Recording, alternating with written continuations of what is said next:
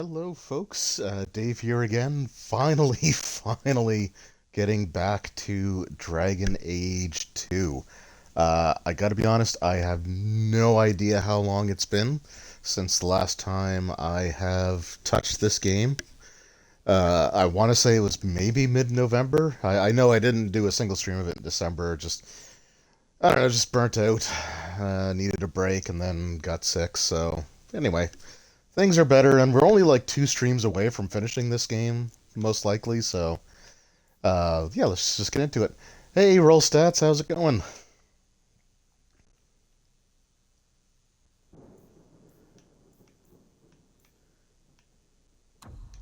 I guess I'll just click resume. That should take me back.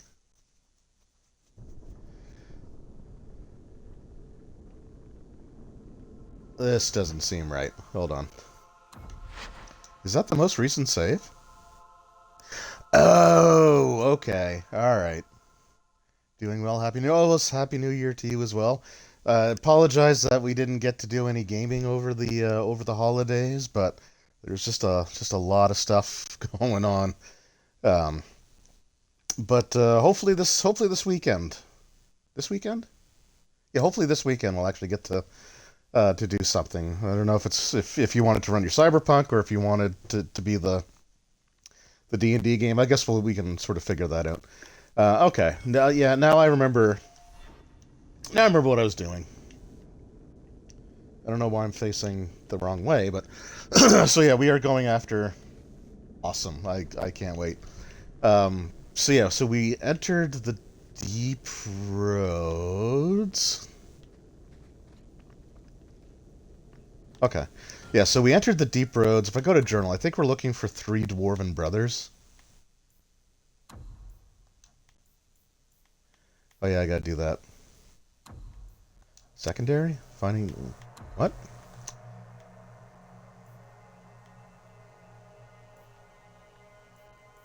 Okay.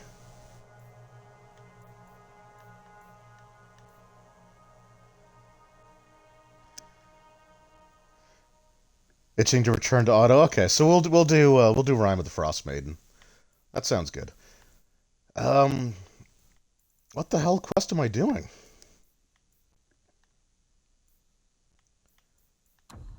This isn't premium content, right? Like, there's just no way.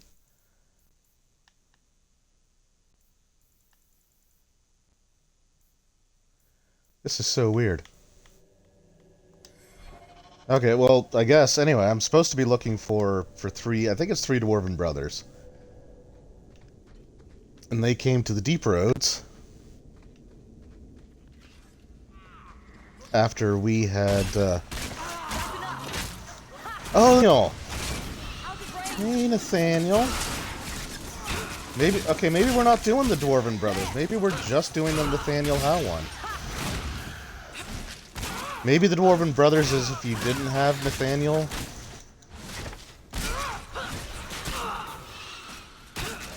I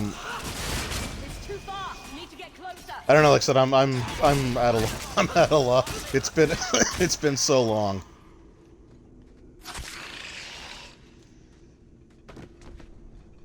Oh, good, another archer. Nathaniel Howe. You're the champion of Kirkwall, aren't you? You got that right. And... Making friends as always, I see. there's no escaping you, it seems. I'm special that way. Yeah, I know, I've tried. That's one way to put it. Delilah says you followed my expedition's route. Why? You went further into the deep roads than anyone believed possible. The first warden himself ordered this investigation. I was offered a generous share of the salvage, plus extra coin up front to discourage any curiosity. Oh, I'm not curious. I'm just passing through. It looks like you met heavy resistance. After the Warden Commander killed the Ark, the Warden's allies assured us these tunnels would still be mostly clear. But it seems they were wrong.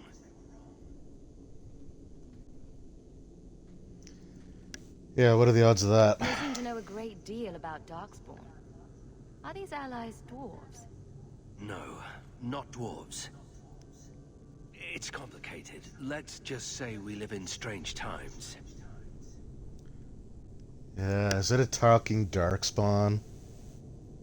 I know who the architect is on it. He was the sentient darkspawn who could like talk. I think we betrayed him actually in at the Awakening. I don't remember drawing anyone a map to the tide. Who told you about it? An unfortunate dwarf named Bartrand. We weren't sure his information was reliable, but contacting you or Varric was deemed risky. You trusted my turncoat of a brother, but thought talking to us was risky. That's idiotic. Yeah, he's got you there. Return if you learned of our interest in the tide. I'm only supposed to be a cameo, so cut me some slack. To the good news. I cannot leave now. When we were attacked, I was separated from the rest of my expedition. Some of them may yet live. Okay. So yeah, I guess if Nathaniel Howe survives We must Awakening, go deeper into the tunnels to rescue them. he's the We Deep have Roads survivors quest you to go find. after. Let's go.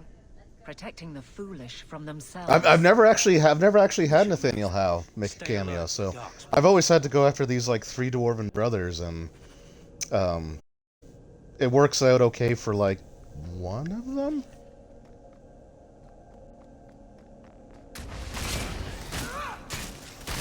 God, I'm completely out of practice with with this. I'll deal with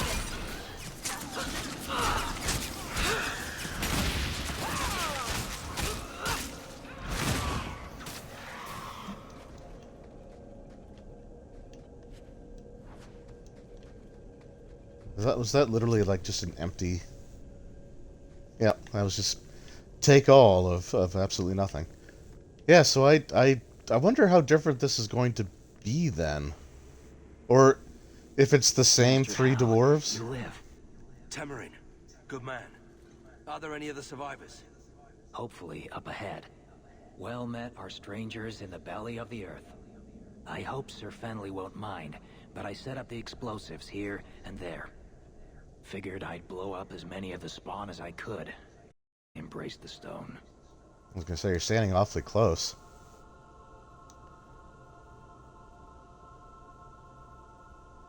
Let's teach these Darkspawn a lesson. Tamarin, Yeah. the way behind us is clear. Send word to the wardens in case we don't make it. Aye. I've set explosives all along the tunnels. Blow up as many of the sodding spawn as you can. Luck to you both.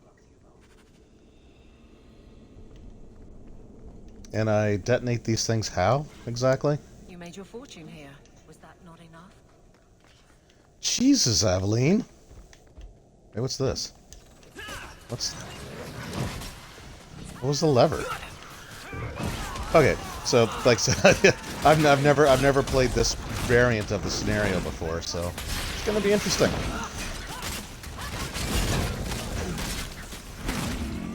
God, get wrecked, Ogre.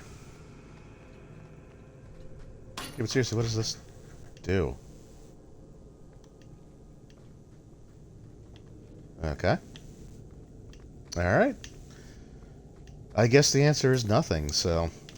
so yeah, like I said, I think there's only really 2, maybe 3 streams left. I don't honestly know if there's enough I fear we to have fill come a all this third... way for Okay, well, nothing. I guess I'll let him talk. Oh no, not generic Our henchmen. fallen comrades will be avenged. The Darkspawn are here.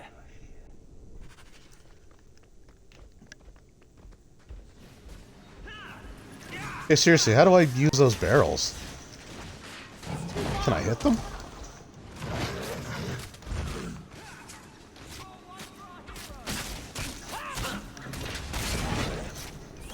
I mean, I literally have the strategy guide like sitting right next to me, but I don't feel like looking it up. We'll just go through and kill everybody. It should be fine. But I want to say, like, I feel like the fact that I took a long break from this game, it's kind of like, honestly, it encapsulates the way that I just generally feel about this one. I have a hard time wanting to go through. I don't know what it is. If it's just the fact that like I said, you know, for months they were built like the advertisements and like the hype packages. Well, not packages, but like you know the ads, all these things, you know, that you see, the opening cinematic, like they all were focusing on the Canary. Dude, what the hell does the levers have to do something with the barrels, but they're not. I can't access them in combat, so I don't know.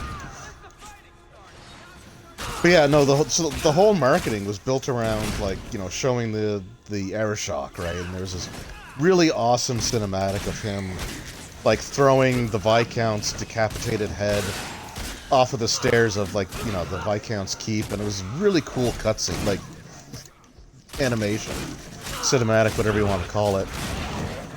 And then you just, like, at the end of Act 2, he's done, and it's like, oh, there's still more game left, but truthfully, games, like, there's hardly any of it. Down here, I don't sense a single darkspawn. There's like half as many story quests, like main story quests, because of you, in Act 3. my sister and nephew again. Please take this with my blessing. Oh. I apologize. Okay, I was wondering why this thing sounded weird. It's because I forgot to turn the TV volume down. Hopefully that didn't cause any issues on the stream. Stay safe, But you as well. Is that it? Is that really okay? That was not as much as the dwarf quest, I don't think.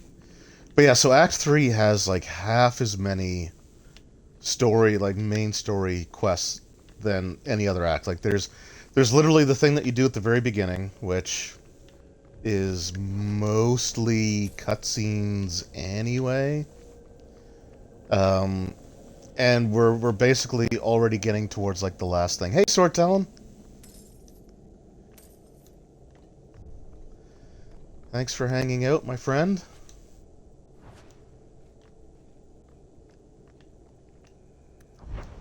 So, like, the third act is really built around just, like... I mean, Dragon Age 2 is really mostly side quests anyway. But I just, like I said, I find so much trouble staying motivated to go through Act 3 because, honestly, Hold there! Who are you? there's just nothing that really makes me want to keep going. The folk you killed a Right. few years back. Oh, yeah, that was, You're like, gonna 6 years die ago. for what you've done. Take your sweet frickin' time. But yeah, I don't know. It's just, I mean, I will say that Dragon Age 2 is not, it's not a bad game, but it's not really it's not a great game either. It's fairly middle of the road. Like, Why are you still here, Varric? It's too pretentious. like if I were to give this like a review score, Hate commitment. it would be like a 6.5 out of 10, right? It's like, you're not gonna hate the time that you spent playing. Like, it's not, You there? you won't Did my regret mom it, but send you? Will there's you just take me not to a lot him? of drive to go back and play it again. I don't know. I just like I don't know. It was a game that was developed in a very short period of time, and they designed a whole new engine from the ground up. So I can see, like, they just didn't have the time to really flesh it out. But Someone else. Fainreal. because like Origins, These brutes I mean, to be intended take totally my honest, I would neighborhood, probably say as Origins they is like argued an about who would go 8.5 out of first, I 10. fainted. Then 8 Fainreal point, spoke to me in 8.5 a or vision like and told me not to fear. from a personal perspective, I would awoke, give it like the a men 9 or had slain one 9.5 because it's my favorite take me game to of all Fainreal. time. It's not perfect, I want to thank but it's him. like console RPG that I've ever played. Like, I love it. It's still the one that I like to go and play through it. But 2 just does not I'm does sorry, not but I have capture me no that to way. locate him. Hey, what did you do to my man? I'll kill you till you're good and dead. I'm sorry. I don't feel comfortable fighting you now. I don't know. I feel like this would get me canceled. Anyway, yeah, I don't know. Just Like, I will say, like, doing this playthrough again, the game's not as bad as I remember it. Like, I remember, like, really not liking it. It seems I must wait a bit longer for my love. Oh, thank you for your aid. I will find my way back to Kirkwall. And I have no idea what I just did there, to be... And we'll be reunited dreams. Fainreal, my love, I'm coming. That's weird. Okay. Yeah, I don't know. I don't know. Just... It's worth playing, and if you can get it, like, for right now, it's pretty cheap, and if you... I mean, if you have Game Pass, like, Game Pass Ultimate, I think it is, you get the EA games, and that's where I got this from. I don't even know why I'm continuing to do this. I probably don't need to be on the Luna Coast anymore. But, like, I don't know. I mean, I started getting into the Resident Evil streams, and I was having, like, so much fun playing those games, and I just didn't feel that same energy for this. Like, I tried to make sure that I never missed, or rarely missed a Monday stream, unless, like, again, I had no voice or we were not home, so I don't feel comfortable, like, streaming in someone else's house. But I just never felt... I don't know, getting through this feels, at this point in the game, it feels more like an obligation, I guess. I don't know if that makes any sense. They said it was pushed early, so basically competed. Yeah. Well, it did, right? I mean... I forget the exact years. I want to say it's like 2009 to 2011. Origins, I think Origins came out in 2009, and then 2 came out in 2011.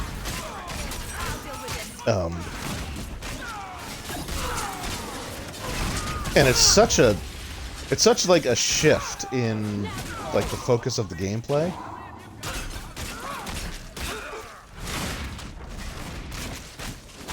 It's too far. Watch yourself. Captain of the Guard carries little weight here.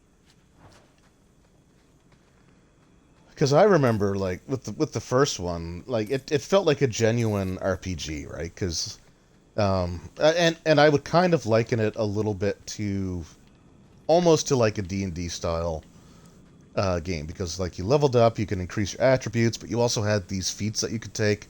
I forget what exactly they called them, but I'll just call them feats. And they weren't exactly... They were usually things that gave you, like, bonuses to skills to do certain things. But it was kind of cool to, like, be able to build your character outside of just combat. And in this game, everything is tied to combat. Like, you can't choose an ability in this game that isn't combat related. And the combat system is it's fun,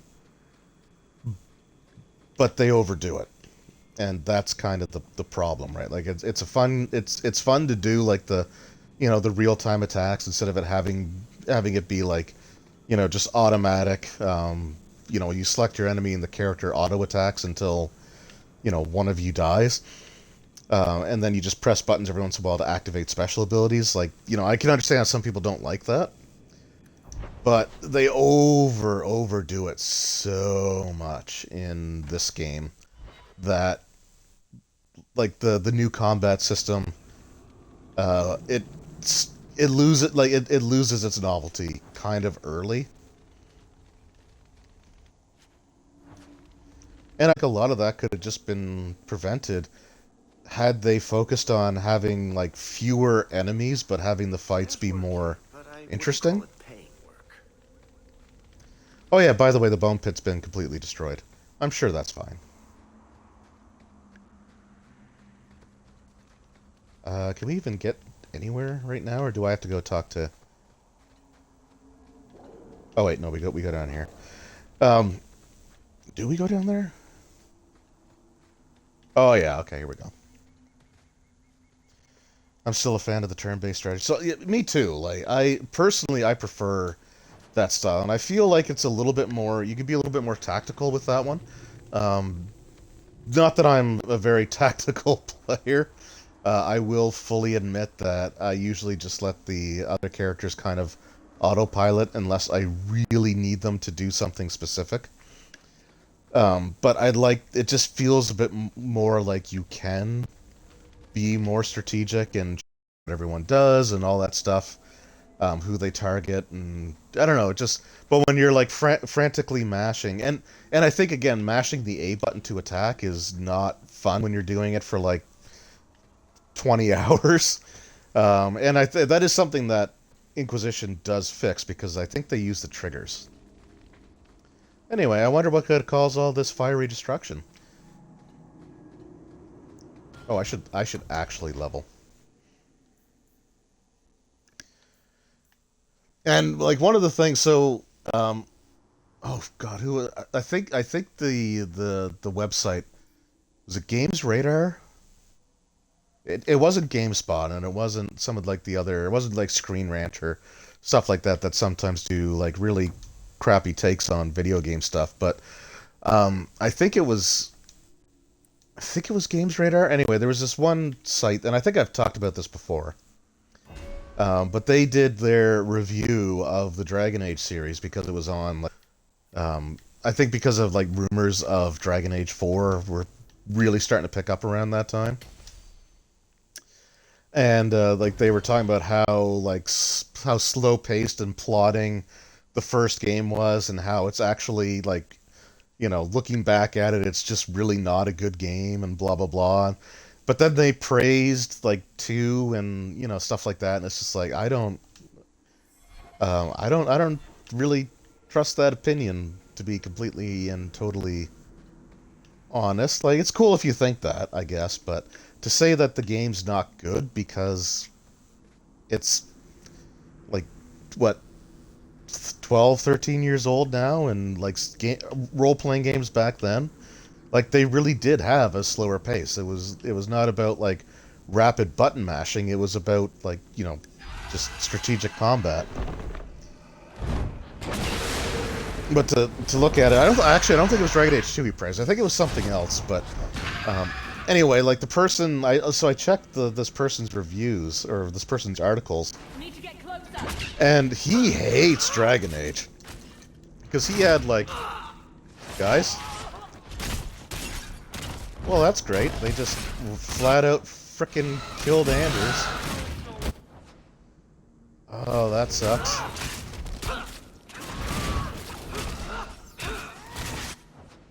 I should just reload, I think, at this point.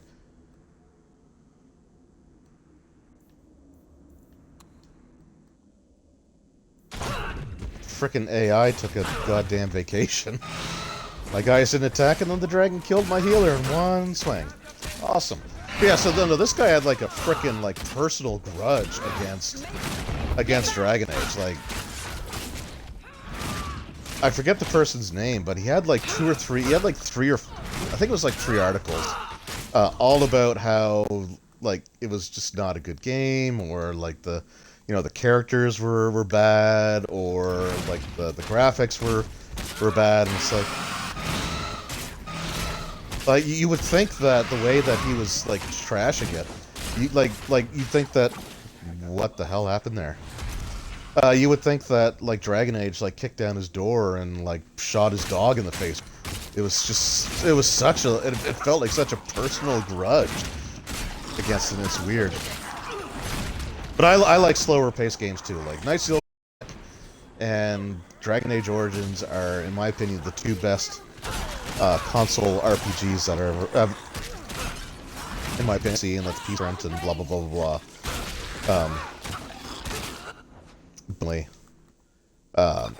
I never played them on the PC, so I've only ever played. What is going on with the frickin' AI?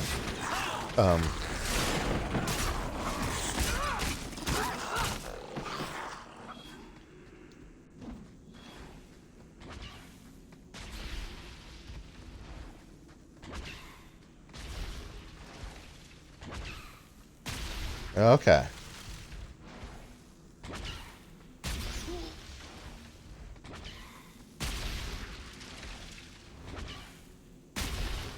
Cool. Did that do no damage? I don't know what's going on in this game anymore.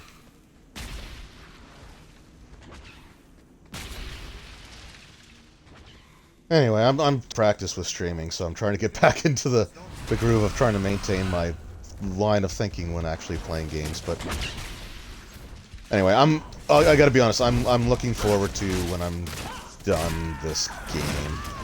I think I'm actually going to take a break between Dragon Age 2 and Inquisition.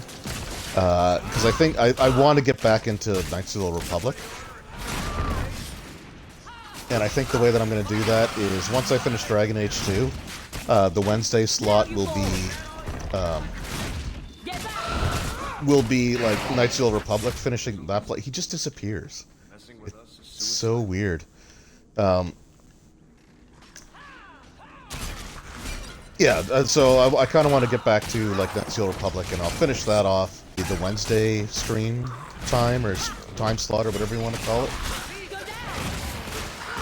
And I'll pick up from where I left off. Like, I'm not going to start over, because I think I had like, well, I got off Terrace, and Terrace is like the worst part of it. So I don't want to go through that again if I don't have to.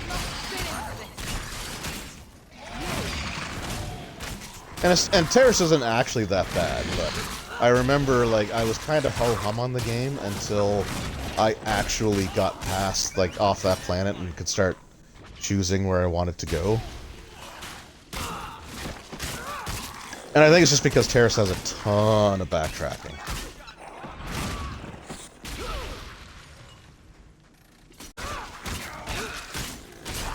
That'd be cool. Keep it fresh for yourself. Yeah, I think so. Right? Like I said, I felt bad that I wasn't doing the Dragon Age 2 streams, but at the same time, I just didn't feel the drive. Like I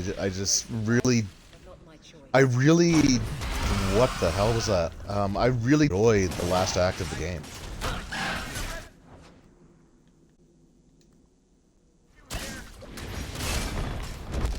Like I wish it was better than it was, I guess is the thing, and I know that like they do mention more of the conflict between the mages and the Templars than I kind of remembered. A little bit of like, you know, Mandela effect sort of thing. Uh-oh, I'm screwed. Please stop. Please stop. Please stop. Please stop. Okay, thank you. I'm glad I didn't drink a potion earlier, because I would have been screwed there.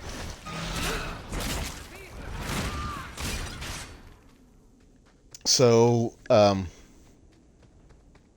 yeah, so just keeps going on.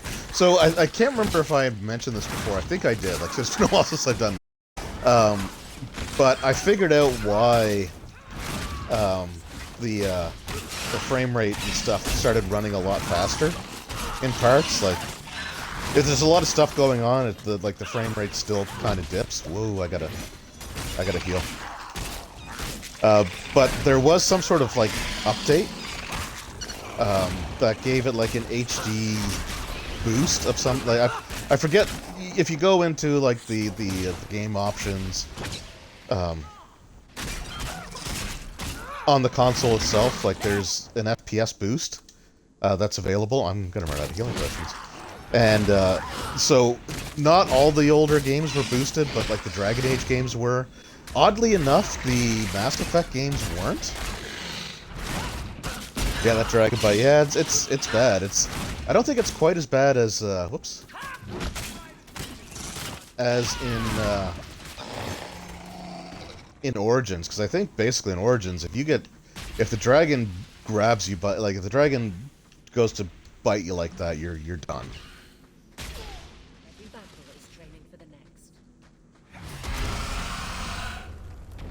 Anyway, we're getting there. I pick up that treasure on the ground. Some of them might be potions. Yeah, so there was an update, and I did see an article on it like afterwards. We'll take that.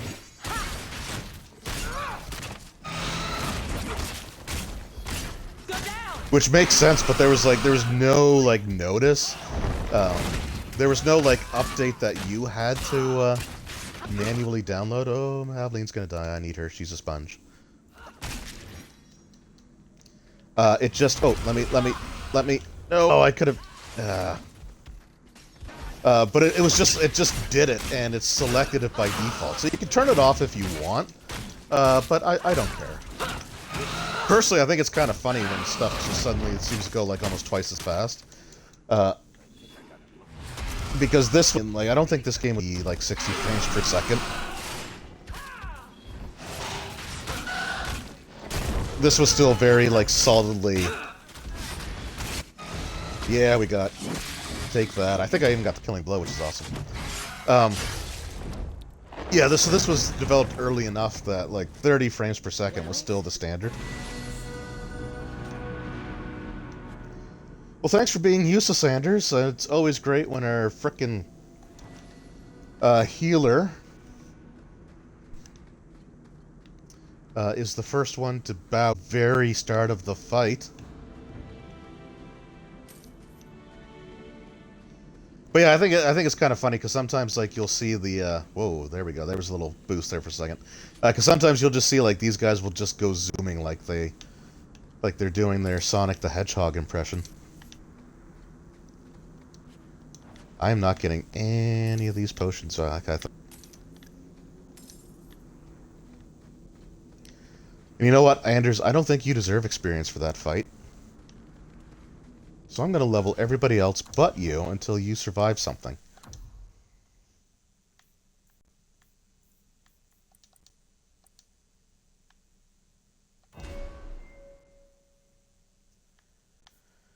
Oh, jeez, what can Evelyn take? She's got all that, right? Yeah. Alright, more Monger, I guess. And... there we go.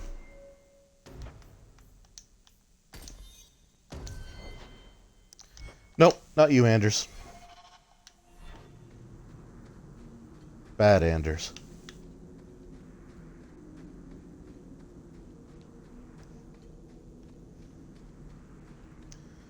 Alright, so now that I've crapped on the game enough, let's try to get back into it, shall we?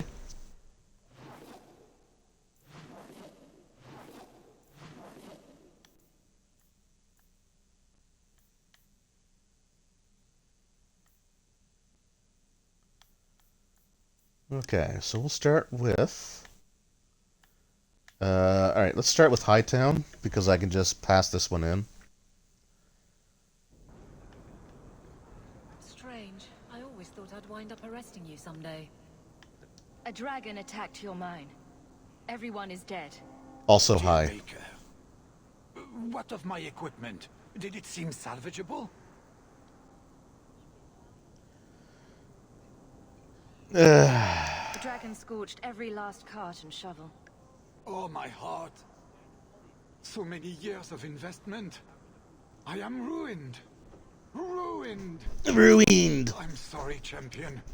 I appreciate your help, but I sank all my coin into that rotten mine. I have nothing left to pay you. That's fine. I do this I because slew I'm a the good dragon person. to protect the city. I need no coin from you. A jump bloody dog lord. Oh, you're welcome, by the way.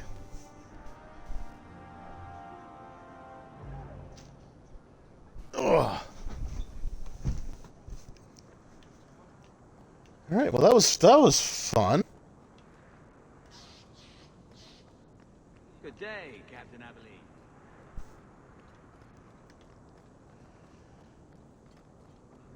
Oh, what do we have here? Oh, right, I found a Have you sword. located any Canary blades? If you Oh, I couldn't see how much I got for that. The broadcast bar is covering it. It's like... it's like 5e D&D. Well... I don't know. Yeah, maybe.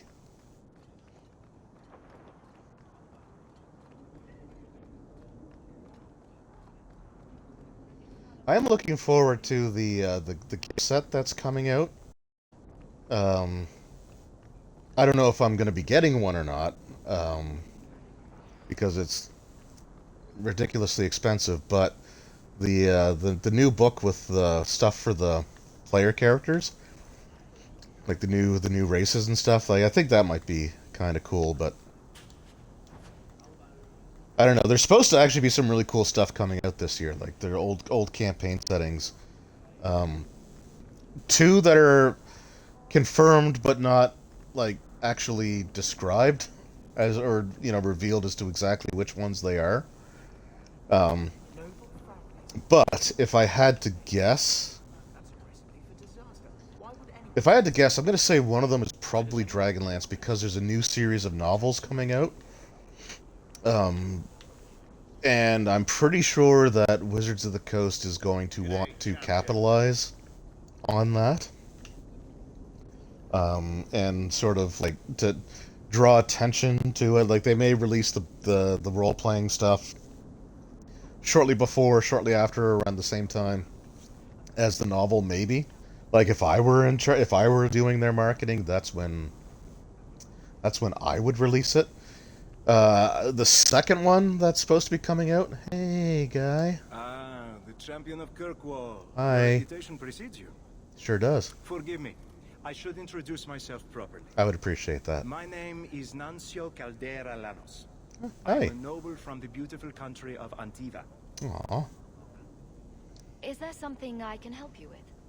I've come to you in search of aid. I've been chasing his loose in the area. Unfortunately, he's hiding himself among the local Dalish, no doubt playing on their shared heritage. He's a master manipulator who will endanger even his own kind to ensure his survival. Okay. You don't seem the type to hunt assassins. To him. If I had to guess what the second of the settings is, 2022, but they did mention that there's the third one that will be coming out sometime in 2023, and I want to say the other two are most likely, not guaranteed, but are most likely to be. I'm gonna say probably Greyhawk and probably Planescape, if I had to guess.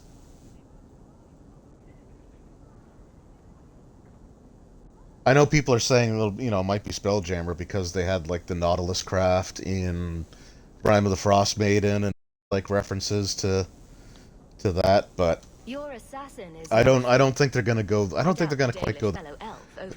But if they do Planescape, then they can have like the Spelljammer stuff kind of roped into that because like Planescape is basically just the multiverse. Like it's Sigil and the multiverse. Alright, you go to Sigil, you find a door that takes you to another plane of existence sort of thing. Okie dokes. I'll see what I can do. One of the Dalish, a woman named Variel, is a friend of his. I suggest speaking with her first. But I'm looking. Oh, yeah, man. I'm cautiously optimistic. We got a campsite outside the city. Look for us there. I know they're working on their next edition of the game, and typically speaking, the time period between when they announce the new edition and when the new edition comes out tends to be pretty devoid of creativity. Like the time period between 3.5 and 4th was some of the worst books that they put out, in my opinion. Like, I shouldn't say worst, but just like least useful might be a better way of saying it. Because they had like their book on crafting NPCs, like sort of a guidebook that you can use to make NPCs for your game. But that's something that they should have put out, like 3 years prior. Instead, like do it at the beginning of the game's lifespan instead of at the end of the game's lifespan. Back to the barracks. I never tire of it.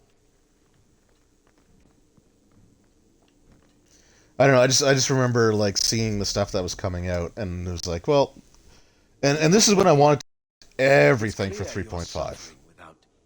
Sufficient leadership. Like I really wanted to collect everything, but I remember once fourth was announced and I saw the stuff that they were releasing, it was really easy to say, you know what, I'm good. Wouldn't it?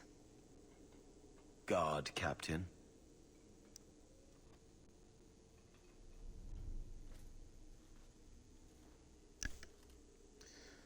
And the thing about fifth edition, I enjoy it as a Trouble? system. I think it's a very good Yes. framework He's been hounding for me. a system, and it These was the Templars version trot of the around as game it is, but now it's that I just feel Wizards of the out of Coast hand. needed to release at the time, to try to get people back, or try to win good favor again with the community, because Knight Captain Cullen has heard some trouble. I mean they lost a lot Such with fourth Would edition, you which is a shame huddle because the fourth men? edition again was Give not a special bad treatment. game. Someone has dared. Um, Who? and Who fifth accuses takes me a of this? lot from fourth. It takes more from fourth than it does from other systems, which is still funny. Like all these years later, and there's still people that refuse to acknowledge that. Always interesting. It's like you can just accept you can accept the truth, right? And I think it's more appreciate that important to Wizards answer the didn't accusation. over flood the You think market it's with true? books, right? Because that was one of the I things that I think said someone at the thinks very it's beginning. true. It's like, Then let me please give them don't and release you an answer. like 3 If they books a think I'm month like you coddling were doing anyone, with it'll be my husband, 3.5, Johnny. right? Like, and I will one book, intercept his like one patrol product a tonight. month is all you Then need. you can see for yourself if I'm And then, coddling but they him, went a bit or further, any right? in And my they command. released like 3 books a year, or well, I guess more like 4, maybe 4 or 5 books a year now. So they have ramped up a little bit. But I think the big problem is that they really haven't expanded the game. I don't have to see proof. And I look at what Paizo's doing with Pathfinder Second Edition. You raised the dead So tonight. but they Accuse me of being soft. so in Not what in this Pathfinder 2e came out in 2019, I want to say. Yeah, it would have been 2019 because Pathfinder was 10 years old when 2e came out. So in like the 2 years that Pathfinder 2e has been out, they've had more books designed for like expanding player character options than 5th edition has. And they've had like 3. So there's been 3 like major books for Pathfinder that have expanded player character abilities. There was the Advanced Player's Guide, and then there was Secrets of Magic and Guns and Gear.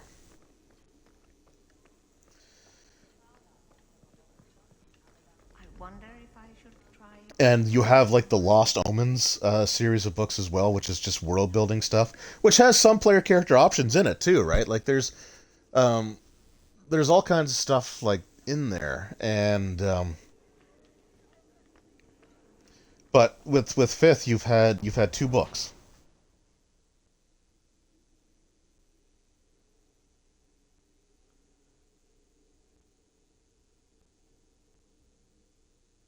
Right after you bought the first edition starter set. Felt a bit burnt. Oh, that's when they announced it, was it? Yeah. See, that's how I felt about fourth at the time, right? Because I was really getting into. Actually, that's also how I felt about fifth. I think more to the fact that's actually how I felt about fifth, because um, I was really getting into fourth. I was really enjoying it. It was a system that I loved running. It was a great version to introduce players to because the concepts were more logical. They like you had like the at will encounter and daily powers, and I know people don't like the terminology of that, but it made it more or less clear, right? The only confusion I ever had with people is they thought that the daily powers could only be used like once every like real world day. But other than that, like it was so I was really getting into fourth, and then they're like, hey, we're gonna start playtesting for fifth, and then they just stopped releasing books for fourth altogether. And there was some cool stuff for fourth edition that was about to come out, or that they were working on, that they just completely scrapped, including a Nentir Vale. Actually, was it Nentir Vale or was it Naran? I think it was just the Nentir Vale. But they were going to release an actual campaign setting for the 4E world, and I was so looking forward to it. And then it's like, no, we're just not going to do it. So Lethalon, I I need to ask was, something of you. I was happy when I thought the Arulan home when they would be the announced the last playtest thing I for needed the for elite like to I was work. burnt at that point. Like I was I pissed. think And then I I started have to watching, go like back following to the first few Spirit that helped me at the start of all this. My daughter has her 4E player character book. Oh, awesome. That's awesome, man. Yeah, like I said, it's a good addition. People can talk trash about it if they want, but most of the ones that do either never tried it or never actually gave it a fair shake. Summoning a demon can't possibly be the only way to fix the mirror. Like, I've had conversations with people that said that, you know, 4th edition's the worst thing that ever happened to D&D. You know, and it was terrible, and it sunk the game, and blah. And it's like, it's the worst thing ever. It's terrible. It's like, did you play it? It's like, no, I never even touched it. It's like, so how do you know that it's that bad then? It's like, well, that's what people are saying about it. It's like, oh, okay, you did your own research. Like, just try it. Like, actually, legit, and that's what I did. Like, because I was one of those people. I was one of those, like, I'm not interested in 4E. Then my mother got me the Player's Handbook for Christmas. The only role-playing game book that my family had ever bought me was that 4th edition book. And for months, it's like, it's on the shelf, there's sentimental value attached to it, but I have no interest in it. And then finally I started actually, like, giving it a chance. It's like, ooh. And then I went out and started collecting for it, and I enjoyed it. You would risk becoming an abomination for this mirror. But yeah, you'll have people that will swear up and down that it's the worst thing ever, but they've never actually tried it. I would gladly sacrifice my life to help my people. There's no one else I trust. Please, Marvinan, I don't want to go into this alone. Okie dokes. If you're determined to do this, then I'll come with you to make sure nothing goes wrong. Asaranas, you've no idea what a relief that is. But I remember with, like, the 5th edition playtest. The 5th edition playtest. I wish I still had the PDFs for it. I had them downloaded on an old computer, and I have no idea where that computer has gone to. I'm pretty sure we just wiped it and took it to a recycle center or something, because well, let's just say this: it was running Vista, so there's that, and it had the minimum requirements to run Vista, so it just was not great. So wanting to try it, I will run it, absolutely. I will run some 4E.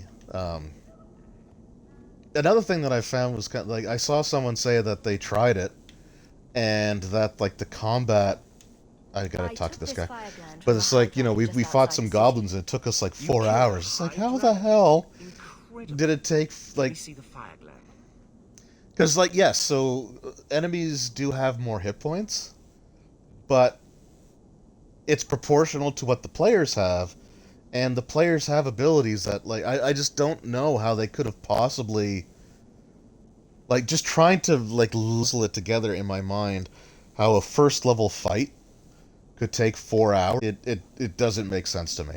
The only thing I can really think is that because I think they said it was the first time that they tried it, so I think a lot of that 4 hours may have been... Is there anything you can make from it? Just may have been trying to figure out the rules, right? Remarkable specimen. Wait here.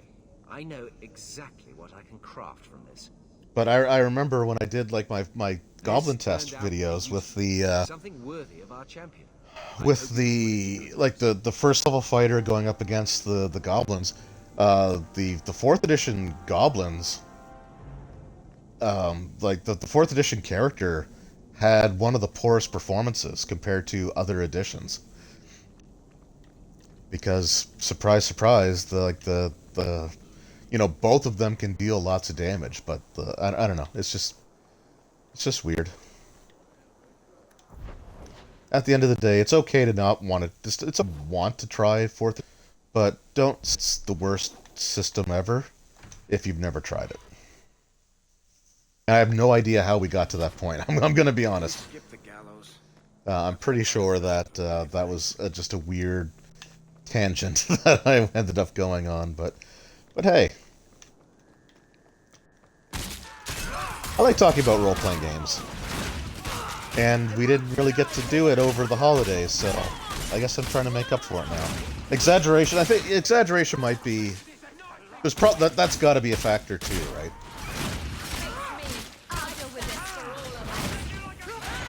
But, like, the 4E is not that complicated a game.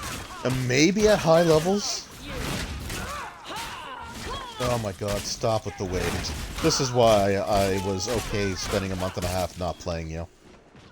Sweet Jesus. Look at this. And I think these are just like the gangs.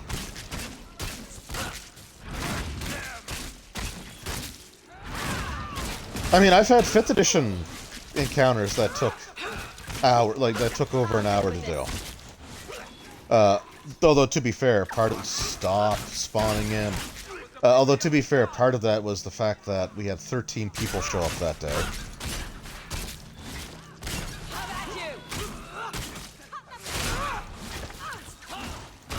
And the reason we had 13 is because someone who was not running the game kept inviting people.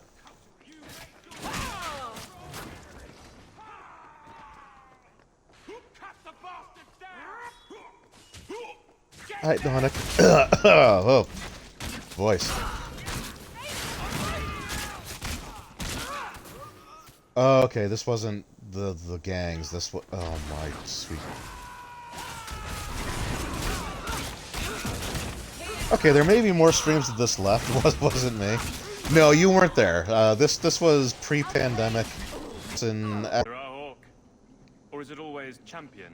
This is the individual that I think I've mentioned before. Just unilaterally declared himself to be a co-DM one time. Because he helped a couple people make their characters. It's all right. Go ahead. Every guard chooses the patrol they want. My wife promotes from the bold, not and the like reckless. Action is up, casualties are down. And I like remarkable. So I personally don't think that I'm all that, special of a DM or anything. But I still found it like really weirdly insulting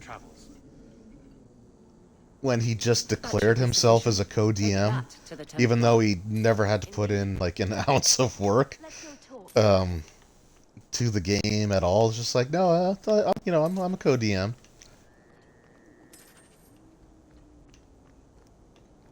It's like, and we were, in store with people that, I was seeing basically they're there for the first time, so I couldn't be a dick, right? And just be like, exactly what part of the DM experience are you co-opting? Precisely, but don't sell yourself short here. Well, thank you. I appreciate it. I try not to, I don't know. I will say, like, I do feel that, generally speaking, there they go. I do feel like, generally speaking, the people that I've run for have enjoyed it. So I guess I'm alright, but at the same time, like, it wasn't through the help of anyone else. It was just, like... And, to be fair, like, with that many people, I would have no problem with someone wanting to actually shoulder some of the load. Right? Because, like, the maximum table size for Adventures League is supposed to be 7 people. And all the adventures that they design are supposed to be... Oh, there's a statue. Is that me? That's supposed to be me, right? That better be me. With the Airshocks head there. I forgot about that. That's cool. So if somebody else wanted to say, like, hey, I can take this half of the table, or this side of the table, and, I can run some games, and then you can just have the smaller group play this campaign. Yeah, you think I'm always prepared, do you? Have I mentioned that I hate this part? I'll take that as a compliment, because I wing it a lot too.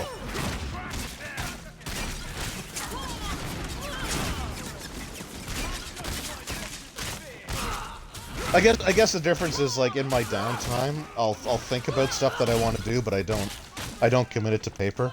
Like that ice beholder that I had you guys fight that you want to be best friends with and, just hang out with and drink some brewskis with, because you two are totally buds.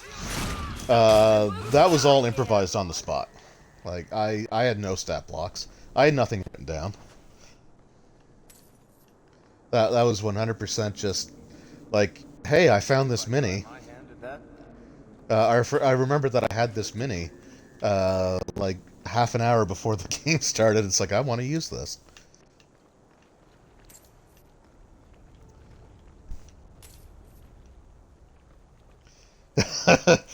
I will find them. uh, I will say, I feel like I've done my job when a player swears a blood oath or an oath of vengeance on just a random encounter that I just kind of wanted to do because I thought it would be fun. So I had a player. He was playing a paladin, and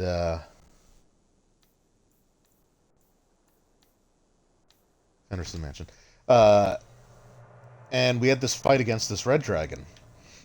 And like the dragon wasn't supposed to be anything special. He wasn't really tied to the story. It was just a situation where they were looking for something, and it just so happened to be in a dragon's hoard because I had just picked up a 3.5 Draconomicon, and I really, really wanted to use it. So, but like the dragon fled because it had a survival instinct, and the player, and it was funny because he was playing a paladin too. I don't know, maybe it's just paladins. Maybe paladins just take this stuff really personally. But like he became obsessed with wanting to kill this dragon. And when I finally let him encounter it again, he was encountering it as like a great worm dragon. And basically, what this dragon had done was it made a deal with, I think it made a deal with Osmodius, to age it, like to age it prematurely so that it would be, powerful enough to defeat this paladin. And I think I had like a pit fiend bound to it.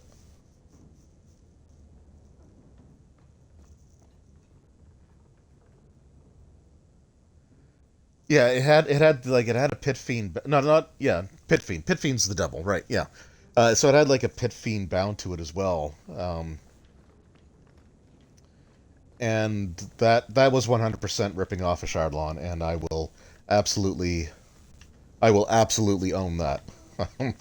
Because like the a Shardlon dragon, he had his heart replaced with a I think he had it replaced with a pit fiend, and when he died, like the pit fiend would fight, and I thought that was such a cool idea that I completely and totally blatantly ripped it off, and I have no regrets. Like, no, I don't feel apologetic about that at all. Um, I guess I thought I was supposed to talk to Fenris, but I guess not. But I remember like, and it was a brutal fight. Like it was a brutal fight. He was epic level, but it was nasty as far as like encounters go. And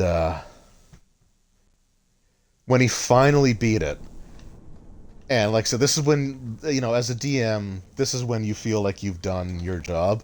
Because after he finally defeated the dragon, he actually jumped up, did like the victory like fist pump in the air, and then immediately grabbed his paladin miniature that he was using and proceeded to use it to teabag the dragon's corpse. And so it's like, so that's when you know you've done your job.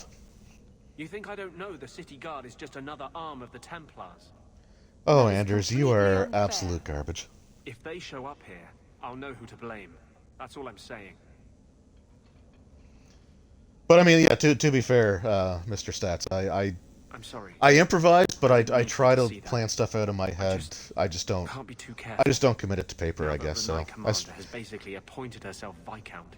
I spend a lot of time thinking about stuff that I want to do. Although lately I haven't been as focused on it as I was. I think it's just because I've got a ton of stuff that I'm trying to learn, like different systems for reviews and well.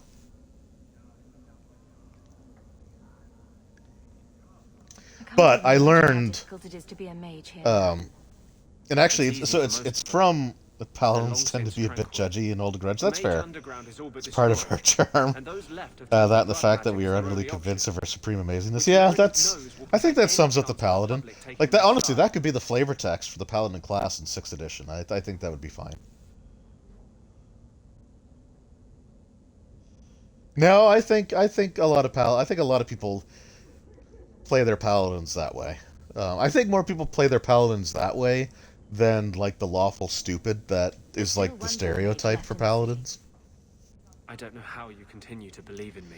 But How can I people be so learned blind? from it was from watching Right was Acquisitions only with Incorporated the aid of actually, two mages, and more one specifically, an apostate. Anders, But it shut makes up! no difference. I The don't chant who care. set us on this path long ago. But it was from watching Christopher It would take Perkins, something like truly watching some of the stuff catastrophic to that change he people's did. thinking now. And I think I've told this before on stream, but it was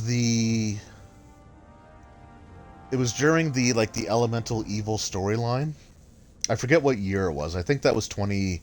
That had to be 2015 because that was like the second major storyline that came out after Tyranny of Dragons. So I think it was 2015. It was one of the 2015 PAX expo. Well, the Penny Arcade Expos, whatever you want to call it. And it was the scene with Jeff. And Husband agrees with me. if you've never seen it before, I mean the whole video was hilarious. Like, was watching Christopher Perkins roleplay as Minsk from the Baldur's Gate video games was like just an absolute friggin' treasure. But the scene with Jeff and the stuff that happened with him, like that in that moment, it's like, okay, that's what I need to aspire to. Like that was the goal that I set for myself, was to be comfortable improvising completely off the top. Like, so if someone throws out something that like is completely off the wall or completely divorced from what I had actually prepared, like learning how to roll with it is a very, very important skill, in my opinion. And Christopher Perkins is one of the best, I think, at taking those situations and being able to roll with them. I'm thinking of switching to romances. What am I talking to you for? Champion, and you are with the captain. Otto can never be accused of being lawful stupid. Stupid short, but never lawful stupid. You could say that. Otto's a treasure. I love Otto. I saw no evidence to support the claims against her. As I suspected. Then why press this? Some feel that the solution to the current crisis of leadership is to consolidate authority. As long as these complaints continue, baseless or not, they will serve as justification for eliminating the position of guard captain. It would be the simplest fix, whether or not I agree.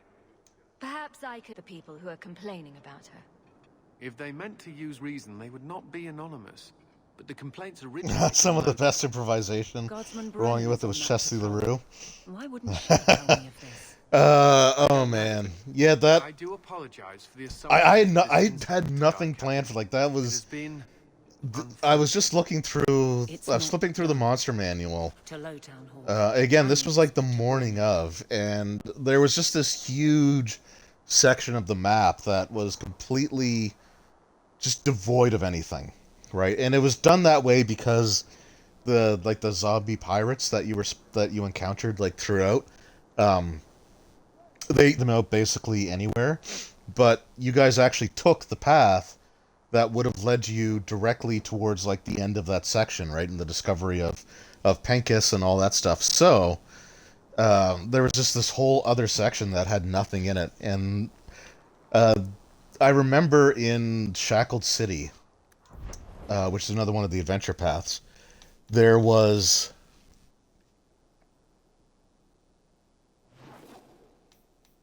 Is that okay? I should go here. There was in the very first installment. There were two mimics, and one of them was friendly, but he wasn't. Basically, if the party didn't attack him, then he would warn them that there was another mimic somewhere in the complex that was a lot less accommodating, we'll say. So I just kind of like remembered that. It's like, I think it would be cool to just have like a mimic that just wants to have friends.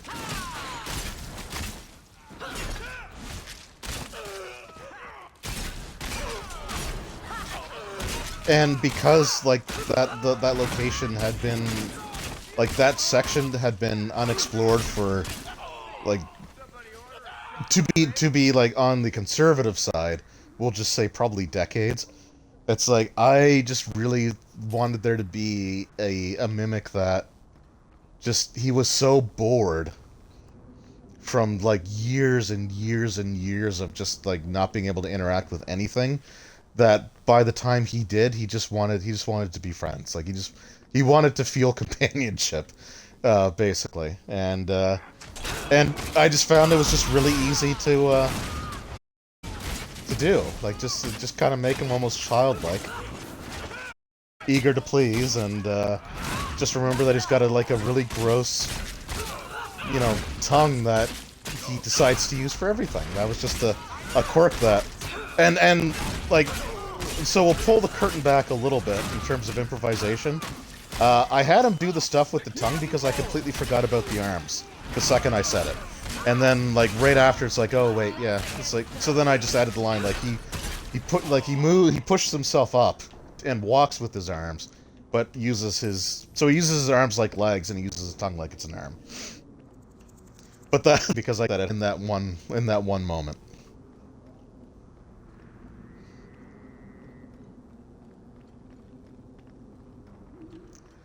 And I love the idea of a party having a mascot.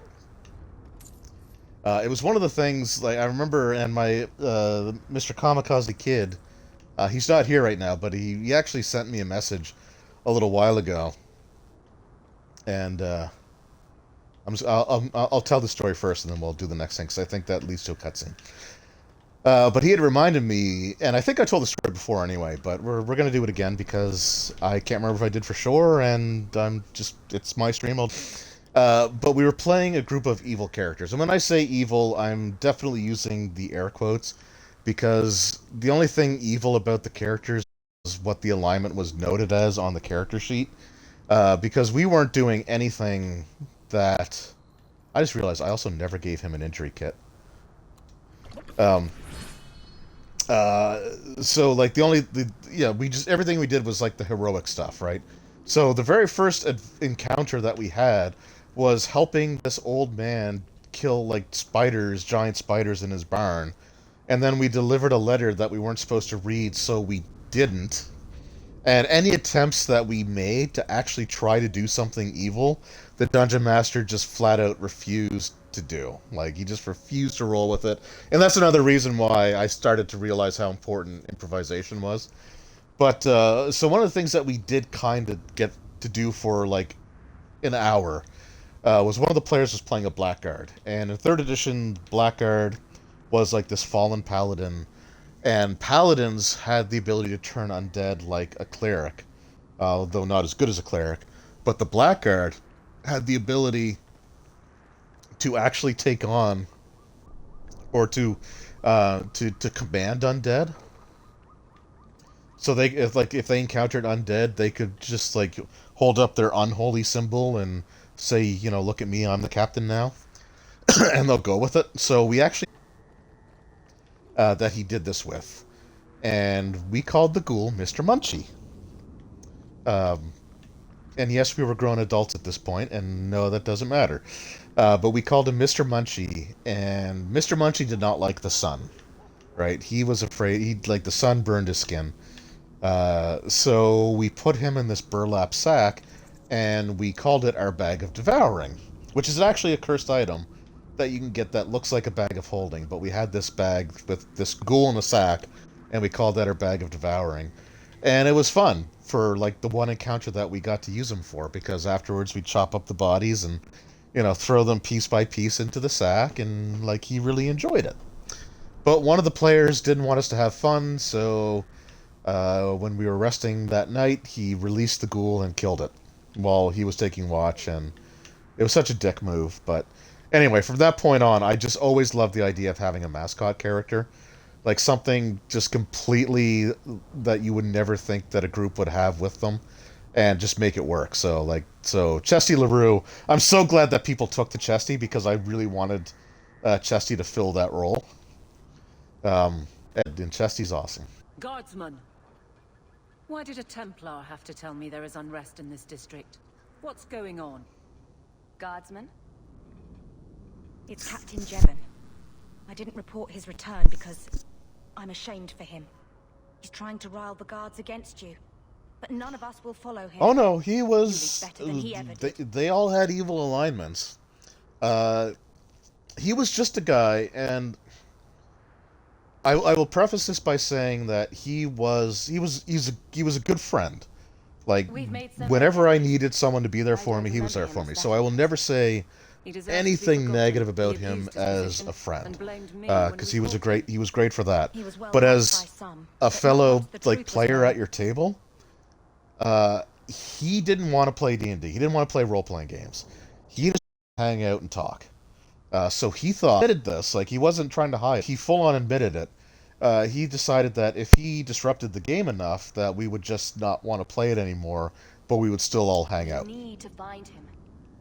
So anything that we started to enjoy, he found a way to ruin it.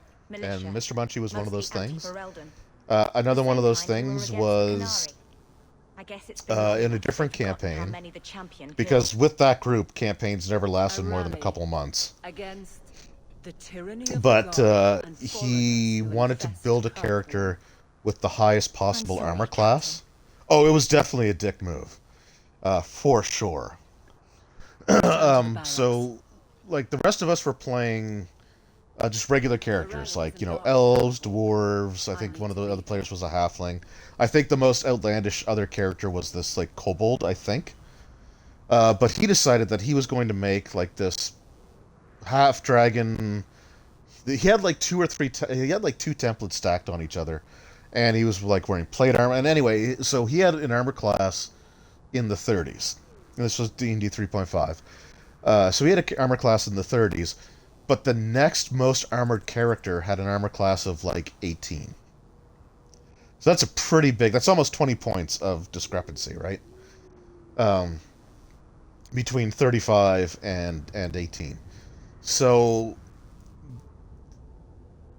And, you know, whatever, right? You want to make a character with a high armor class, you know, go nuts, right? The problem is that he was an antagonist, and he would antagonize the Dungeon Master and challenge him to, like, find a way to defeat his character. And the DM...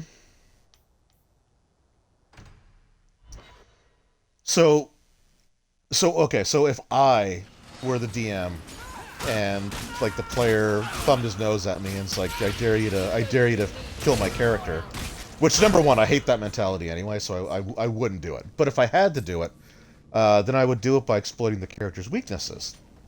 Right? So he had a really high armor class, sure, but in 3.5, or 3rd edition, you had more than just one armor class.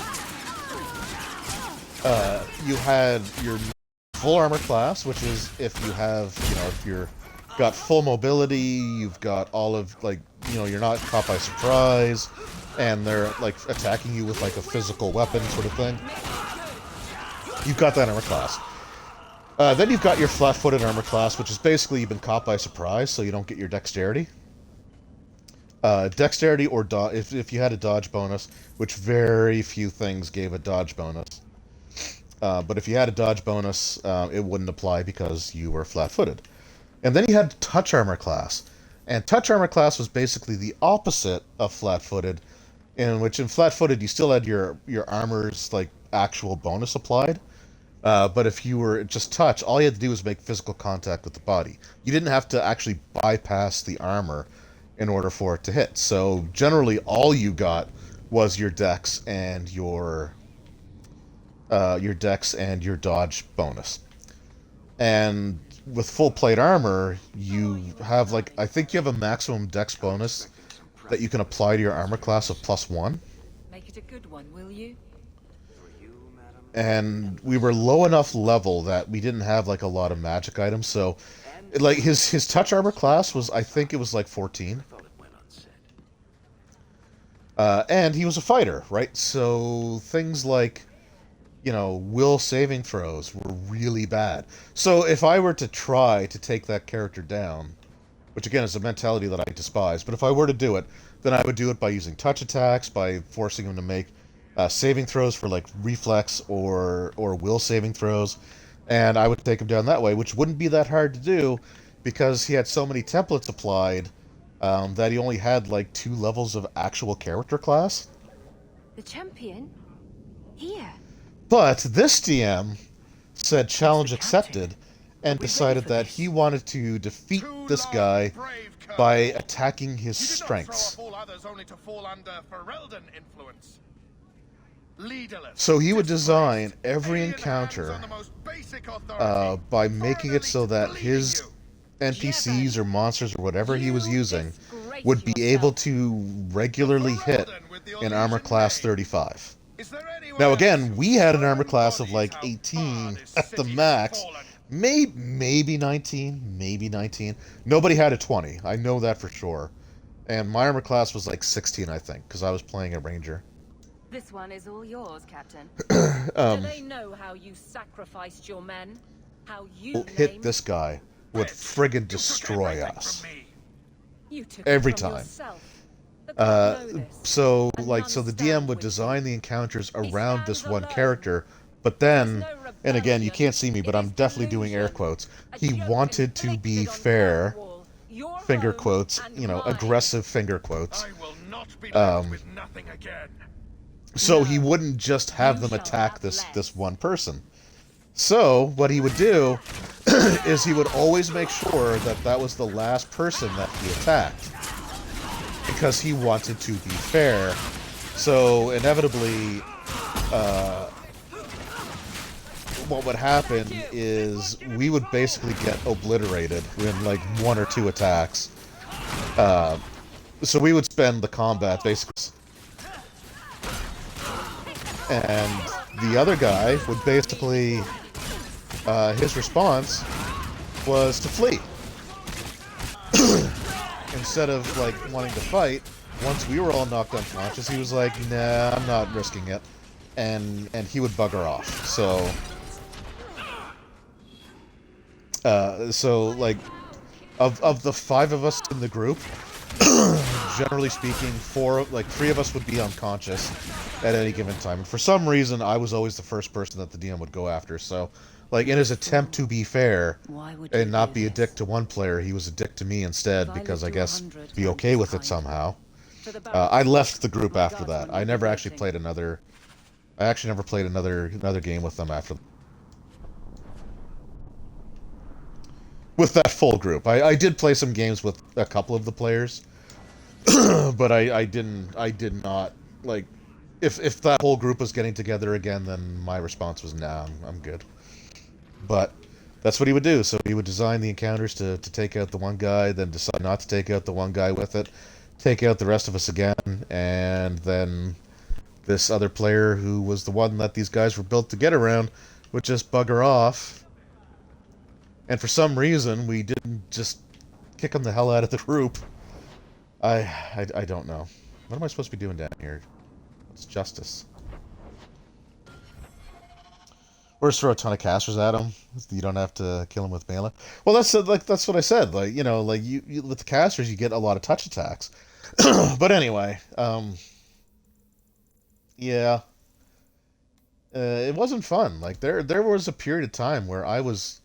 Oh, I thought I did speak to Anders in his clinic. There was legitimately periods in time where I really was on the verge of quitting RPGs altogether. That's not Anders' clinic.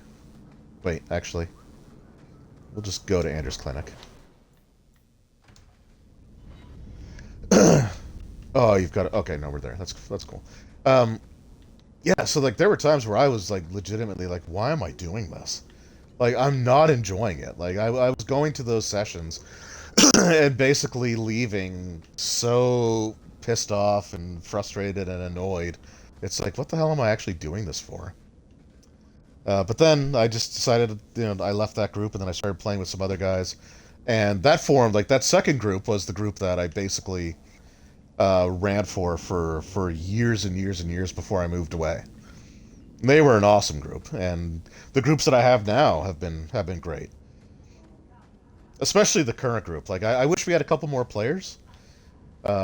But like the core group with like roll stats and the other guys, um, I love gaming with them. It's awesome. You'd want to be part of it. We've both been wrong. What I did this was unnatural. Gross. It should never have happened. Is there some way to undo it? I've spent the past 3 years researching the methods of Tevinter Magisters. They're the only ones who have ever sought to reverse spirit possession, not victims. I believe I have a formula for a potion that can separate justice without killing either. Oh, you do you? Yeah, it is a great group. I really enjoy it. Like I said, the only thing I wish is that we could game together more often, but I don't want to take up everyone's every weekend, and it wouldn't. I don't know, like. I mean, I'd be okay every Sunday, or running and or playing stuff every Sunday. Is it dangerous? There are always dangers with magic. But I believe this will be worth the cost. But I know, but I know that's not for everybody. So, but I would be totally down. Like I kind of want to start throwing in another Saturday game and have like one weekend a month where both days we do something, because there's so much stuff that I want to try. Right? Like I really want to get into the Alien role-playing game, D&D 4th edition. I want to run 2nd edition again at some point, because I want to give it a really fair chance. Now that I have a good group of people to play it with, which I didn't have when I was playing 2nd edition back in the day at any point. So like there's all that stuff, and like the cyberpunk and others, just all kinds of stuff that I want to try out. And it's hard because like with the only 2 weekends a month, at some point like we have to drop something to make the other thing work, and it gets to be a bit of a cluster, I guess. Surely that's worth any risk it entails. I knew you'd stand behind me. And like I definitely don't want to drop the 3.5 game, because I'm really enjoying that. Now at higher levels, it's hard to say. Outlandish ingredients I was hoping you'd help me collect. But I feel like the campaign that we're going through right now, I think is one of the better designed ones for the higher levels, because typically speaking with the first 2 adventure paths, once you get to level 15, like 15 through 20, most of those was just like, gauntlets of fights and fight, like little story progression, but just like and there were some cool set pieces, but I want to say that this one does a little bit of a better job.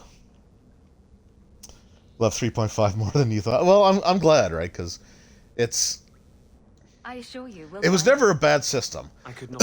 I had just played it, or well, not played it really. I had run it for so many years that I was just burnt out.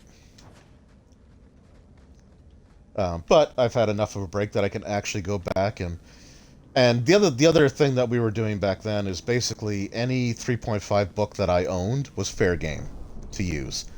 And when for the first 2-3 years you were basically buying like everything, it meant that there was very little stuff that wasn't available, and the game just was not designed. The game was just not designed to stay even remotely balanced with all the stuff that they had kind of added and thrown in. And again, like when you're releasing 2 to 3 books a month every month for 5 years, it is difficult to maintain like a good balance. Like you just Jevon, son of a bitch. Like it was literally like throw everything at the wall to see what stuck. The past just claws at you. And failed before he started. You know this. But I think if it's just the core books, I think 3.5 is great, and like that's if I'm ever going to run more of it, like that's the way that I'm going to run it. We're waiting for orders. Will you accept them? May I speak freely? There isn't a man or woman here who wouldn't follow you through the void. Captain.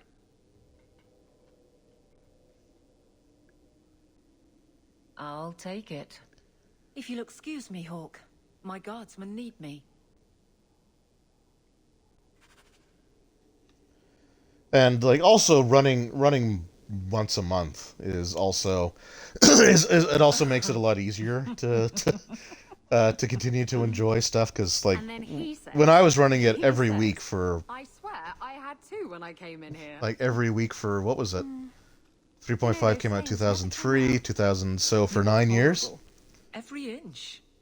You love it, big girl. And you owe me for the bottle. Maybe even a longer session.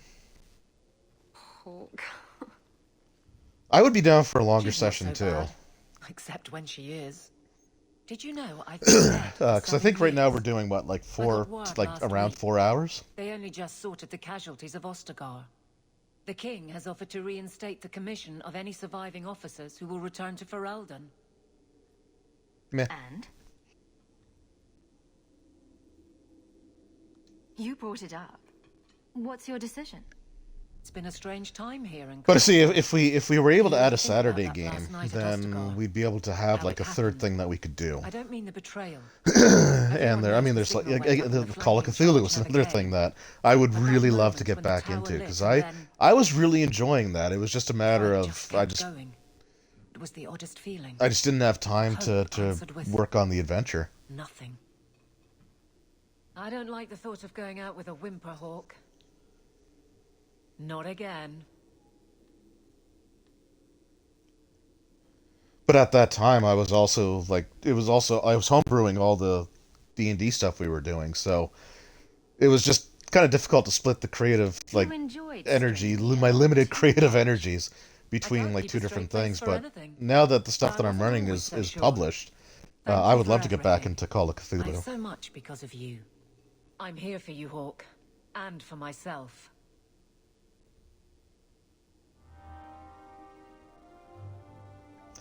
I don't know. We'll have to talk this Sunday and see what we can figure out. Because I'm pretty sure one of the guys would be absolutely down for it, but the other one, I'm not going to give out people's names here.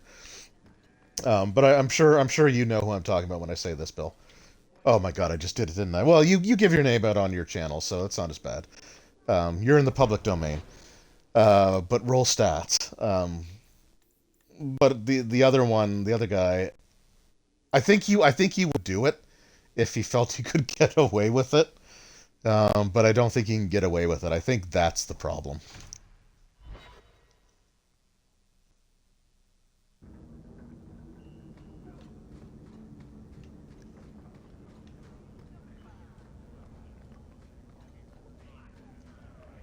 See, what I'd like to do almost with like if we did the Saturday ones was just run like more like short-term stuff like to run like some of like the Alien RPG, like the cinematic scenarios, so they're, 2 to 3 sessions at best. Or what are we coming back down here for? We're not. That's the answer to that. Oh, the sewers. Okay. We can enter the sewers from here to look for the cellar Petray. Are you ready? I'm pretty sure I know who would get in trouble. Yeah. Let's go. That is true. Like Hold you've your typed nose. you've typed your name. People will call you by your Get name in the pretty comments close for me to tell you. or on the chat log. So like you do give it out. I don't know. I still feel uncomfortable like giving out people's information, I guess, even if it is readily available. I know it isn't my place to criticize, but are you sure about Meryl? She acts sweet, but she'll never pick you over her demon. Yeah, I'm not here to make friends with you, Anders. Okay. Meryl loves me. Keep your illusions then. Maybe the one to change them. Yes, I'm the disillusioned one. Here we go. But yeah, if we had a day, because again, like you could fit stuff like the Cyberpunk in, or Call of Cthulhu, or Alien, or I mean, I've got Symbaroum, 13th Age. Looking at the Talisman Adventures fantasy role-playing game book. I just got Twilight 2000. Like, I'm not hurting for options.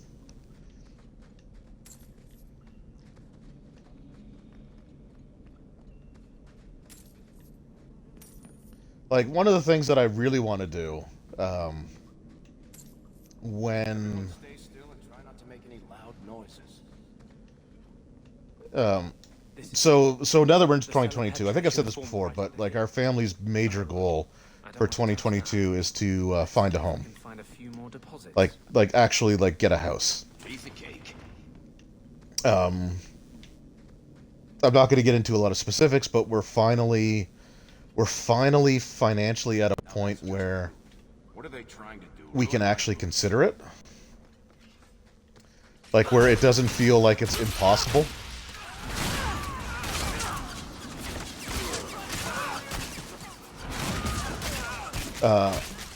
And not only does it not feel impossible, but you know we're at a point where we can also like be comfortable and have a house and not like be a situation where we buy a house and then suddenly we're like house poor.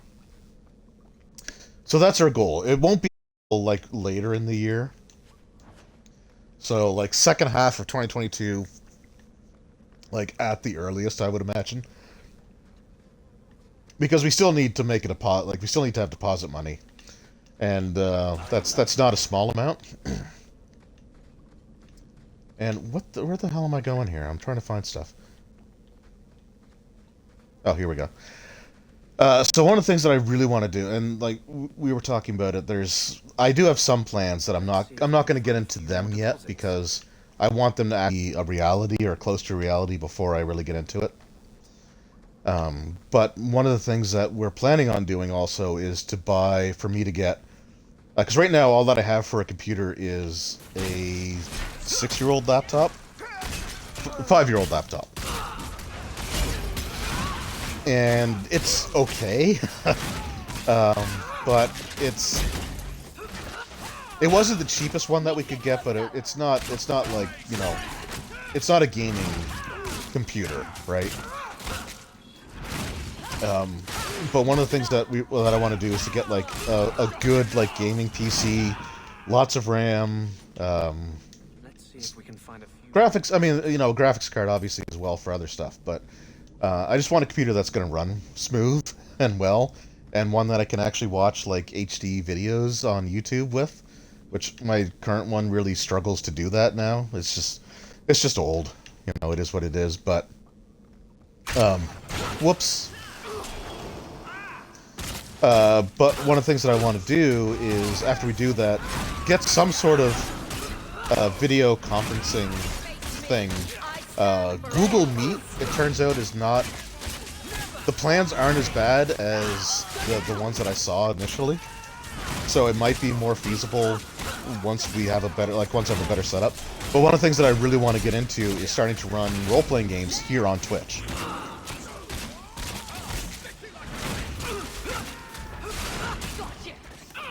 And they would probably have to be like during the week or something, right? But it would give me a chance to run like other stuff. So like that's something that I really want to be able to do.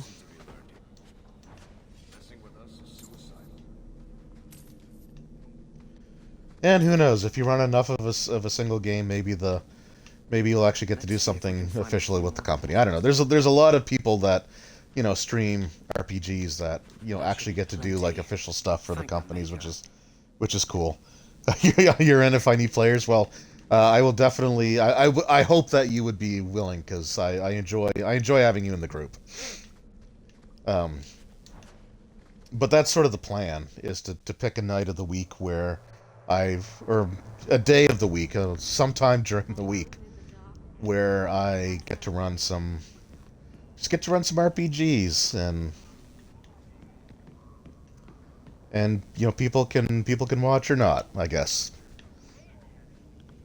I have no disillusions of actually being like, you know, a Twitch star or anything like that, but I don't know. I just think it'd be fun. What are we doing here? Do I have to go back? I have to go back to Anders' thing, don't I?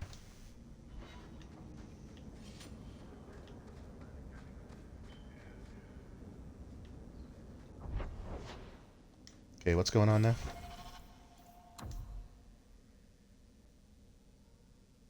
Oh, for Christ's sakes, we gotta go back to the bone pit?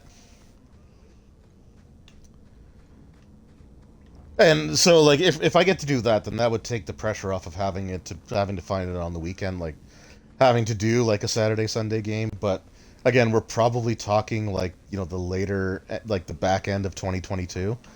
So between now and then, I'm going to talk to the guys and just see see if they'd be willing to do an extra session a month.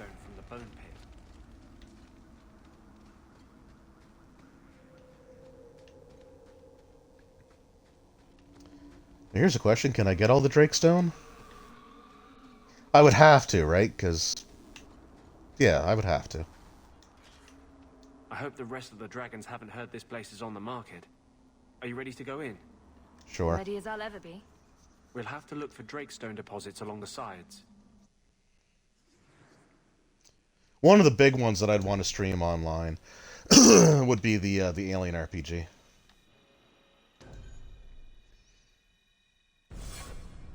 Either Destroyer of Worlds or actually do the Frontier War campaign play. Oh my god. Okay, the spider just like the spider just dropping straight down, no animation. I think that's somehow worse than it like coming down on a web. I don't know.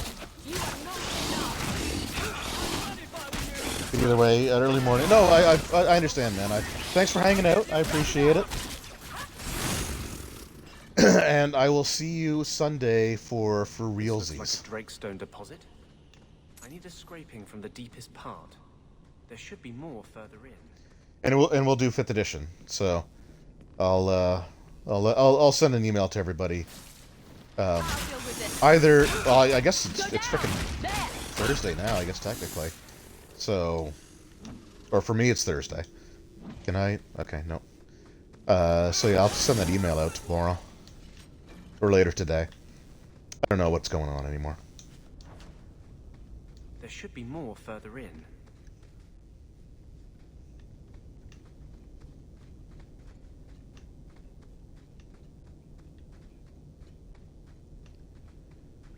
Ooh, deep mushroom.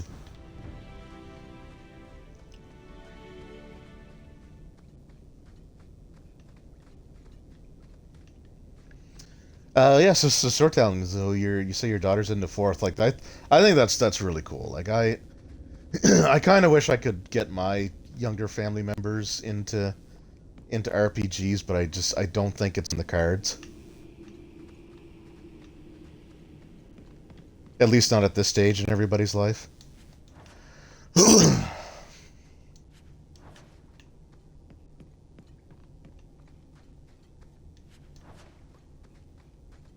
There should be more further in. And you know that how?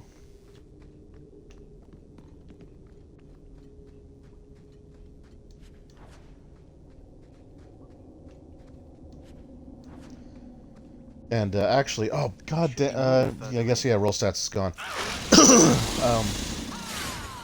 I wanted to actually like thank him in quasi person, in virtual person, because he actually gave me a gift card for Drive-Thru RPG for the holidays, and Anders is dead again. Oh god, why?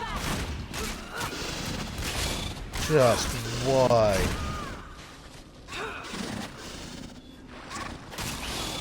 Okay, Aveline, I need you to not die, girl.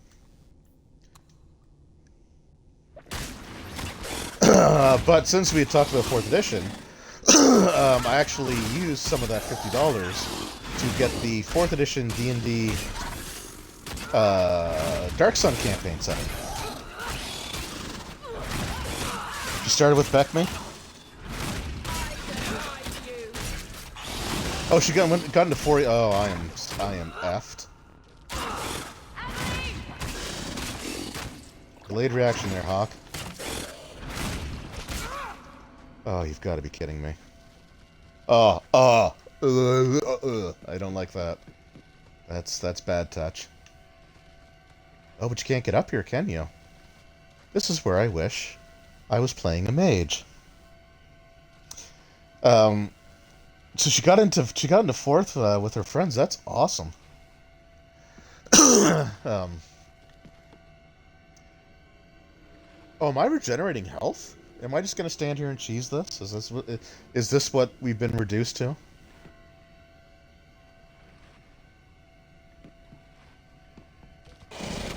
Oh, I see. My ability's not recharging.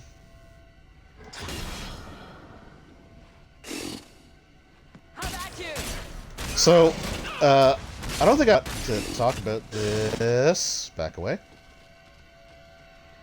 Why is that ability not... Why is that ability not recharging? What's going on here? Hold on.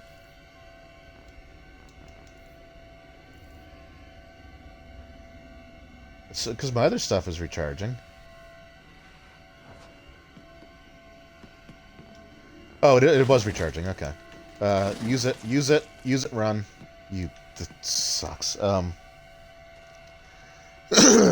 It was recharging, just the icon wasn't looking like it anyway. It was weird. So it was on, I think it was on Twitter or Facebook. But I follow a couple of people that worked for Wizards of the Coast, as well as Paizo, like Owen, was it Owen Casey Steve? Is it Owen Casey Stevens?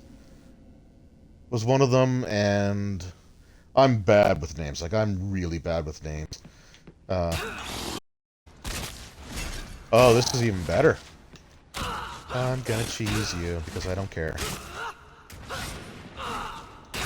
But I think it was Owen Stevens, and he had said, like, because and I think I'm guilty of this too, like, of having said this, but there's the narrative that Pathfinder First Edition outsold D&D 4th Edition, like, immediately, or was, like, D&D 4th Edition couldn't sell a book to save their life, and Pathfinder was, you know, okay, I'm not proud of how I beat that, but I beat it. So anyway, like he was saying, as somebody who worked in the RPG industry during that period of time, he had said, like, Pathfinder sold really well. Like, Pathfinder was a very successful game. But D&D 4th Edition was still selling really well at the time as well. And the idea that Pathfinder sales blew 4th Edition out of the water, they were saying, like, as people that were in the at the time, that was just categorically not true. There's a perception of it, but, like, the actual figures didn't necessarily reflect that. And you had people... Chris Sims. Chris Sims was the other person that was involved in this thread. And again, like, he was a developer during this time, right? So, and he worked with both companies. He worked with Wizards of the Coast during that time, and he worked with Paizo, the early days of Pathfinder as well. So, like, or during Pathfinder 1E, I'm not gonna say the early days, but he worked for both companies. And, like, so you had these two people that, if anyone knew for sure what was going on, like, it would be these individuals, because, like, it was literally their business. And you had people actually arguing with these industry, like, with these professional game developers working for these companies, had access to both companies to understand, like, what the figures were, and, like, you had people arguing with them. It's like, it was so weird. There is one more thing, but we must discuss it privately. It was just like it's just, I don't know, I think it's just the society that we live in right now, where everyone feels that they know more than the actual experts. So when you have someone, like, literally arguing with the people that were making these games at the time, to tell them that, no, you're wrong, I'm right, because at my local game store, this is what was going on. Is that... It's just So it was just so weird. Like Farewell. I believe it. Yeah, I mean, I wasn't surprised by it, but it was just like you had people literally going "nuh-uh" to like two of the people that would know for sure what was going on. And like the other thing that you have to remember is like D&D is more widely distributed than Pathfinder was back in those days, right? So let's just say that in North America, uh, Pathfinder was outselling D&D. But then you have all the international markets, and like I really hate to break it to some people, but like the world exists outside of North America, and there are markets outside of North America that are very lucrative for the games industry.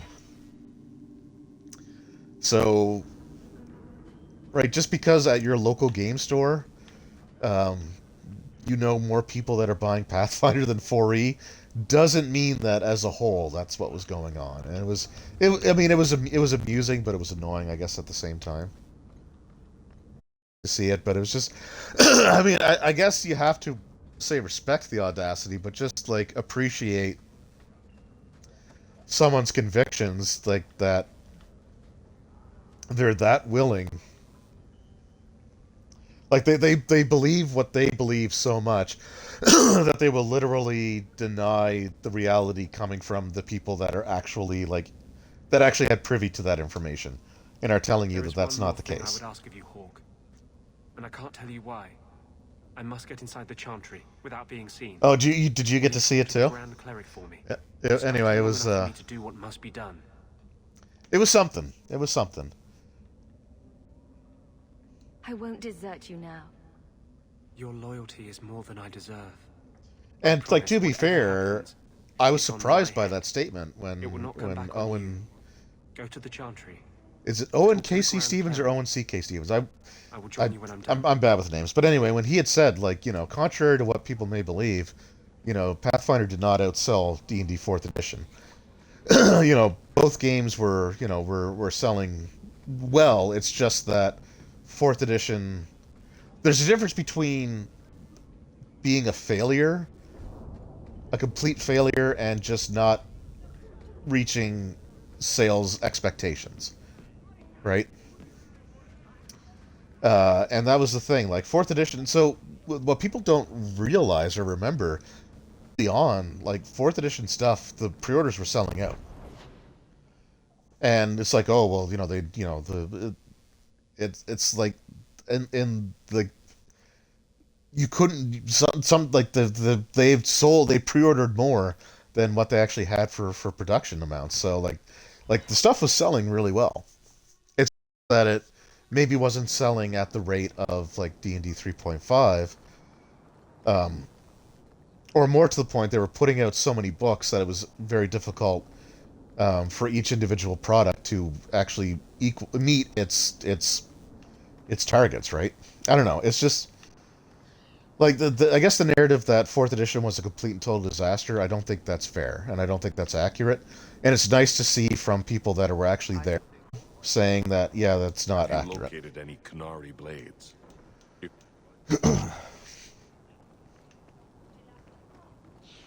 But I guess at the end of the day is like,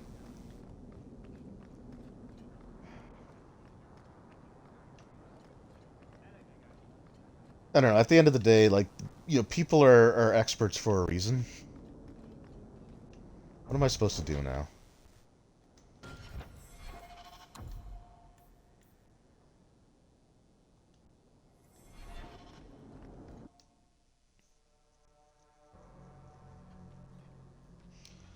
That's what it was. Yeah, people didn't understand. Jumped to the road quickly. Yeah, yeah. Like, I mean, I remember in my area, we didn't. So we lost our local game stores, unfortunately. Greetings, champion. Well, I shouldn't say we lost them. We lost the one that I like going to, and the other one had some of the worst business practices I had ever seen. So like the other store, the guy would literally he would rarely fully unpack his orders. So there'd be boxes of just product all strewn about the store, and he would literally base his price off of not what he paid, which is how, a business operates, but he would base his prices off of what he would, and again, air quotes, even though you can't see them, he would base his prices off of what it would cost to rock. So, and by that, Maker's blessing, what he meant is that he would go the highest price listing and basis. Because if you asked him for a price on just about anything, unless it was like a pack of magic cards, he would take like 10 minutes looking up the price. So I never went to that store. So in my opinion, we lost our game stores. Have you thought about which slain the mages and Templars? But I remember, like, our local bookstores were getting 4th edition stuff in. And they were getting Pathfinder stuff in. And, like, they were restocking both regularly. No good can come of because I used to go to that mall all the time, right? Because that's where I would, like, after I got off work, that's where I would go to catch the bus. Is I'd walk up to the mall, look around, some of the stores, and just, check some stuff out. And then I would, if I was taking the bus home, I'd catch the bus and go home. The Maker created and I would always check out the RPG section, and you would see, like, every time I went in, like, the sections would shrink and re-expand and shrink and re-expand. They were both doing well. We are all the Maker's creatures, but magic allows abuses beyond the scope of mortals. I only hope I can balance the needs of everyone. For if it comes to war, it is the people of this city who will lose. Well, I got news for you. I've been looking for you all over. Your Grace? Your soul is troubled. I hope you found a balm for it here. Okay, so remember that line. I'm not going to spoil anything. Do I have to talk to you? Yeah, I got to talk to you again. I wanted you to have this. That. Hand embroidered by my mother. The only thing of hers they let me keep when I went to the Circle. Why in the name of Andraste would you give that to me? You've been a good friend, Varric. You keep your pillow, Blondie. And may you have many more dreams of killing Templars on it. Oh, Varric, you're awesome. Orc, I didn't expect you here. But let me tell you how much I respect you. You've stood by me when I gave you every reason to turn away. Just remember, whatever happens, I wanted you to know that. What is all this? Why are you talking like this? He'll still be here, Justice. Long after you and I are gone. It doesn't mean the same thing to a spirit. He'll just go back to the Fade. You've been a good friend. No, I haven't. And I'm sorry. I was hoping we'd find a... I guess another thing, like, sort of going back to that, like, the narrative. You've got, again, like, the Pathfinder 1E diehards are saying, like, I've seen stories, it's like, Paizo's in trouble, Pathfinder 2E's a disaster, blah, blah, blah, blah, blah. That stuff still sells well, too. Like, it's okay to have your favorite edition. Like, I get it, right? I totally get it. Like, I understand that not everybody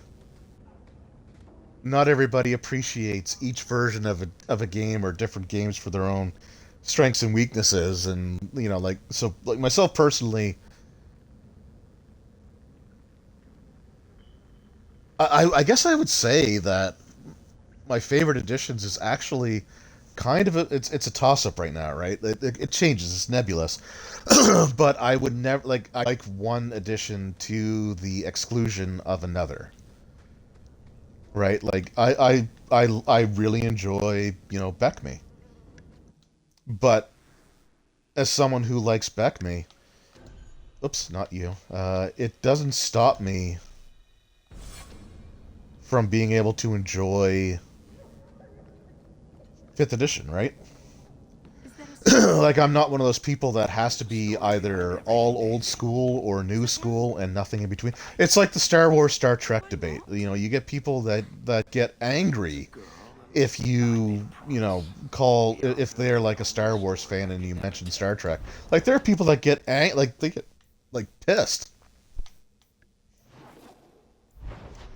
And I've never understood that mentality. Right? And you get, I mean, you get it with RPGs too, right? All right, pop up for McAfee. Yes. Please go away now so I can actually read the chat. Thank you. Yeah, Sword Tone, you can play any. I can play any. Like I enjoy them all.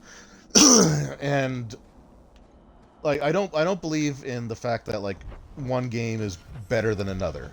They can be better for you than one another, but it's difficult to say that like this one is for sure, like this one's better than the other game because and like I don't agree with that. Like every game has weaknesses. It has its own make it that make it special, I guess. I don't know. There's reasons to play. There's reasons to play any edition, right? But it may not be the game for you. Like for me, it's Zero Edition D&D. I'm not interested in Zero Edition D&D, and I admit it's a very superficial reason why I'm not interested in Zero Edition. But it basically just came down to when I opened up the book one, and it said that a referee should be able to be able to run for up to 20 people. It just gave me like an anxiety attack reading that. So it's like that may not be the one for me. Everyone stay still and try not to make any loud noises. But I don't hate it. It's just not for me, and I'm fine with that, right? Not everything has to be for everybody. But you get people that become so like tribalistic about their games, and it's troubling, right? Like it's really troubling, and they want to believe, and they do believe for some of them, for a lot of them. Well, for some of them, I'm not going to generalize too much, but there are people that legitimately need to believe that their game is the best game, and if anybody even mentions or another edition of the same game that isn't the one that they like they have to, they won't accept that that's a good system, right? It will always be garbage because it's not their favorite version of the game, and they'll become aggressive about it towards other people. It's the biggest reason why I backed out of like just about every social media, like Facebook role-playing group that I was a part of, because I just found it started to become so, and I don't like using the term toxic because I feel like it gets overused and it's kind of at the point where it's lost a lot of its meaning. But what I will say is it became such a confrontational space that I no longer enjoyed. Like I'm not going to say I no longer felt comfortable there, because that's not entirely right. But I just no longer felt that going on those added anything to my day. Right, like when I first started going on some of those groups, there were some really cool discussions about rules elements that they liked, or people sort of like sharing stories of stuff that they did in some of their older games. And that was awesome, and then it just became about like, my game is the best game, and if you don't agree with that, then you're wrong, and I'm going to be a dick about it. So I just ended up having to leave all of them. But like I said, there's some people that they need to be right.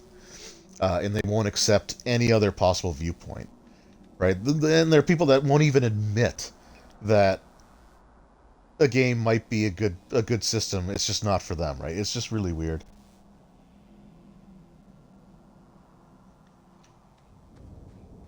Greetings, champion. That is what they call you in your city, isn't it? Did you need something? I hear there is a criminal hiding among the Dalish. He is not among us. This criminal of yours is set up in a cave away from our camp. He said Okey-dokes. there would be people looking for him, and to tell anyone who asked where he was. Like, just sort of deviate a little bit again to like these perceived notions of like what is successful or not. I had somebody like leave a comment on. I think it was a post. It was either a post or a video involving like the Dragon Age role playing game put out by Green Ronin, and the person's like, "Oh, another failed alternative to D&D." It's like the Dragon Age role playing game was not a failure. Um, He'll be waiting for you at the cave. It did. Good luck trying to It did reach him, well. however. It's just like the reason that they're not really making stuff for it now is because it's licensed. And like, I mean, look at all like the Fantasy Age and Modern Age and all that's like the stuff for that. The Expanse. There's all kinds of RPGs that Green Ronin is putting out based on the system designed for the Dragon Age game. It's called the Age system, right? It wasn't a failure. It was just licensing.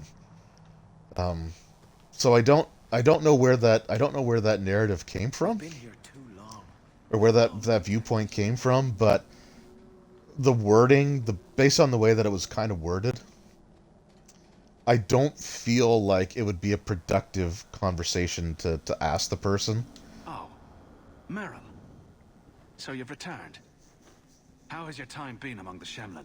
It felt like a very, like, because it wasn't just like, it's a shame that this game didn't do well or that they're not still making it. It was like calling it a failure and then trying to compare it to another system. So it's like, I don't think I'm going to gain anything from asking this person to elaborate or to try to maybe explain where they got that notion from. And it sucks, right? Because I wish we could just have civil conversations about these things, right? Like I wish my first reaction to seeing that is to say, okay, I'm not touching that with a 10-foot pole. Do you sell the ink you Dalish use for tattooing? How dare you? That ink is sacred. We would no sooner sell it to Shem than we would sell our own children. Okay, I did a lot of stuff for you, buddy. Yeah, I wish that wasn't the first instinct. This isn't a homecoming keeper. Right? And Even here. You should have moved on ages ago. I don't know. And I had someone ask me, and this wasn't someone being like confrontational or anything. Like this was just a legitimate question, and I really do need to get back to the person. But he was like, "Are you going to do a video comparing Pathfinder 2e to D&D 5th edition?" And like a lot of people did, right? When Pathfinder 2e first came out, there were a lot of people that did. How can Meryl fix There were a lot of channels that did those comparison videos. So my response to that question is like, no, I'm not going to do a comparison. And this was the Because- most treacherous thing it was capable of doing. Because it divides people into sides, I guess. I don't know. It's just I've seen videos like that before, and in the comments section, it tends to be an us versus them kind of thing, right? Like the people that like Pathfinder 2e feel that they have to, that's the hill that they have to die on.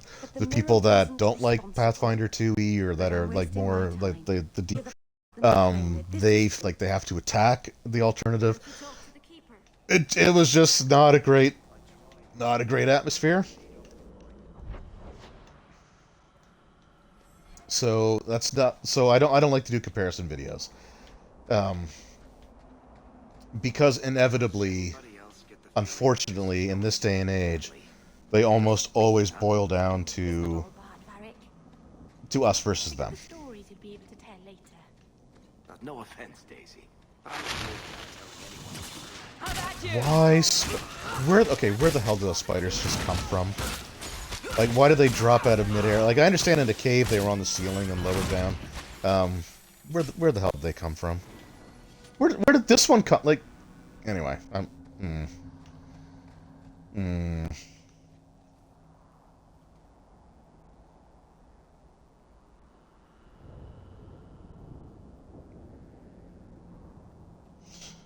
Oh, original. Yeah, original was based off of like war games, like tabletop war strategy games. So that is true. That does absolutely make sense.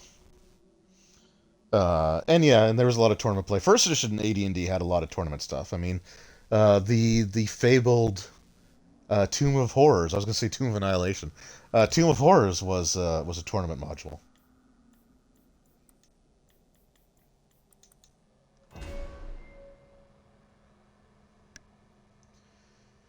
But yeah, that is true. Like the sensibilities. Like so. To be fair, running a large group for Zero Edition would not be as involved as running 20 people in like a D&D 5th edition game. Like fully willing to accept that and admit that.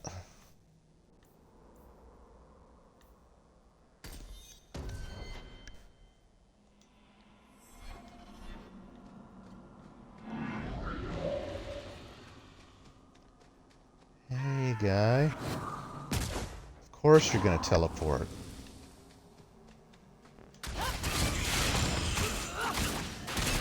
I should apologize. Like, I didn't really intend for this stream to become a vent session about tribalism in online communities, but I guess it kind of went down that path, didn't it? Whoa, okay. Heal. Okay, where's my Templar abilities here? What is with all these guys?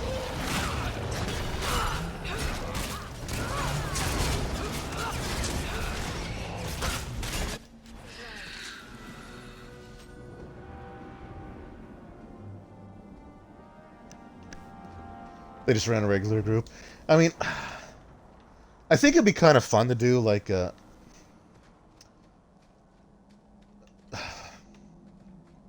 So I gotta be honest, like convention play or convention, like I got soured on conventions pretty quickly. Based on my own personal experiences. But I think something that would be a lot of fun to do. Okay, you're not the one I want to go to yet. But I think something that would be a lot of fun, and I'm actually going to take a quick break here in a minute. But one of the things that I've always wanted to do was organize a like a gladiatorial games, like or even like a big store event sort of thing, if there was a big enough store, and obviously like pre-pandemic stuff. But I always wanted to try something where you've got like tournament brackets and you have, you know, groups of players, make characters of whatever it may be, like 5th level characters or something like that, using just standard equipment, like no magic items, and do like a gladiator games, like actually have them compete against each other in a tournament. But try to also have like some sort of story going on, that like each group sort of gets a piece of, and let them like interact with each other between. I don't know. I think it'd always be cool to do like an actual like tournament. Oops, that's not good. Gotta go back down to the shop. But to do like an actual like tournament where you have groups of player characters compete against each other and just like, let strategy and tactics win, and like put very like clear cut guidelines on what you can and can't do, right, sort of thing, or what is acceptable, what source you could use, like. And I think Adventurers League would be great for something like that.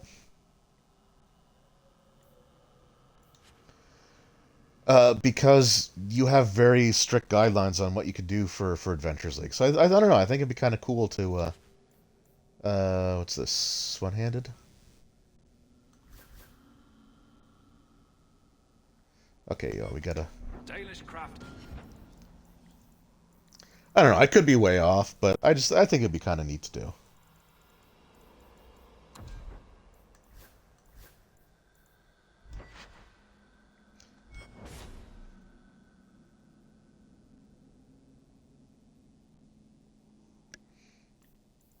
And a convention would be perfect for it.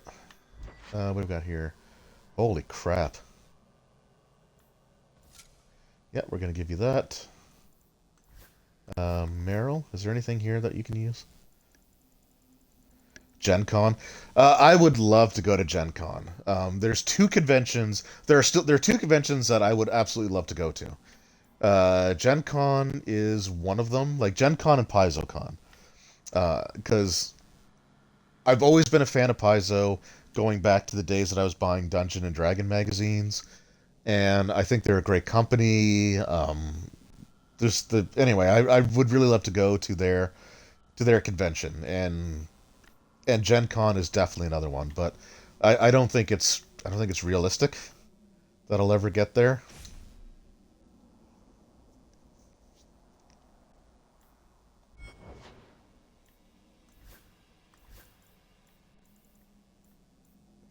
But it would be awesome. Like, it would be absolutely awesome to be able to attend. But if I went, I would not want to. I would honestly not want to run anything. um,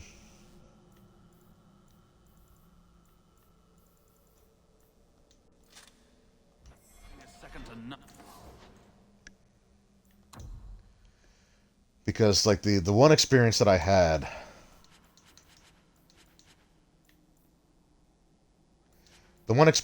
running games at a convention, it's not for me at all. No, we're using Blood Dragon armor.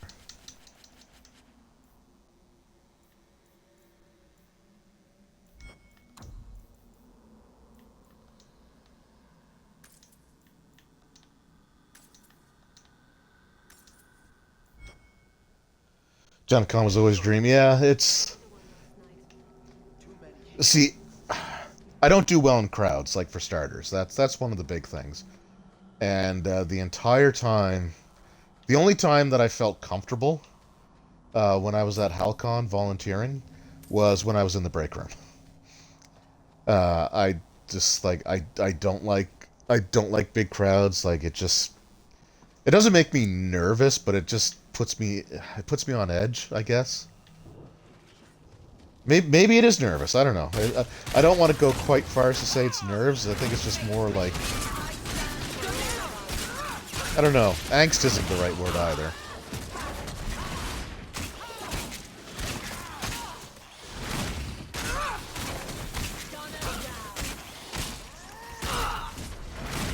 Was agoraphobic? Is that the term for it? Or regret? Anyway, yeah, just big crowds don't do a lot for me. And I remember like trying to walk around the vendor floor was just an exercise in frustration. I want the Dalish to give away his location.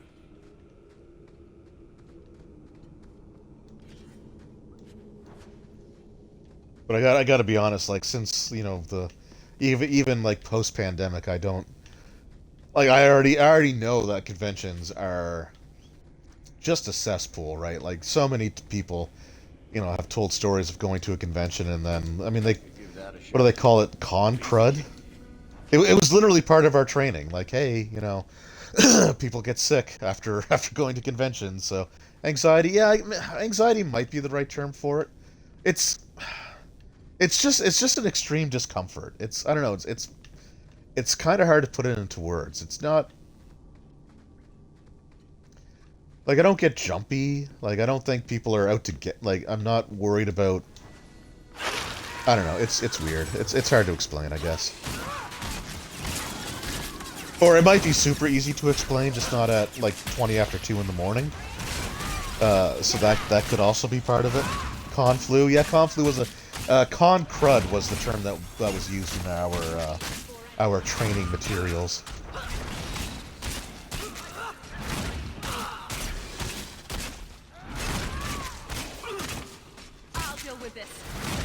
I mean, I don't know. Just looking back, that was not a fun experience. The more I reflect on the time that I spent at HalCon, the less I really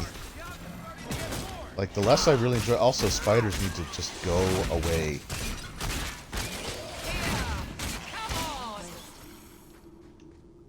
But I remember it's like, oh well, we'll feed you, and you'll get meals and stuff like that, and. You can't say our man wasn't prepared. It's like, oh, okay. So like they were talking about like in years past they had, um, they had like, it wasn't Subway. It was another like local restaurant that made like these really like fancy sandwiches and so like there's all this stuff and I remember it's like okay well we'll make sure that you're fed and what it was it was pizza.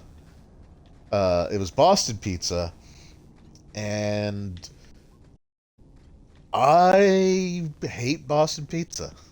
I've never enjoyed the food at any of the ones in my province. Any of tried them, like ever. So it was Boston pizza. But what they did, and this is what pissed me off, is instead of making enough pizzas for all the volunteers, they would literally take each slice and cut it in half, and you got one half of a slice as your meal, and it was a bad time. The drinks though, the drinks on the other hand, that was fine.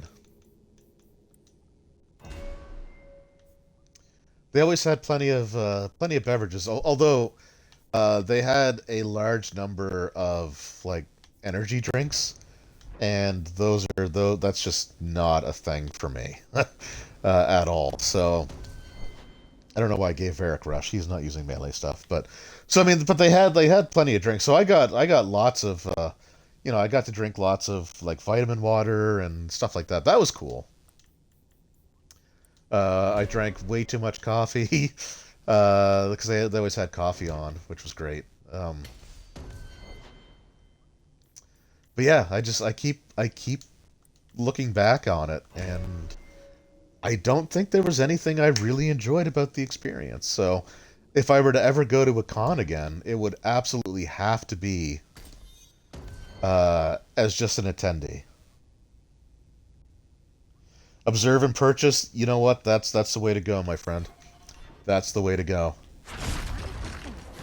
Oh, hey. Popped out of nowhere.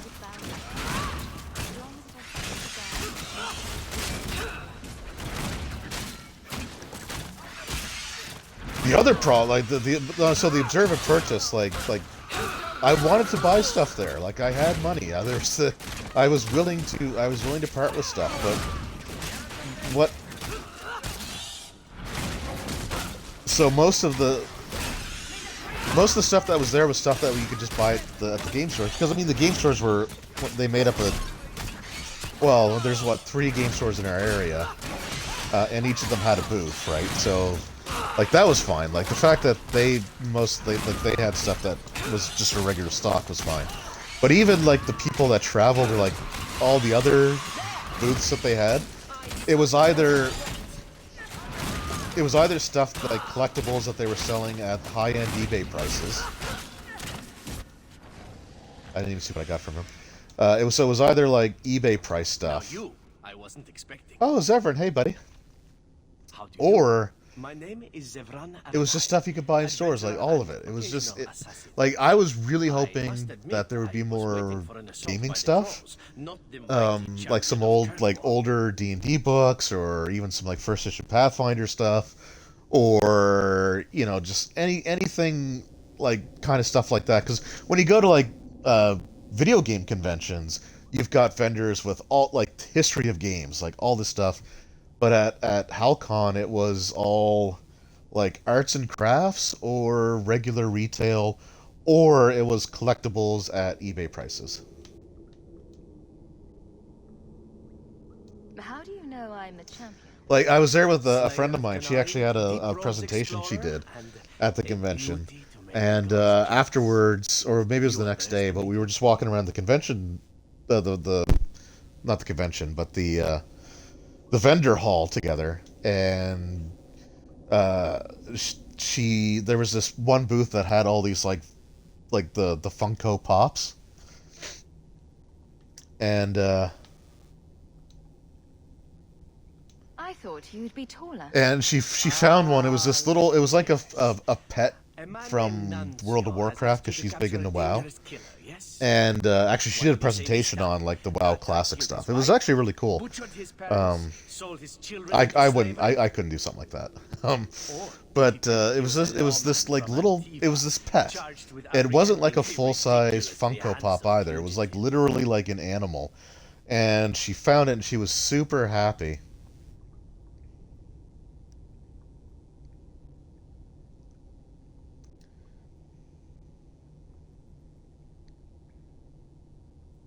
I suppose. So she was super happy that she found it because it's hard to find. And I was not aware of how stupid the Funko Pop market is. So she's like, "How much is this?" And the vendor's like, "Oh, it's, $500." And You are a woman who can clearly handle herself, yes? I was like, we just looked at each other, and she just put it down, right? And we left. We didn't even say a word to the vendor. It's just like, okay. We just looked at each other. She put it down, and we left. And it was like, that is absolutely ridiculous. $500 for a little friggin' Funko Pop. After that, I did find a YouTube channel that I was watching for a while, and he was doing like a lot of like the subscription boxes where you can get, or not subscription, maybe that's the wrong term, but you'd have people that would sell like these boxes of random Funko Pops, and like when you see something like buying $1,000 Funko Pop, it's like, holy crap. But apparently these little vinyl figures are worth stupid amounts of money, or some of them. So Zevran told you, did he? It really doesn't matter. This time his warden isn't here to protect him. No, I'm here to protect him. Thoroughly disappointed. No one fails the crows and lives. But he did. Ah, poor stupid Nuncio. The crows do like that saying, but I am living proof it's a lie. Why they insist on thinking they can kill people like you and the warden, I will never guess. Let me tell you, it's a burden I bear on a daily basis. You are nothing but a traitor and a coward, Zevran. A coward. Here.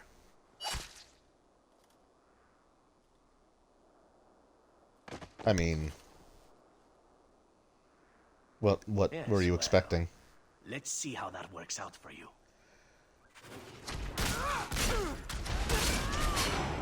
But yeah, so the only thing I bought from that convention, and this was like looking at every single table and like really trying to take my time and, like peruse absolutely everything.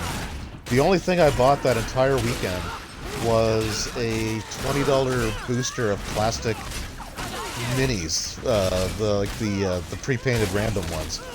That's all I bought. The whole weekend. It's like, it was really disillusioning. Like I was just like Excellent. it's like I was excited for this. Like I ended every night with terrible headaches.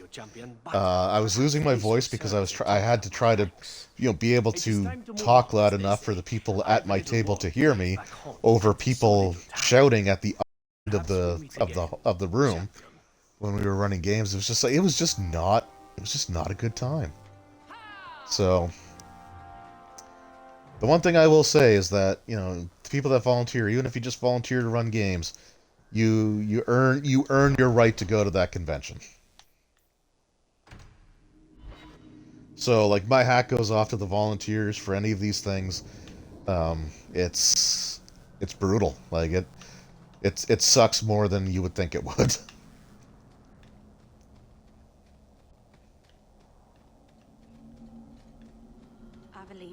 And HalCon is nowhere near as big as something like Gen Con or any of that other stuff. Like, I look at stuff from like, when they were doing like Fan Expo in Toronto, and it's just like, I don't think I could set foot in there. Anything could happen. You protect them, though. It's what you do. There's nothing to worry about, Meryl. Yeah, nothing to worry about. Alright, so what we're going to do here, I'm just going to get up to the cave where I think we've got to take Meryl. and then I'm going to take a quick bathroom break because I'm about 2.5 hours in, so we've got to need to take a couple minutes here. Um, and who knows? Maybe I'll get back to actually talking about the game that I'm playing when I get back. You never know. We live in a world of mysteries. I mean, to be fair, there's really not a lot to talk about in the Dragon Age 2 because it's literally just people's like personal side quests, and that's pretty much it. All right, so gather your party and venture forth. I will do that on the other side of this break. So I'll be back in anywhere between 2 and 5 minutes. So, yeah, so just bear with me. I will be right back.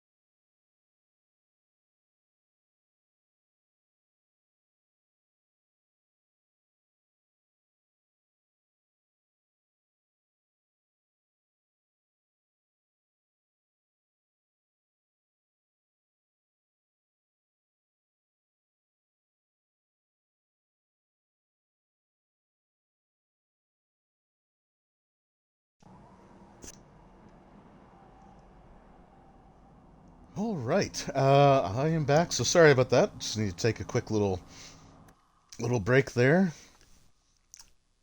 Use the bathroom, top off my drink, have a piece of my wife got this gift basket from her work, It was like a wine and cheese gift basket, but they had these this like little like individually wrapped like squares of fudge, and she's not too stuff, so she gave it to me, and it's like a vanilla and sea salt fudge. It's interesting. It's like it like when you're eating it, you get the vanilla. It's just the vanilla, but the aftertaste is like that's where you find the sea salt. It's definitely an experience. I guess it's you're supposed to be eat it with the wine. I guess, but I can't stand wine. I am solely a beer person. Come on. I'm also not a spider person, in case that hasn't been made clear yet. Okay, shades, I can deal with shades. Shades are fine.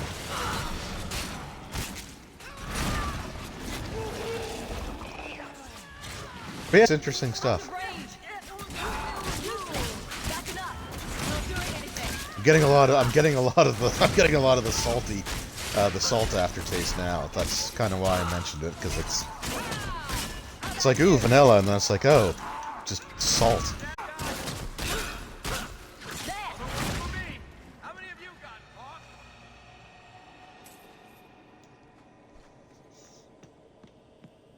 I haven't eaten fudge in years, so I'll take advantage of any opportunity that I can,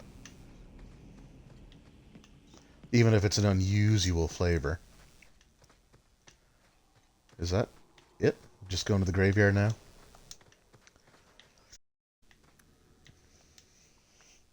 Alright, so let's talk Dragon Age 2, and like I said, let's try to be positive. I still don't know why this map has a gap along this outer area here that looks like it should be like a connecting two parts where there's just none, or a path. It's weird.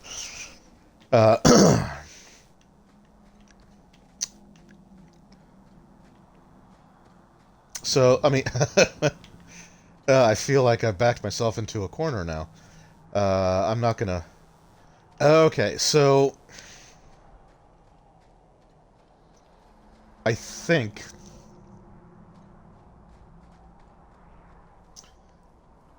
So, I've only ever really come this far in the game twice. And I'm not entirely sure, but I want to say that if you disrupt these graves here when you go back down the mountain to Dalishu, because I remember, unfortunately, ending up having to fight and wipe out all of those, like, the entire group of...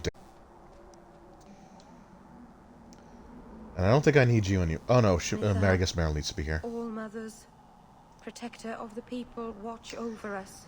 So I don't know if it's a choice or if it just happens. Because I've always looted the graves, but I'll do that this time because I'm a good person. Sorry. I didn't mean to hold us. You just... It's never wise to ignore Mythal. There's no need to worry. Nothing will happen. I hope not. I mean, something will probably happen. The people never neglect Mythal's shrines. It's dangerous. They say if Mythal smiles on you, then you need fear nothing at all. But those who anger her, they're struck from the earth, as if they never lived at all. I mean, like, you know that can't be true, right? Anyway. We're not going to discuss theology here. What should we be prepared for if something goes wrong? Spiders? Whoa, dude. He was going for it. I like the hustle. But you don't know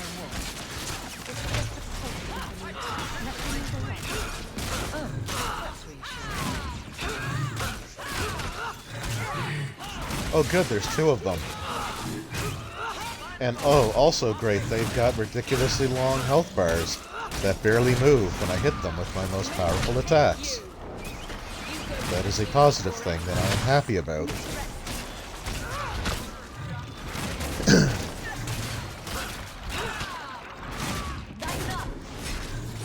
And I'm also glad that the attribute tied to stamina is, for some reason, not your constitution. Therefore, you have crap for stamina and can't do anything.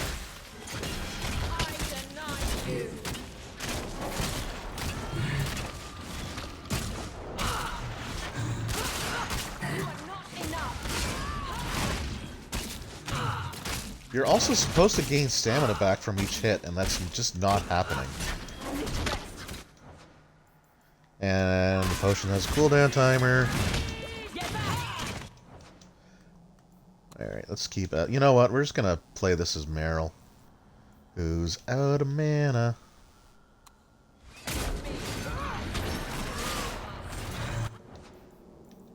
Okay, what do you got here?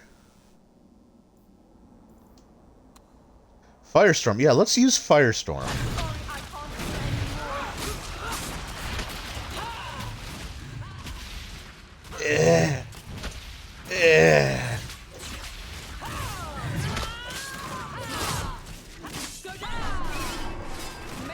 Well, she's dead. Oh, nope, I survived. Just kidding.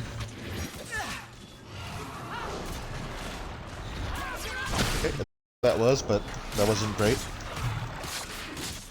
Also, who the hell are you? Like, why are there two of you? Like, what is going on?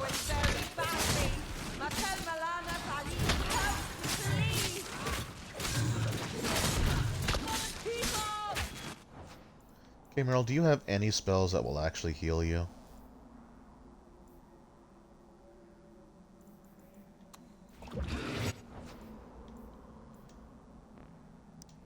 Why can't I petrify? Invalid target? Cool.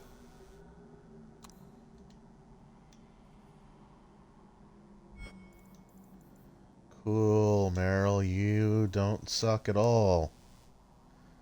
The hell is this, Tempest? Alright.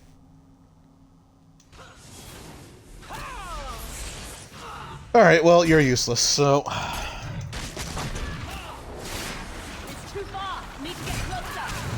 Alright, Scorpion. Alright, if all three of us spend the next 5 minutes attacking... Okay. That is getting real old real fast.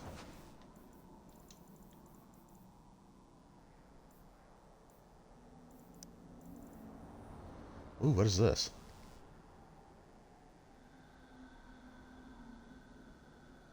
He still suffers an injury. Alright, screw it. Drink it. And then we'll do stamina.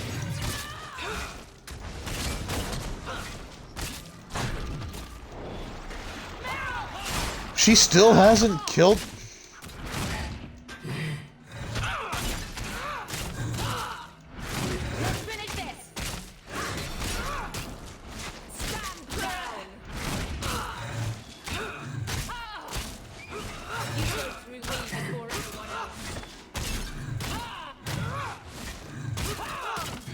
Okay, this does not need to be taking this long.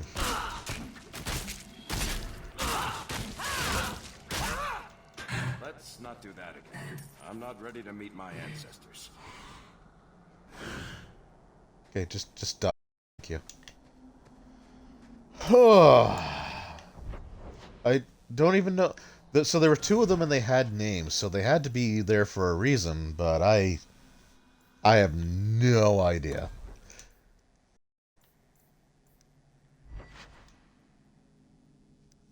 $38. That is more damage, but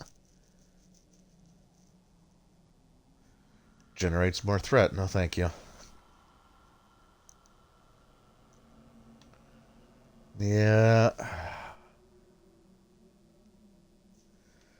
No, it's doesn't do as much damage, but it's still not worth switching to something else. Get back! Let's finish this! Now you fall! All right, so I guess because like I'm trying to be nice to Dragon Age 2. Uh, it's a beautiful looking game. I like the art style. At first, I didn't like the fact that the characters look slimmer than they did in Origins, but to be fair, the Origin characters tend to be pretty beefy. So having the more slimmed down, like, actually isn't that bad. The redesign to the Canary is pretty awesome. I do like the horns over them just being bigger.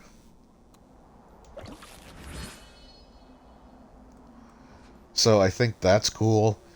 Um, the focus on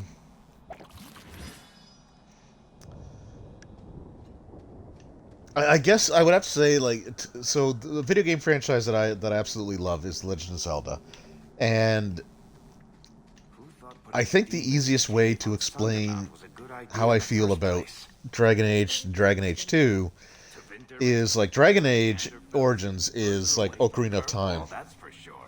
And Dragon Age 2 is like Majora's Mask, only the story's not as good as Majora's Mask. But, so like Dragon Age Origins is mostly about the main story. There are personal quests and there are like side quests that you can do. But the main story drives absolutely everything that happens in that game. And there's like just some little side stuff that's typically just go to this one location, do this one thing, and then you're done. Dragon Age 2 has more of a focus on those side quests. Like the side quests are the biggest part of the game. And it's kind of like in Majora's Mask. So you go, like, you just have 4 dungeons, but you have a ton of like side stuff that you have to do to fill out the notebook, right? It's like kind of that idea, but it's not done as well as Majora's Mask. It's like you genuinely cared about the characters, like you really liked them, and you wanted to do the things that were in the game, right? In this, there's a lot of stuff that it's literally just padding, right? Like the fetch quest where you find an item that you have to return to somebody in Kirkwall. Like, you never get a quest from that person to locate their missing item. You just find these random items as you go through, and then magically know exactly who you give it back to. Like everything has a property of label on it, apparently. And it's just like, why am I doing this? Like, what's like, and then I don't know, it's just not as good. I don't quite know how to explain it. I don't mind games where the main quest is, a smaller portion of the overall experience. For example, like The Witcher 3, I think does an amazing job of having a very compelling main storyline, but also giving you lots of stuff to do on the side that's completely unrelated, but there's a reason for doing it. You want to help the people, or maybe not help the people, depending on your morality that you're going through when you're playing the game. But I think like The Witcher 3 does an excellent job of balancing the main quest with like lots and lots of like really well thought out and interesting side quests. This game just has a bunch of side quests, and I just don't find a ton of motivation to actually do them. If that makes sense, I don't know. Again, I don't think this is a bad game, and considering the short development period that they had, honestly, I think they did a really amazing job of putting out what they managed to put out. Considering that they didn't have a lot of time to do it, and they weren't just like, and they used a completely new engine. Like nothing from the original game is in this, like in terms of mechanics, and it's completely and totally all new. So they really did an incredible job considering what they had to work with. The problem is that they never should have had. So it feels like Dragon Age 2 was like they made a deadline first and a game second. It's like the issue with, I guess, Alien 3. Because I'm a huge fan of the Alien franchise, and although this metaphor might not quite work, because 3 is actually my favorite of the 3 original movies, and Dragon Age 2 is definitely not my favorite of this franchise. But with Alien 3, the studio had a release date first, before they had the movie, right? Before they even knew what they were going to do for the movie. And I feel like that's kind of what happened here. It's like we really want to capitalize on the popularity of this, like the success of Dragon Age, and we want this game out, like, as soon as possible. And I think all they really needed was another year, to sort of flesh things out, to tweak the combat system, maybe playtest a little more, so they realized that the wave after wave after wave after wave of enemies wears real friggin' thin real fast. And just, I think they could have done so much more if they just had the time. And unfortunately, that's just not what they had here. Anyway, this is a strange looking thing, so let's go ahead and poke around at it.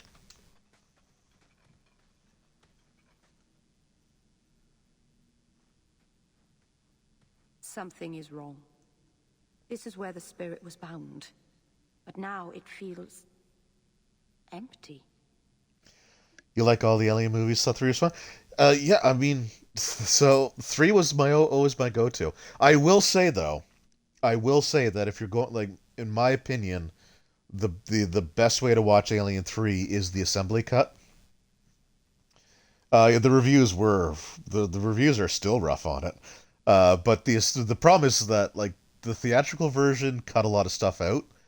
But the assembly version is, like, to me, like, it's actually, it makes what was an okay movie into an actually really good movie, in my opinion. And it fleshed out the inmates.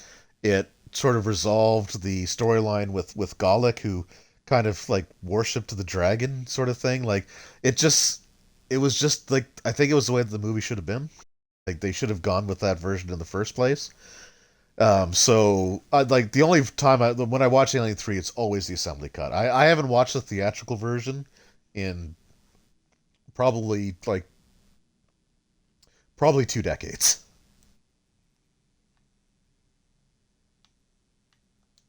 Who bound this demon here and why? There was a war long ago between my people and the Tevinter Imperium. After the Majesty, But again, like with Alien 3, the reason I respect it so much is because of all the behind the scenes stuff. So, like, the fact that they actually made, a watchable movie with everything that was going on, like changing directors multiple times, like changing the entire direction of the movie while sets were already being produced for the version they thought they were making. Like, there was a lot of BS that happened with that movie.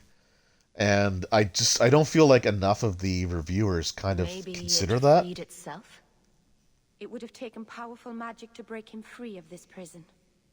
You couldn't just set him loose. Nobody could. I think the other thing that kind of worked against Alien 3 was the use of the rod puppet with the runner. I love when people say, "Oh, the CGI in that movie was terrible." It's like, yeah, it's like there's only one real use of CGI in the movie, and it's not the alien when it's on the ceiling, like in the chase sequence. It was actually when the alien was just before it died. It was the like the stuff when the hot lead had the water poured on it and it started cracking on the alien's crest. Like, that was the only use of CGI in the whole movie. And it wasn't great. Like, don't get me wrong, it wasn't great, but the scenes that people talk about, it couldn't have just vanished. the scenes that people talk about how CGI was actually not CGI. It was a puppet that was superimposed. What happened to him? AVP. So I guess I should actually pay attention to what's going on here, because this is kind of a big moment. His plan was always for you to complete the mirror. It would have been a doorway out of this prison and into our world. You would have been his first victim. I couldn't let that happen, Dalen.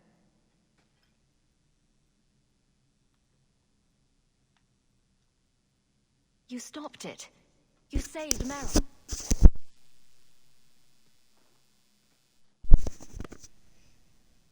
Not yet.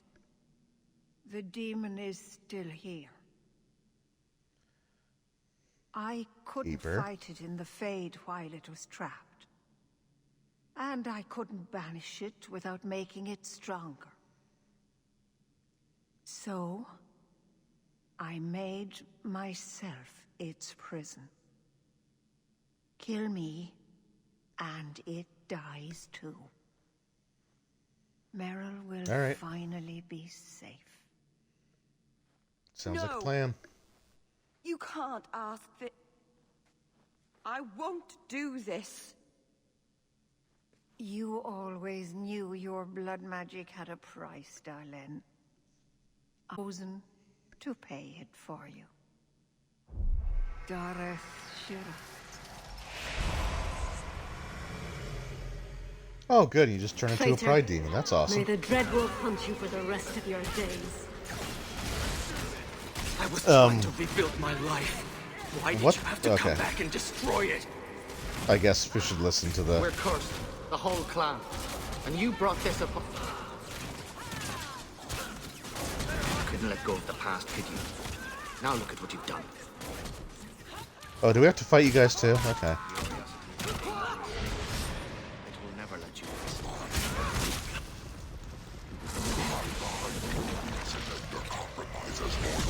I will still destroy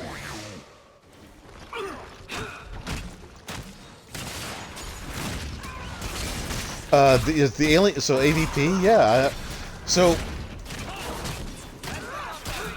I mean, yeah, AVP gets a lot of crap too, and I remember being very disappointed in the first movie. Number one, the decision to make it PG-13, I think, was just a terrible idea for a lot of reasons. The practical effects on the aliens, like the xenomorphs, look great. The predators looked really, really cool until they took their masks off. Like when was a Scar took his mask off and he just had like the super bright pink like inner mouth, and the jaws when the mandibles were closed, they just, instead of like the latex sort of stretching like it did in the earlier movies or the first movie, it just had like kind of like bowed out, and it looked like a cheap prosthetic. That kind of sucked, but so the first one I'm kind of ambivalent towards. I actually liked Requiem, and when people say you can't see anything, I've never had that issue. And it's not like I crank the brightness on my TV. It's just I can, even on like my CRT TV that I had back in the day. It's truly old. It is, but it is not a. Oh shh! Did we? What? Such delicious vanity. Oh, you're gonna friggin' get it now. Oh, she just gets an injury. Never mind. But yeah, no, like I never had problem with seeing any, like with it being too dark. So I never got that. Like my old CRT TV, I could see everything perfectly fine. On my flat screen TVs, I could see everything perfectly fine.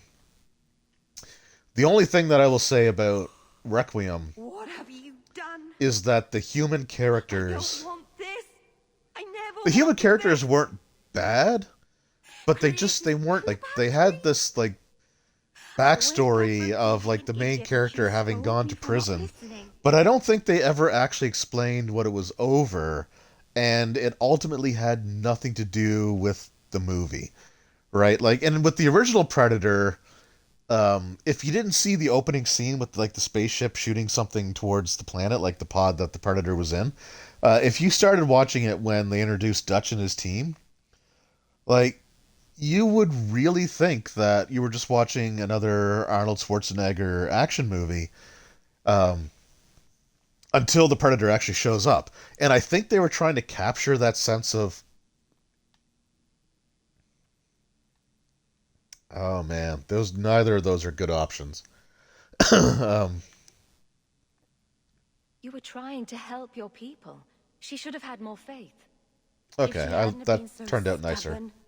If she had listened to me. So I think they were trying to like capture that feeling of like, hey, this feels like a completely different movie, but surprise, space monsters. But it just didn't work, right? Because even with like Dutch and his crew, like you learned early on, like their morals, like they're not assassins. They have sort of a code of conduct. Like you got a real sense of, like these were people that were like that had worked together for a long time, and like you felt that they were genuinely friends, right? There felt like there was just a real connection between them, and in Requiem, you didn't really get that, right? Like just it and maybe it was just the fact that I was an adult, at that. Felt like it was like Dawson's Creek, like dropping a xenomorph and a predator in the middle of Dawson's Creek. And that it just didn't work, I think, from that perspective. Oh, The Thing was awesome. Like that movie was friggin' great. What's going on? Where is she? Oh, I guess we just kill all the Dalish anyway. Veneral. The Keeper. Look at her, Federal. But I still like to go back and watch Requiem. What have you done, Meryl? Like I will gladly throw it on and. Can you hear me? She's dead. I'd turn on her, you monster. The Keeper turned into a demon. We had no choice. There would have been no demon if it weren't for this little flat-eared bitch. We've suffered enough Okay. because of this traitor. It ends now. No, alright. So I guess we just fight them anyway. So you know what? I'm gonna loot the crap out of that graveyard.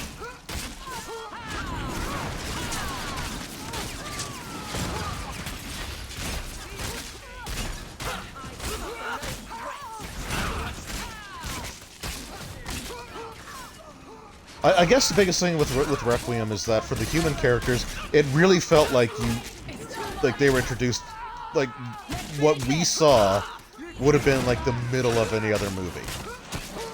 So you just had no context for anything.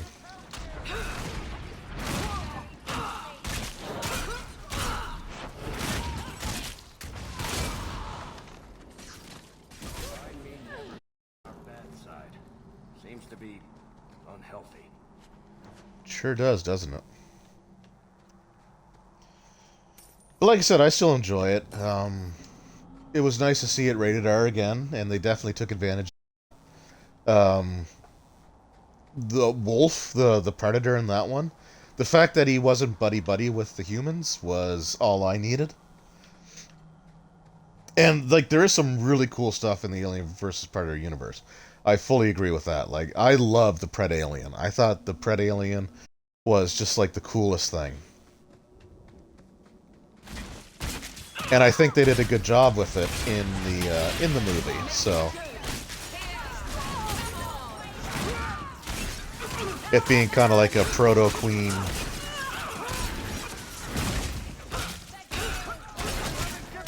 Like, the closest that we'll probably ever see to a Praetorian.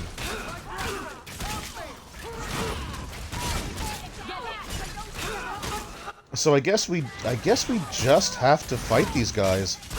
I guess the trigger for it is if you go through with Meryl's plan. If you don't talk her out of it, then I guess... I don't know. It's all fun anyway. Yeah, I mean... I don't get too worked up about it. It's like, you know... Did I enjoy the first AVP? Not as much as I would have hoped. Am I gonna get mad and say the franchise? No. No, I think that's overkill, or like people was like, oh, I can't even watch the Alien or Predator movies anymore because of that. It's like, really? Is that really all it takes for you to completely turn on something is like one like the whole it ruined my childhood. Like, no, it didn't. Cut it.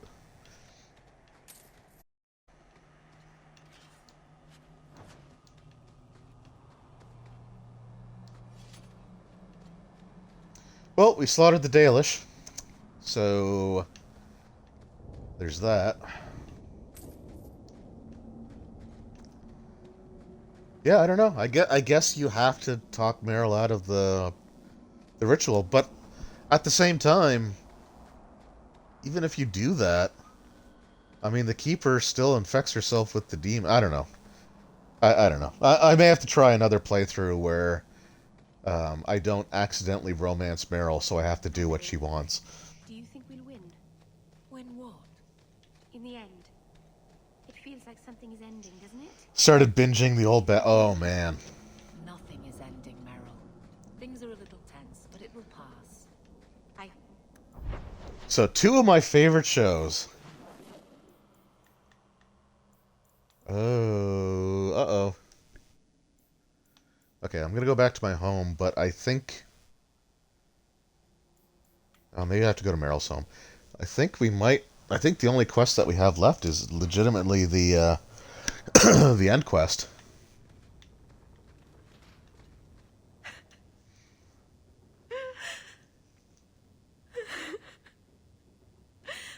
All those people gone forever. Oh yeah, no, I love going back and watching some of that stuff. Like, so one of the shows that I rewatched, it's been a while since I watched it back, but like that I watched as an adult, that I found a whole new level of appreciation for, was the show Dinosaurs. I could help them. Save Save them. Like the Jim Henson live-action dinosaur show. To escape my help. Because I loved that as a kid, but as an adult, I understand what they're saying, and like they covered some pretty heavy stuff, and it was really just interesting to see. So, like to go back to something like the old Batman and rewatch that and see things that you missed when you were younger. There was nothing you could have done. I think that'd be really cool. But when I was going through like elementary school and into like junior high, every day when I got home from school, I would switch on, and this is a station in Canada. It was called YTV. What will I do now? And at 3:30, they would be running Batman, like the Adam West Batman series, and then at 4 it was Get Smart. And I loved watching both of those. Like it was, they were awesome shows. Yes. Boy Wonder, oh yeah, Robin. The only thing that I kind of wish is that maybe they just let Robin wear pants, but I guess it was the '60s.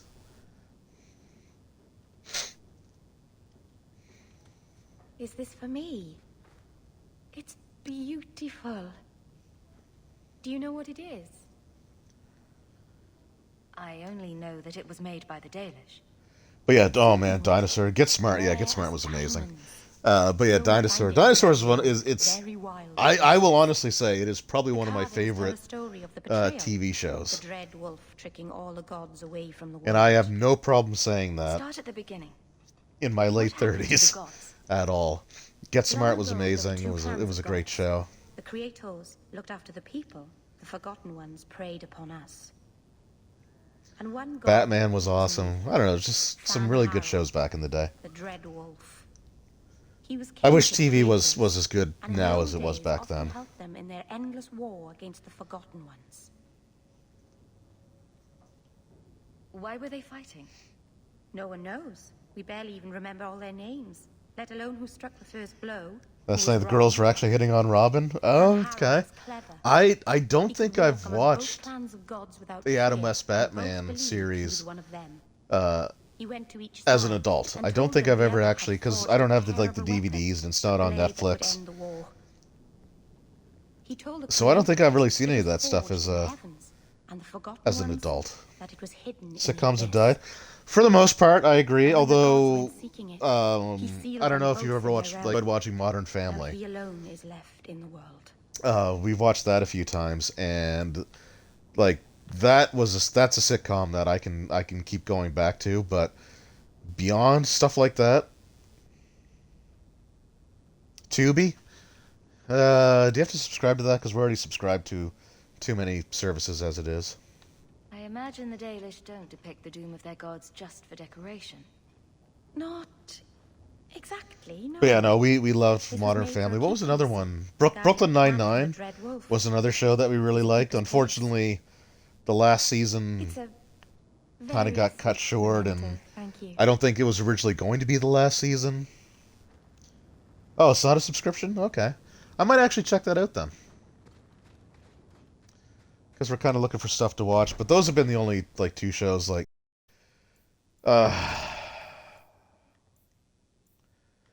So, I know a lot of people that are like, oh, The Big Bang Theory is one of the best shows ever, and, you know, it's hilarious and blah, blah. I have never, ever, ever found that show to be funny at all.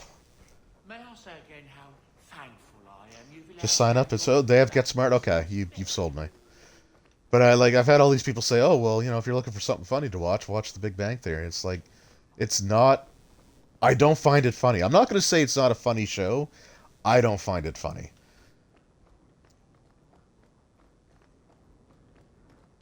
And I never found it funny. And there are certain shows that I can go back and watch that have laugh tracks. Like my wife and I are going through. We've been going through and watching Seinfeld together. She never liked it. Like, I remember there were times where I, you know, had mentioned or referenced Seinfeld, and she was like, "Oh, that show was so bad. I hated it. It was dumb." And then I got her watching a couple episodes, and now like we've been going through the whole series, and that show is a laugh track. But it doesn't have a laugh track. It actually had a studio audience. Like, and there's a difference between like the live studio audience and the clearly canned laughter. And Big Bang Theory is like all canned laughter. Because like the laughing sounds almost the exact same every single time. And it's like at the end of every sentence you've got people laughing. And it's not funny. It's just I don't find it funny. I've never enjoyed it. So that's one that I've had recommended like 1,000 times. And I've tried, like I've really tried, but I just like I just couldn't get into it. So I don't know. But Modern Family was a great one. We loved that. Brooklyn Nine-Nine was a lot of fun to watch. We really liked that. Community was great as well. Like I really loved Community, but that didn't last. You know, only a few seasons. But they have Soap on. What's Soap?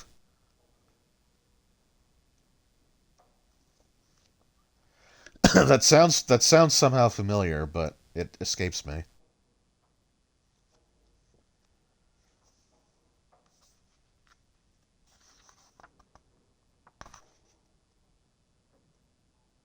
Okay, the last straw is the last story quest. Okay, we're good. We're good to go. Funny old sitcom. Oh, maybe I've seen some of that.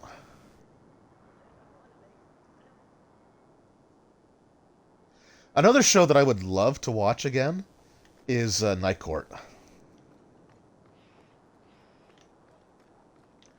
Because I friggin' loved Night Court back in the day. I don't know how well it'll hold up, but that's a show I would love to watch again.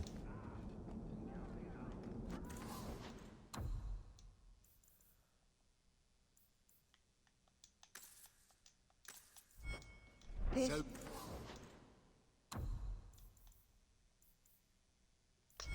isn't right. I alphabetized the potions yesterday. Alright, sell all that stuff off. Yeah, we're just gonna sell all this stuff. I'm not gonna use any of it. Oh, I might keep that. That might be better for Meryl. I'm not using any of these, so I'll just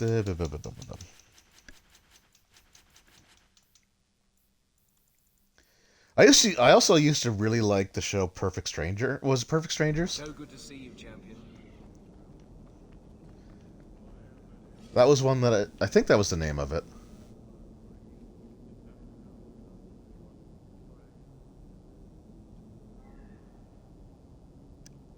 There are commercials. I don't. You know what? I don't mind commercials because I. So I wish that you could just watch. I wish that like cable stations would start like really embracing online like streaming. Like they don't even have to make it on demand. Like if they just had their regular broadcast schedule and just ran that and let you watch it and still run commercials, they're still making ad revenue, right? I just wish that would be easier to do that because like we don't have cable and we don't want cable. There's only a couple of channels that I used to really like back in the day when we had cable, and the only one that I would still watch today would be like sports channel anyway. So we just signed up for a subscription for like a sports Thank you for coming, channel streaming service. Few will associate with me now that I am the focus of Meredith's ire. But I would love to. So yeah, I'm gonna have to check that out.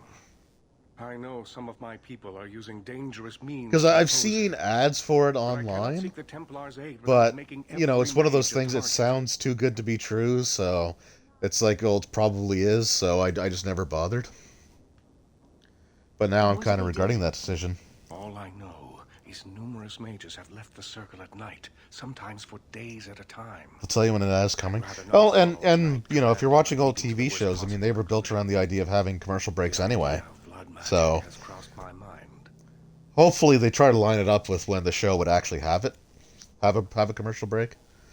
You need some assistance against traitors in your ranks. Traitors? Perhaps. Rebels? Certainly. I don't know if they seek congress with demons or merely a war Yeah, on the Tubi. I'm gonna have to check that out. Even mages need exercise. They don't ask for like a credit card number or anything, do they? Like it's you don't have to. I would go myself, but should I leave the tower without permission? Because I'm weary of stuff like that online. Proof of my involvement.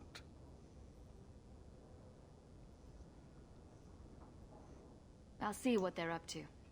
There's no point in involving the Templars. Thank you. Nope. Okay. Cool. Yeah. All right. You've officially sold me. I'm gonna have to check it out. You needn't interrupt unless you find proof of something sinister. I pray not. Or Meredith will have what she needs to justify the right of annulment. Because like right now we're subscribed to Netflix, Game Pass, Ultimate Game Pass on Xbox, Sportsnet Plus. Oh,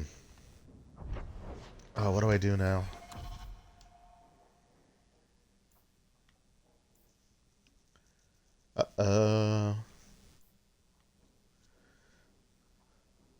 Hightown, okay. So we're subscribed to Sportsnet, we're subscribed to Amazon Prime. We don't have a Disney Plus subscription. Please do not converse with the mages. You got Netflix, Tubi's better? Okay. Well, we like our Netflix subscription. Like that's someone that we're gonna hold on to. And there's some cool stuff on there. Like I loved watching the Last Dance documentary with Michael Jordan. There's like the like the toys that made us, the movies that made. There's a lot of cool stuff on Netflix, so we're never gonna give that one up. But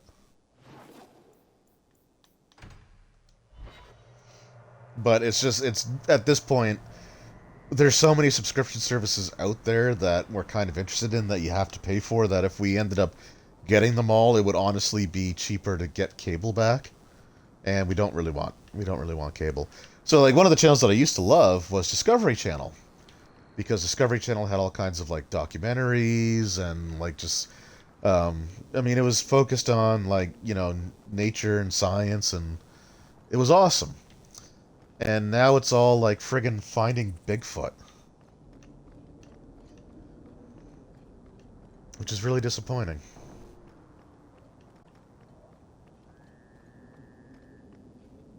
Netflix gets used by your wife and niece, yeah? I use it a fair amount.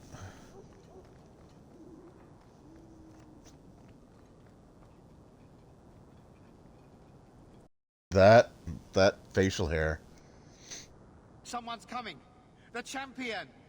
We know you're spying for Orsino. Run! We'll handle this. Acting.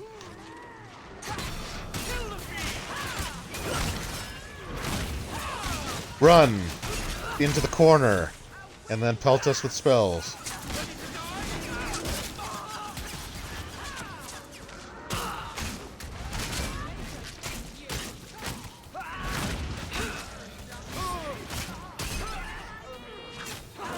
We also watch a lot of stuff on YouTube.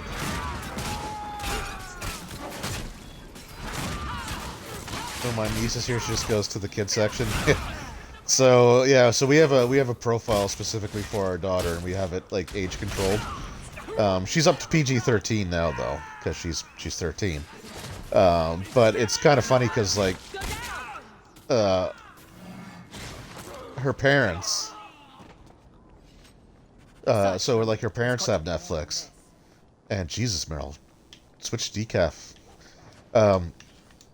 And so like they.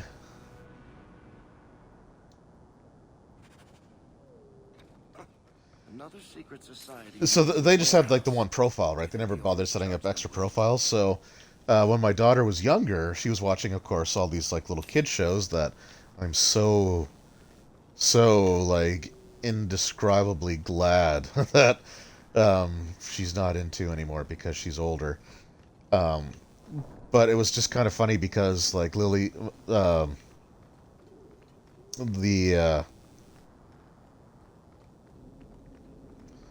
was I gonna say? I was gonna say silly, but I guess it's silly. But it's funny is the word I was actually trying to think of, because my father-in-law, his like recommended was just all over the place.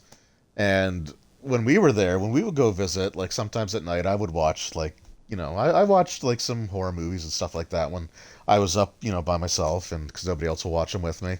So my father-in-law was getting like slasher flick recommendations. He was getting like just regular comedies, but he was also getting like all these kid shows. And so it'd be funny to see something like Dora the Explorer next to like Friday the 13th Part 2, right? It was just a really interesting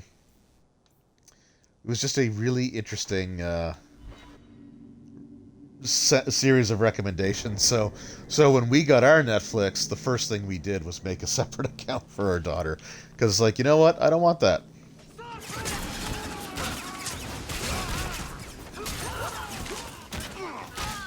But I mean, I haven't fully escaped the recommendations that mean nothing to me, or that like, how the hell did they get there? Because like when we go to visit the in-laws, my wife's parents, it's about an hour and a half drive. So like my wife has a really good phone plan that gives her like a ton of data each month that she rarely ever uses. Especially now that she's working from home, and our modem has like a 4-hour battery backup in case the power goes out. But so she'll turn on her mobile hotspot, and we'll like I'll connect my phone to Bluetooth, and we'll put on some music on the way down. So I generally try to keep it more or less. I try to keep it more or less something that is, that we could all listen to. But then they'll make requests, and their requests are like nothing like the stuff that I listen to. So like my recommended will come up. So I'll get like. So I'll get like, music recommendations. It'll be like, it'll be like Cradle of Filth, Dimmu Borgir, and then it will be like, I can't even remember the names of some, but then it'll be like some like trendy pop song, or it'll be like, Barbie Girl from Aqua, right? It'll just be like these really like, it's so jarring, like it'll give you whiplash, right? Just like seeing how that goes. It's it's funny because like I don't want that stuff in my recommendations. I want my metal. Like I don't trendy pop music or love ballads or stuff like that. I likes my metal, but it's so I haven't escaped the odd rec. We just don't have to deal with it on Netflix.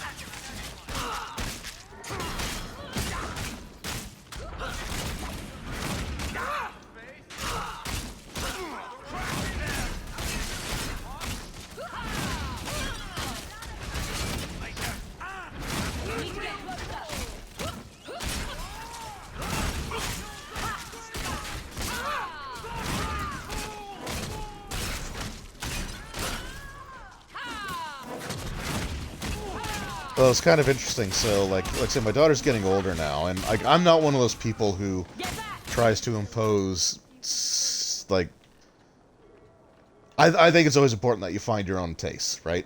In anything, whether it's, the kind of shows that you watch, kind of, whatever you read, or, like, whatever music you listen to.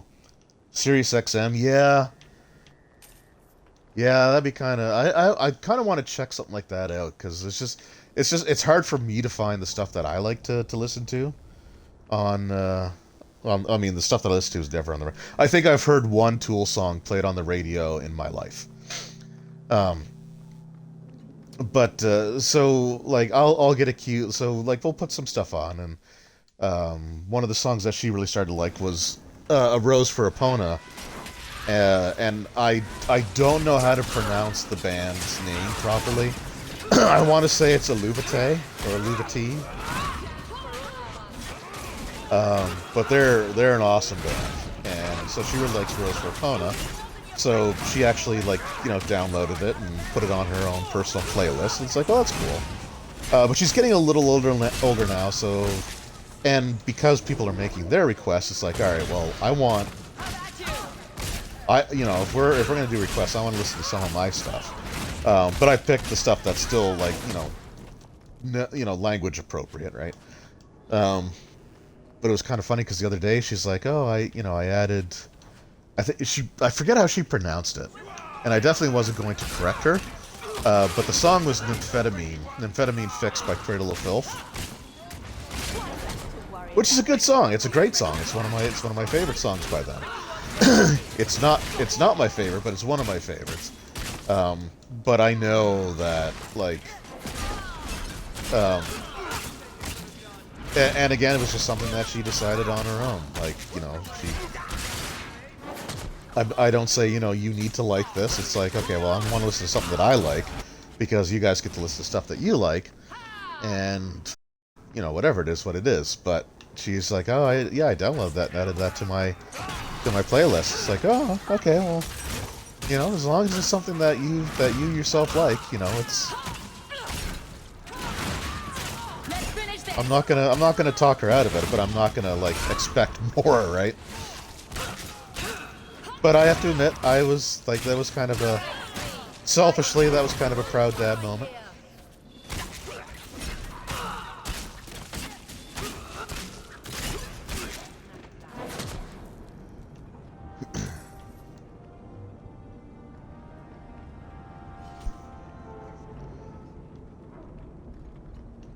But it was totally her decision. And I don't necessarily think it's a good idea that she explores more of the band, but look, I mean, at her age, and I hate to admit this, because it was a dark time. It was a time before I developed, and that's why I think it's important that people develop their own tastes, because all I had to go off of was what was on TV, right? So I mean, I was her age when stuff like Eminem and all these other it's just a special map to go to. So like when stuff like that was out, and that was what was on TV, so that's what I was listening to, until I discovered A Perfect Circle, which led to Tool, which led to all this other stuff that made my life definitely a lot better. But I mean, I was listening to stuff like that at her age, so I'm not going to be a hypocrite and say you can't listen to this. you can't listen to this because it's got bad words and when I was listening to songs about someone like literally murdering someone. So I'm glad I got away from that stuff, because it's just, I don't like it, but when that's all you had. No, not her. I can't do this.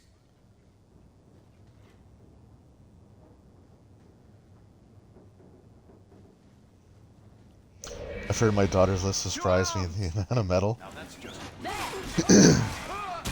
Yeah, well, like I said, the important thing is that it's their own decision, right?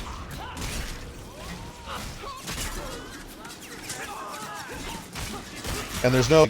So if she ended up getting, like, super into, like, sappy pop songs, or, or even rap or stuff like that, like, it...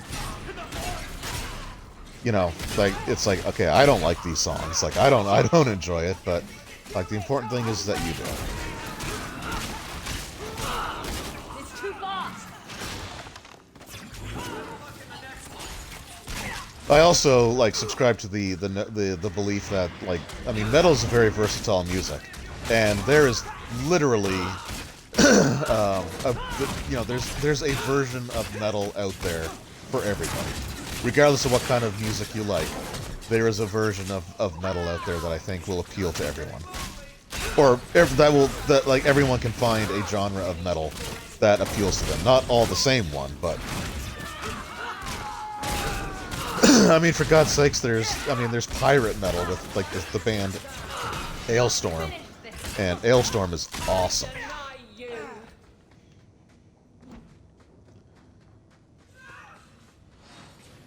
Really? Oh, okay, that person just wasn't dead. That's fair. I told them not to do it. I really had no idea which of this 2 of 26. Well, yeah, I mean, the one they were talking about, I'd have warned you.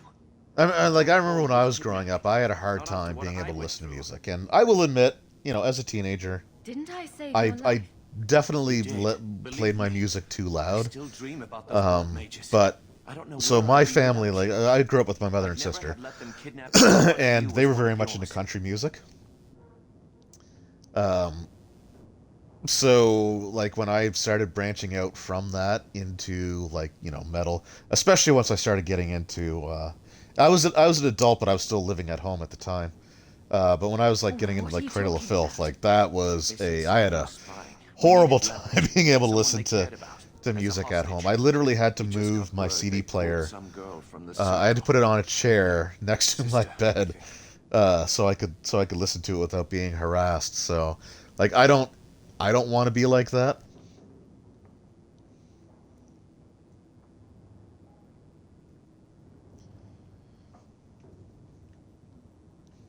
Just tell me where they went. I can't. And like I said, part of it was definitely the volume, but I think there was another part where it was just like, please stop listening to that stuff. We have a kind of base there. They should have just talked to you.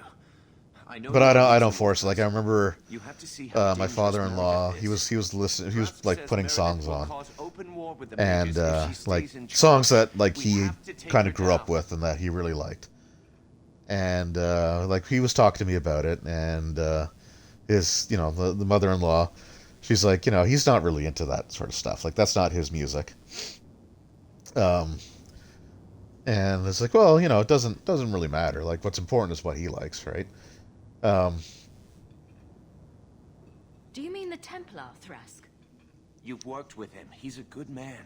So He should help us, not fight us. All we want is someone sane. So he's like, well, what's your favorite group? And it's like, we don't need to do this, right?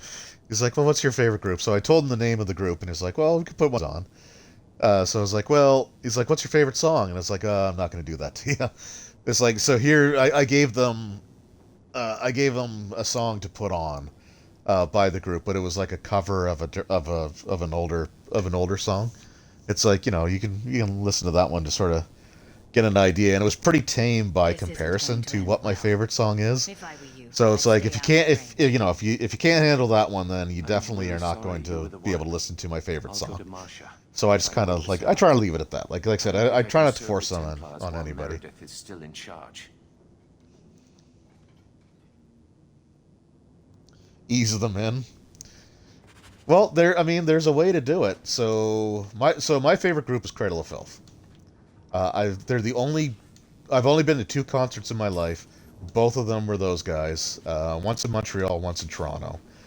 Um, and the Toronto one, unfortunately, I missed the opening acts for, but I got there in time to see the main band. Um, when the concert in Montreal, the first one I ever went to, I got to the opening acts were a Greek band called Septic Flesh, and they had some awesome stuff. The song Anubis, like they're kind of like a conventional, like they're more of like a death metal group. So it was Septic Flesh, Satyricon. Man, they put on a frickin' show. Like if that was the only if those were the only two bands, it would have been a hell of a show. But yeah, I got to see Cradle of Filth. But what got me into them was their cover of "Hallowed Be Thy Name," the Iron Maiden song, because they're both British metal groups. But Hallowed Be Thy Name was my favorite Iron Maiden song.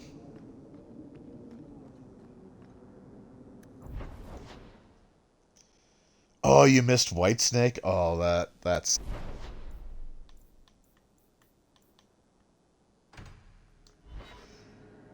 I don't even know who the opening acts were for the Toronto show. I don't. It wasn't any bands that I'd heard of, although I hadn't heard at the time.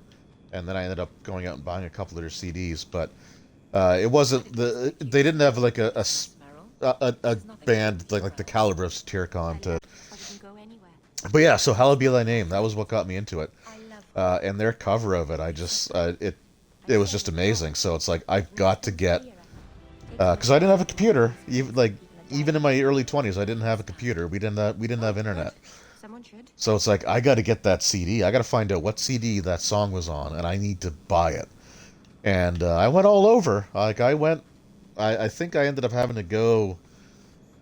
Well, it's not going to mean anything to anybody else. But I had to go pretty far on the bus to find a record store, a CD store, a music store that had that CD, and it was a bonus disc on a CD. So there was like the standard edition version, I guess, and then there was the 2-disc version. I needed the 2-disc version. So for the longest time, okay, backtrack a little bit. So when I bought the CD, it was 2 for $20. Oh yeah, Iron Maiden is awesome. I love their stuff, and they are. It's surprising that how active they still are. I see Bruce Dickinson videos showing up on my feed all the time.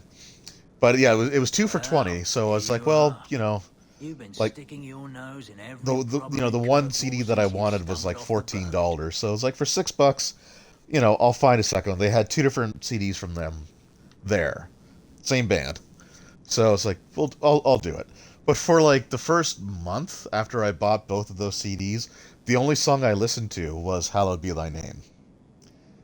So then I put in the CD that like the album that disc was attached to, which was, oh my God, I'm completely drawing a oh my God, I'm completely drawing a blank. It's like it's 20 to 4 in the morning.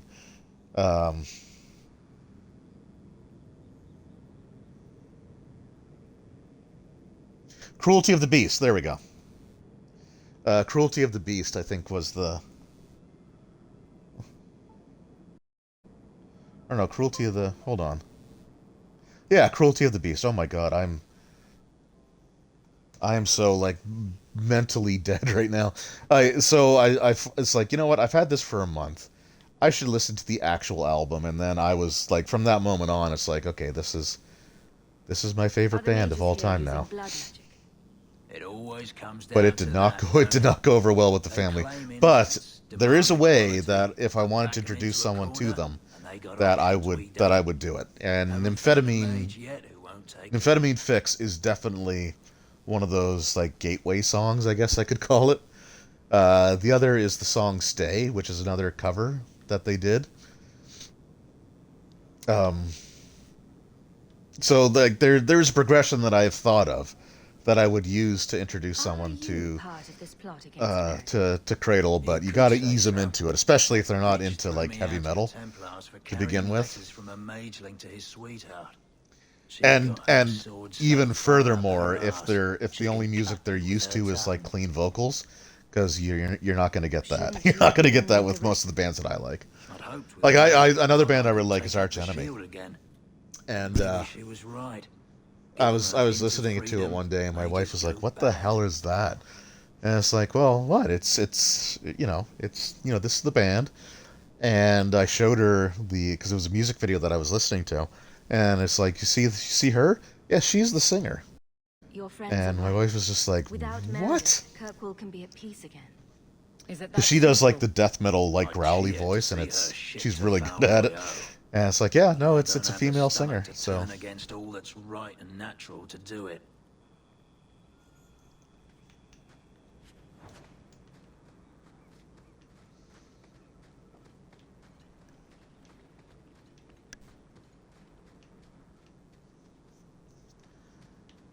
I would like to get some more. Another album I really want to get, because like going back to Iron Maiden, like my first favorite song is Hallowed Be Thy Name. My next favorite song is Fear of the Dark. Friggin' love Fear of the Dark. I would love to get the album that song is on. Like, I'd love to get that album, but I should actually look for it next time I'm at the mall. I suppose it was too much to hope that you wouldn't have come here. Hey. Though I can't understand why you side with Meredith now. You showed me we can stand up to her. Wait, who said I'm siding with Meredith? Your life lying to protect those mages. Please, champion. I have nothing but respect for you. It's Meredith we must see gone. Your cause is just, but I take issue with your methods. I should have known you recognized the threat Meredith poses. I'm sorry for any distress we caused you or your friends. Let the hostage go. No, the girl dies. Then the champion. Yes, you're welcome for saving your life, by the way. Grace, do you really want to do this? After everything we've done for you? We will not kill an innocent to achieve our ends. It gains us nothing to become Meredith. Meredith? What do I care for Meredith? I'm here for the champion. Whatever you want, just tell me. Decimus was right. There is no way for a mage to live by the Chantry's laws. You killed the best man, but I learned all he had to teach. Okay. Kill the hostage! I don't know, Grace. I thought you turned your back on blood magic when you saw what happened to Decimus. This isn't right, Grace. The champion tried to help You're in us. boot camp. They had not a place you can go to and request Without tape me, reels. you'd be And nothing. If you're too it's squeamish, like a music I'll library. do Okay, each booth had a. No. No one has to die here. Who called Axe? I've never heard. I'll have to check them out. I've never heard of them. Restrain yourself.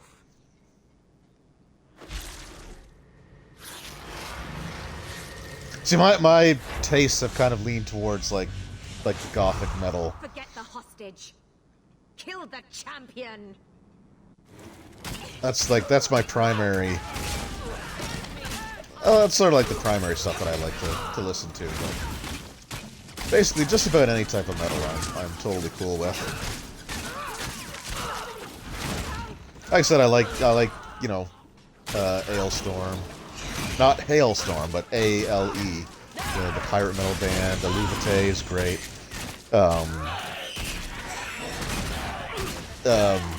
Nightwish with Flora Jensen. Holy crap, is she amazing!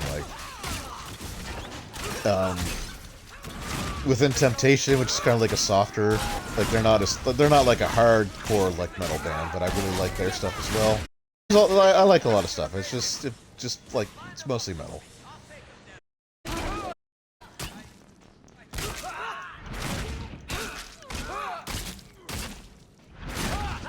Oh, Meryl's dead. Barrick's gonna die.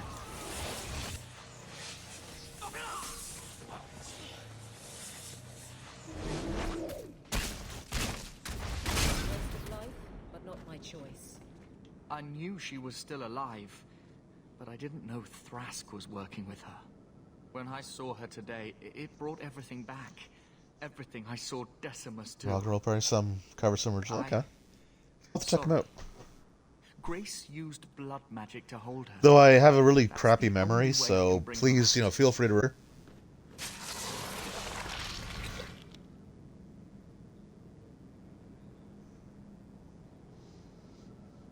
What happened? The last thing I remember is like metal covers of like other genres of music are like they're some of my favorite stuff too. I'll never let anything like this happen again. Thank you.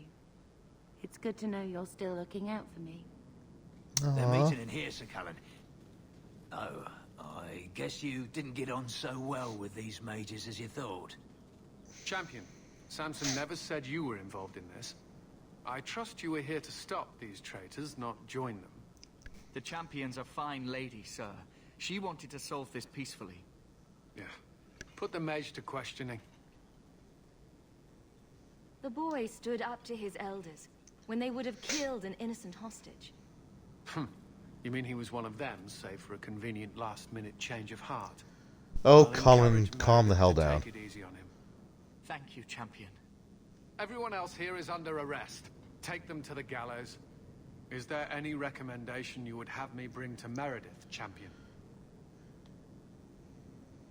You killed every man who doubted Meredith's fitness. Kirkwall would be a ghost town. You think that's reason enough to spare blood mages and their willing dupes? Perhaps some of them might still be saved. I honestly don't care that much.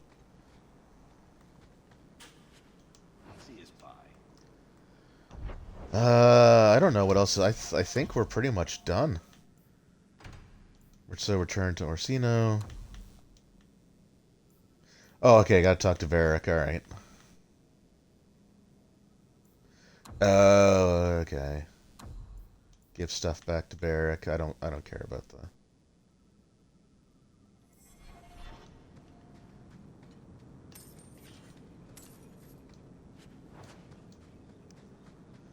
Yeah, we're pretty much down to the wire here. Also, I love the fact that as far from a travel point as we could possibly be.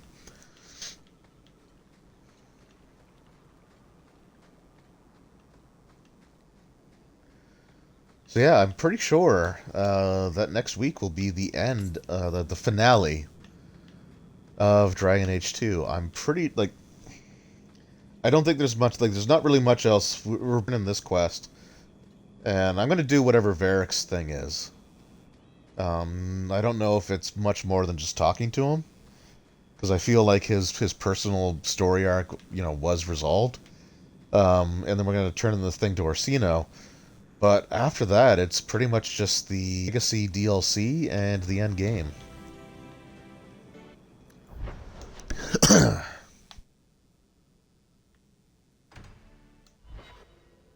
Is there a reason to go back here? Or is that just a thing that's just going to be on the map now? Okay, cool.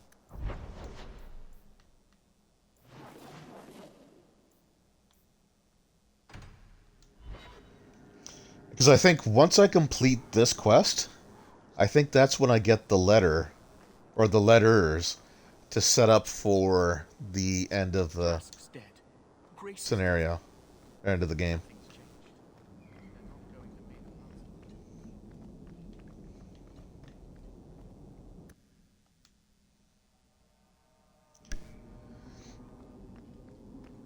Please do not converse with the mages. Well, I'm going to talk to the leader of the mages, so Your mage Templar joke's on you. was conspiring to overthrow Meredith. I have a sudden deep regret I convinced Meredith had engineered the whole thing to trick me into incriminating myself. Thrask admitted to leading the group. Perhaps I've exaggerated the depths of her madness. Nah. But she's not there yet. She will be soon. The only question is, once it's clear she cannot lead, will there be anyone left to oppose her? Please accept this as my thanks. It will be of more value to you right now than my friendship. Oh, I didn't say we were friends. Also, thank you for giving me mage robes when I can't use them. And nobody in my group can use them because I can't clothe my party members. Bit your bottom lip earlier. That, oh man. So I get like dry skin on my lips all the time. So I do have this bad habit of like biting them. And I understand your pain. Um, it really sucks. And it just takes forever to get it to stop bleeding. You found it yet? No. I heard they were underground. I'm going to talk to you in a second, Varric, but I want to see a room with that person that will give me money wiping out groups of bad people. Yeah. Yeah? Hi. Good to see you again. No, you're not. Yeah? There's just... What's the point of doing those friggin' quests then? Like, truthfully. Wipe out the street gangs. Then it just reminds you, oh my god, yeah, it sucks. Hey, Varric. Got a minute, Hawk? I know this is ancient history, but remember that Hightown house Bartrand barricaded himself in? No point Vaguely. in keeping a house for a dead man. I've been trying to get rid of the place for ages now. I can only imagine there's a huge market for the homes of deranged killers.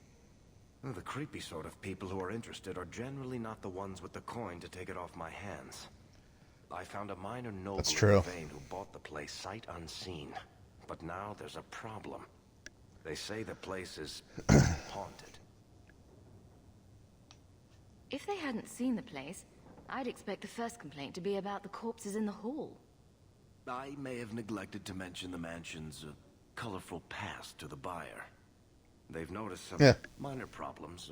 Voices whispering in the walls, apparitions, things moving on their own. My hope is it's a relic Bartrand brought back from the deep roads. We smell it, and the haunting stops. Okie dokes, I'm in. We'll investigate the mansion. Again. You son of a gun, I'm in. I knew you wouldn't let me down. Nope. You're one of the only characters I really care about, Varric. And now I don't know where I am. Okay.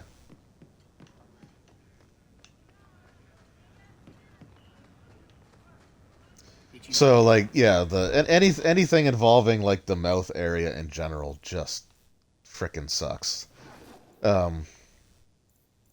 So one of the things that I've had happen to me, like, more times than I should ever really admit to, is, like, if I try to eat something that's too hot, instead of doing the sensible thing and spitting it out, I just end up like, well, you know, just try to, like, chew it really fast, and so I end up, like, burning the gums, like, where the molars are, and then sort of, like, the inside of the cheek. And that is one of, like, the worst things ever, because it's just brutal pain that just doesn't go away, and it takes forever to heal, and if you burn, like, the inside of your cheek, it kind of puffs out, and you end up, like, biting it when you go to... It sucks. I hate it.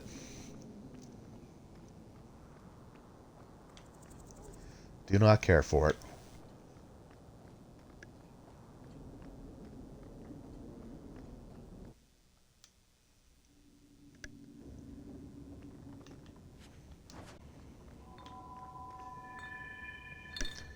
Hey, is that music? Where is that coming from? Oh, it could be anything, Varric. I don't like this. Creepy. I guess the buyer wasn't kidding. It's not supposed to do that, is it? No, that's fine. Where is that voice coming from? I can't What do that. voice? I can barely hear it. You always burn your mouth. Oh, the roof of your mouth? Yeah.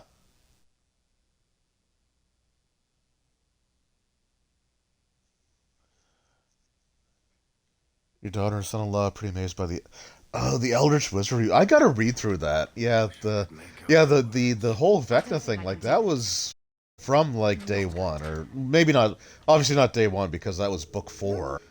But since like just about the beginning of the game. Look at this.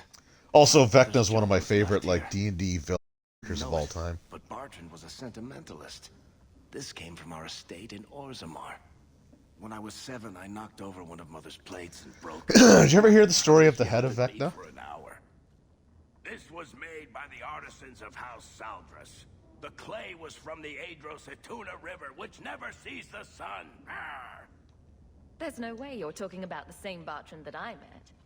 Maker's truth. There were tears in his eyes. I never thought that was possible before. That stupid plate was the whole city of...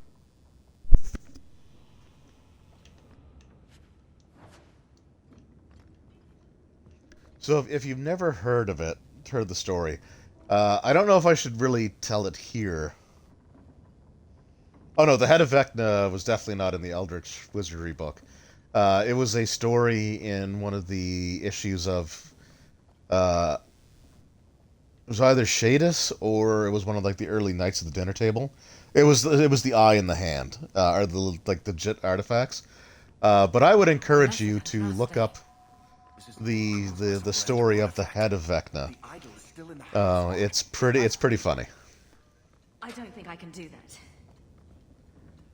Okay, where am I supposed to be going right now?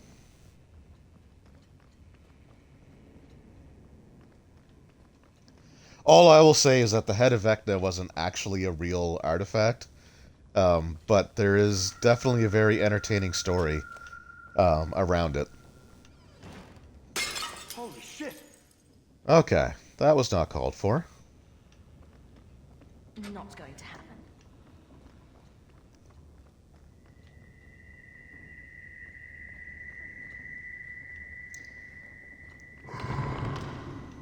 Tell me you heard that, Hawk.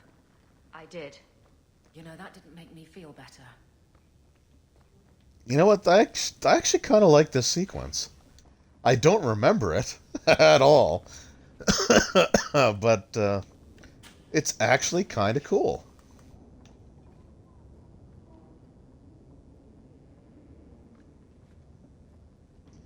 Oh yeah, no, Eldritch Wizardry had like the legit like hand and eye of Vecna. Or was the Eye of Vecna in there, or was it just the hand? No, like I said, definitely. So the Head of Vecna is a funny story, and it's definitely worth checking out. Are you real? I mean, I can tell you here, but like I don't know if I don't know if I tell it 100% time with your lies. in the best possible way. I didn't exactly want to stay for dinner, but I think we've got a few minutes to hear her out. She's hiding something, Hawk. Don't lie to me. I know it's here. You must have found it. I swear, I don't know anything about an idol. You look it up. It'll be worth your time. There are 2 stories that I definitely recommend that I've got from Knights of the Dinner Table. One of them is the Head of Vecna, and the other one you should look up is the Gazebo story.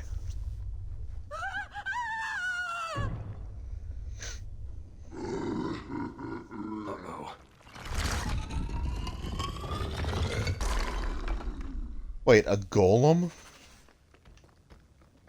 What?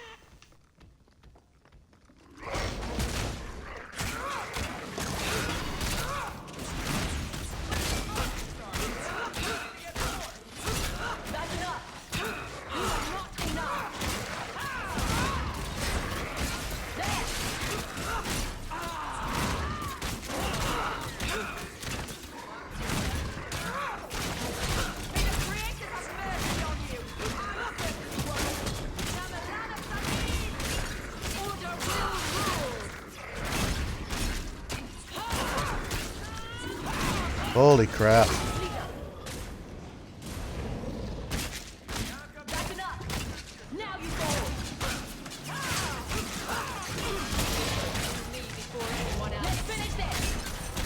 Okay, so you've definitely heard of the Gazebo story then, okay. Yeah, I would put the Head of Vecna on the same level of hilarity as the as the gazebo. But you just gotta read the story. It's hilarious.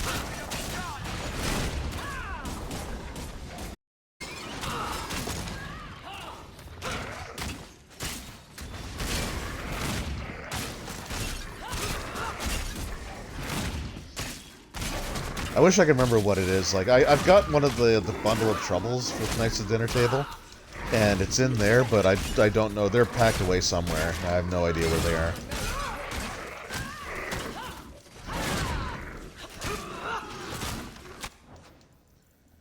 Oh, okay, I might need to respec my character and get some frickin' stamina. Wait, why didn't I drink the potion? Oh, that was frickin' pathetic. Okay, so this was a cool sequence. Like, the haunting was kind of neat. But man, this fight is just dragging and draining my enthusiasm for what we've been going through. Like, it was cool, and now it's overstayed its welcome.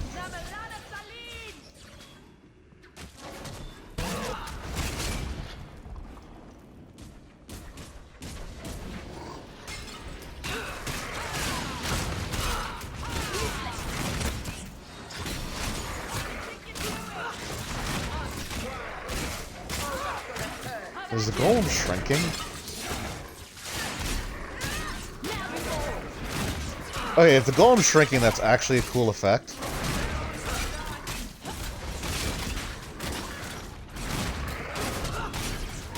But he's turning red. I wonder if that's connected to the red lyrium.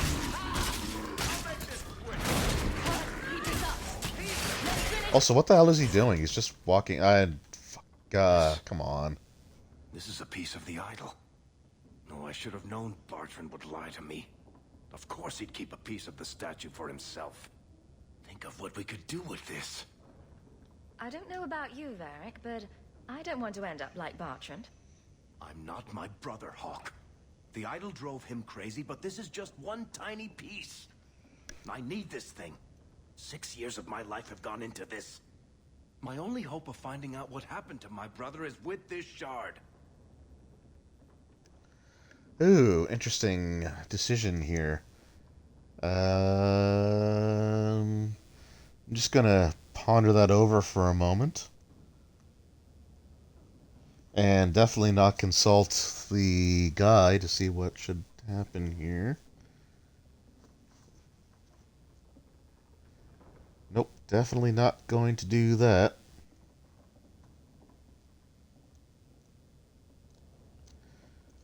Wherever their descriptions are in this book that I'm not looking through.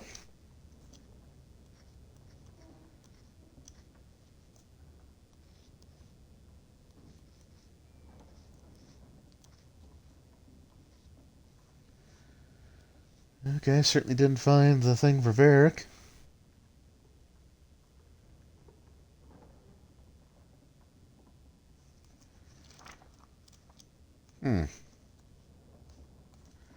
I wanna still be bros with Varric, because that's very important to me.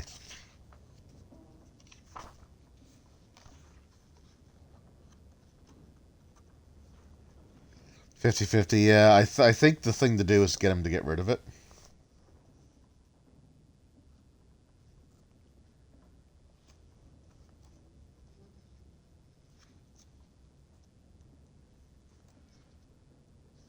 Haunted.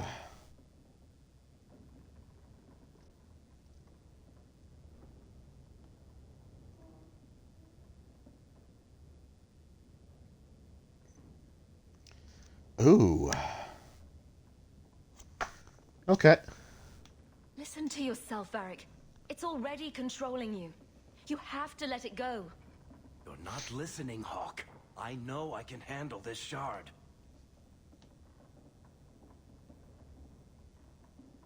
Acting crazy is not a compelling argument in favor of keeping that accursed thing.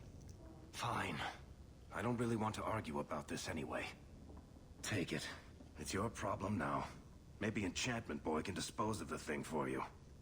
Let's go. Yeah, dispose of it. I could use some air. That's what we're gonna do.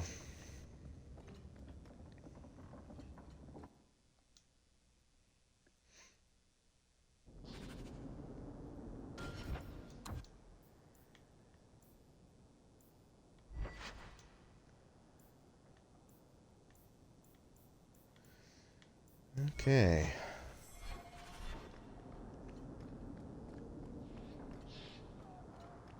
A Dalish elf?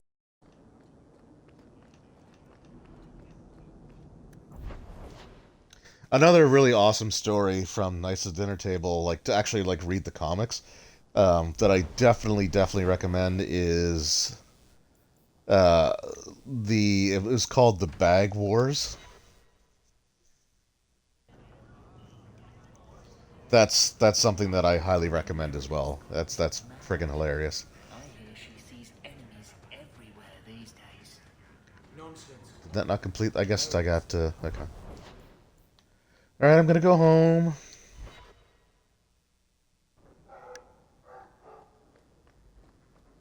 Come home, Mercer.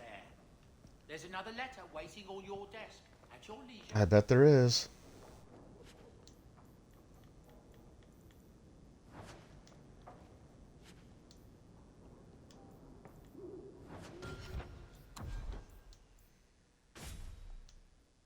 No, not. Compare. Oh yeah. Okay. Yep. All right. I think we're ready to move on to a new weapon now.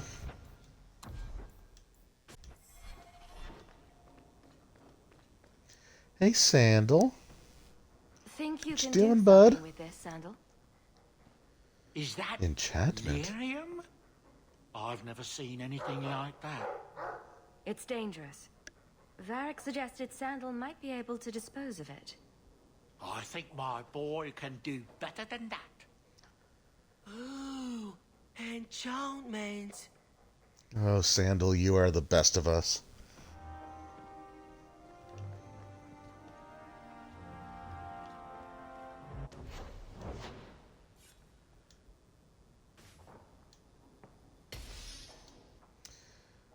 Okay. Where can I order runes? Cool, there we go.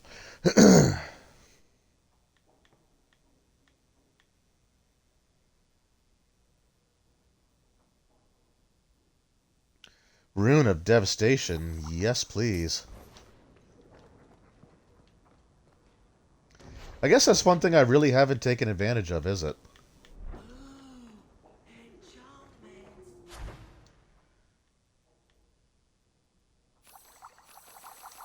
Okay, I'm just going to buy a bunch of those.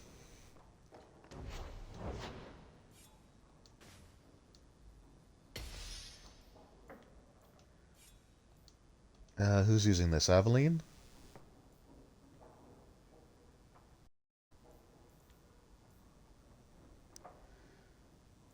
Boy, I sure do wish that it would say... That's got to be Aveline. Alright.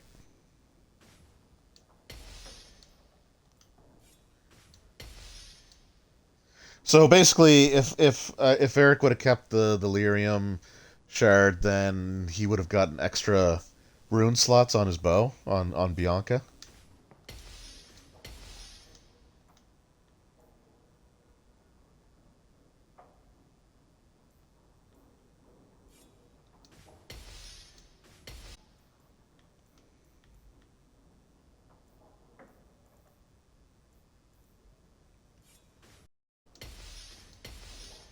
There, we'll just do that for now. So he would have got slots for his weapon, or if I take it, then I just get to... I get to turn it into a special weapon rune, which is what I did. Alright, Anders. I guess I'll give you your level now.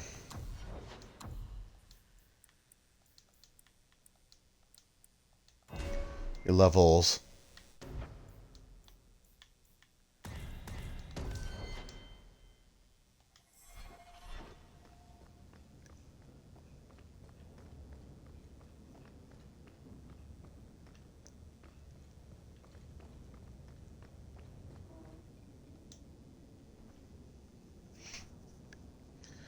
Hey, Fenris.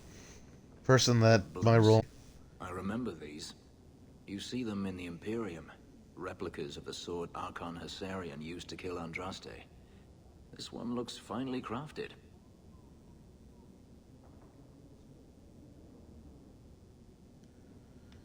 I thought it might be worth something. It is. Here, let me show you.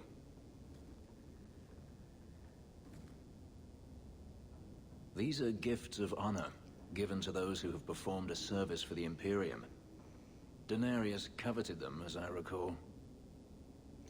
Well, now you've got one.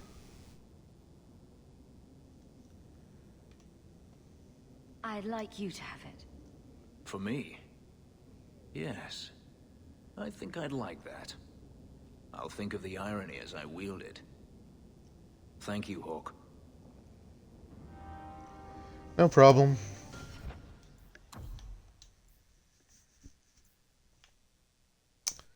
Search for the last scroll. I'm not going to go through all that.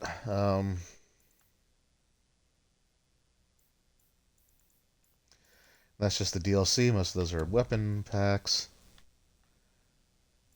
Talk to Varric. Talk to Varric. Alright, so we're going to go talk to Varric. And then...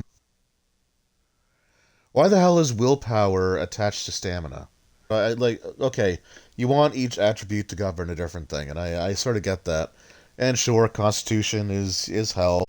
That's fine, but Constitution also, almost always tied to stamina. So, I don't know, willpower to do with it. Willpower is mental.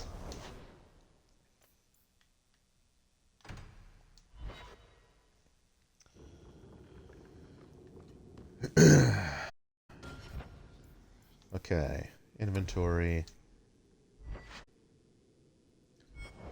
Just requires two-handed. I don't know if the armor actually requires...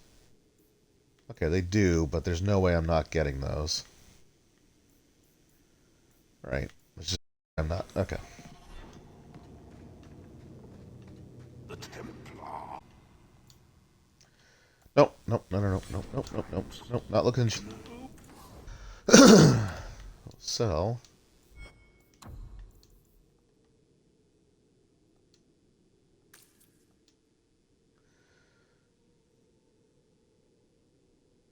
Oh, I basically had to redo my whole level. all my levels.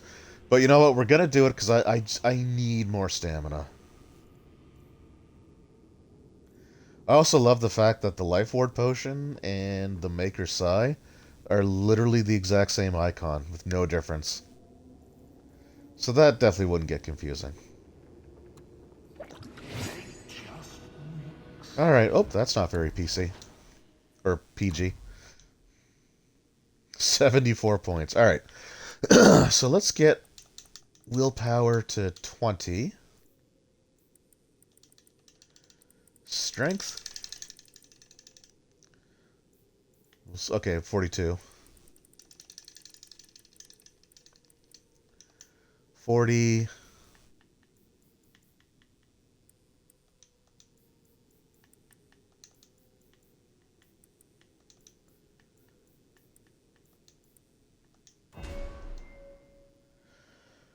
Oh god. Alright.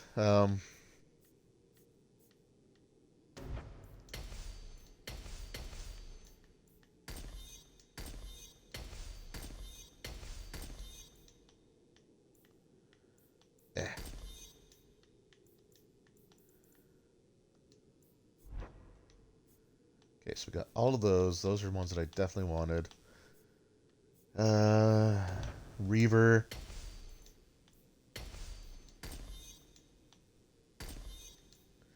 Okay, I want all of those.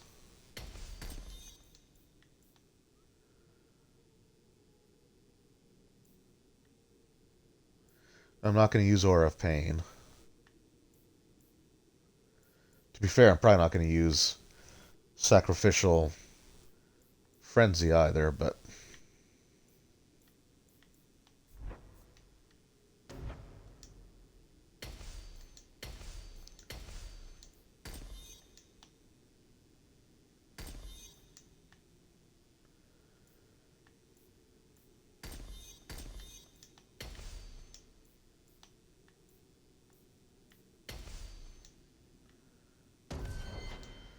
Okay, I think that's good.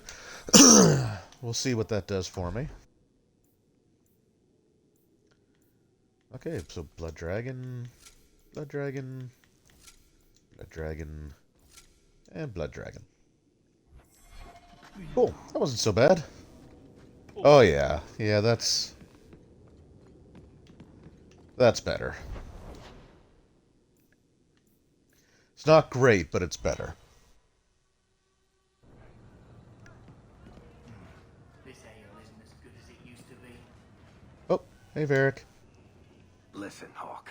I don't know what came over me back there in Bartran's house. I'm glad you're watching my back. That's what I'm here for. That and doing all the fighting. You know what I like about you, Hawk? Your humility.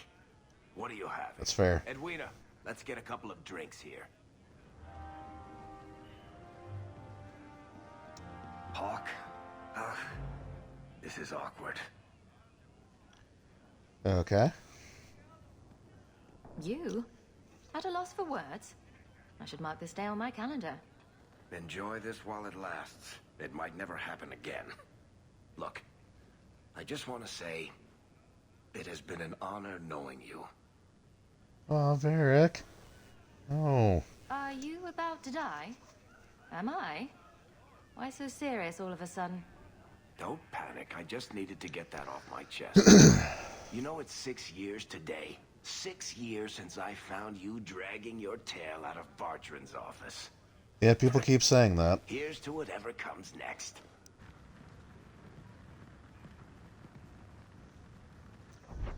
And I think that's it. I think that we're literally... I think we're literally at the point where the only thing left to do in the game is the other DLC and the final... Right, because like the warrior, like the item packs here, those are literally just equipment. I'm not going all over Hell's Creation looking for these swords, or even the scrolls. Like, sure, there's only one more, but I don't know which ones I have, and I'm not doing that. So I'm gonna go back to the house, see what those letters are, and yeah, I think next week is going to be the finale, one way or the other. Even if it ends up being a longer stream, I think that's going to be the best way to go about it. A new letter on your desk awaits your attention.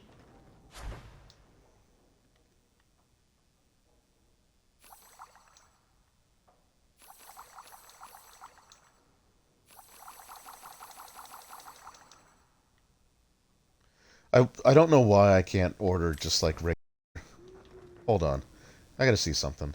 I think there was a person that I could get, like, potion recipes from. In Low Town. Darktown. Maybe?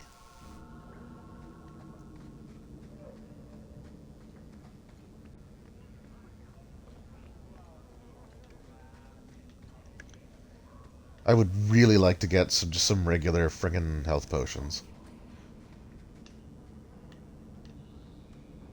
Nope, poisons and grenades. You look like you're going to kill someone. Found out our daughter's been selling herself on the run. Okay, Low Town then. I could have sworn there was a place where you could get potion recipes from.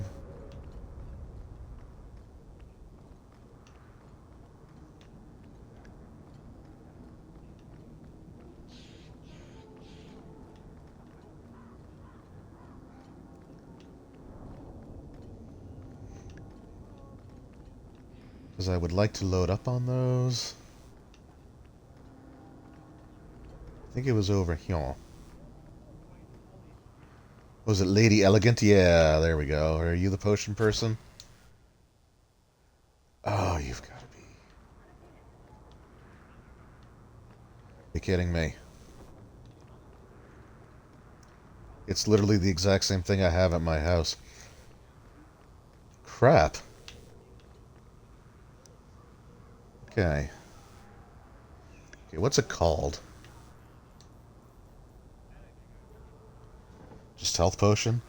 Like, why is the most simple, basic potion one that I just don't have access to? I gotta consult something here.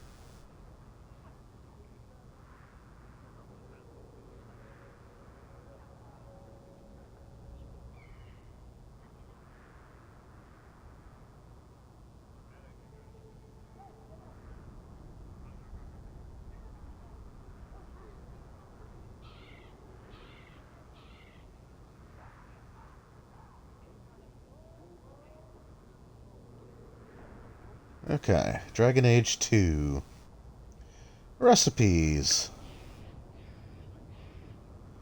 Watch it be like something that I had to do at the very beginning of Act 1.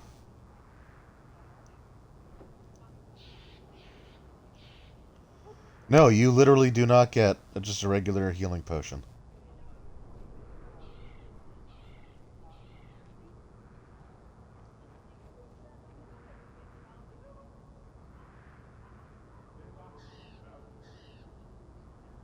Health regeneration. Restores 80% and heals. Okay.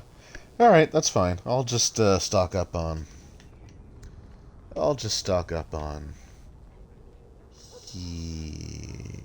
elf root potions, whatever it's called.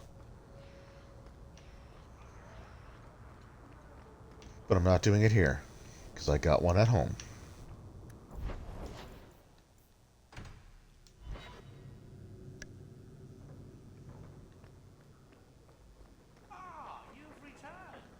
Yes, I know, there's letters, okay. 30 seconds, like, why?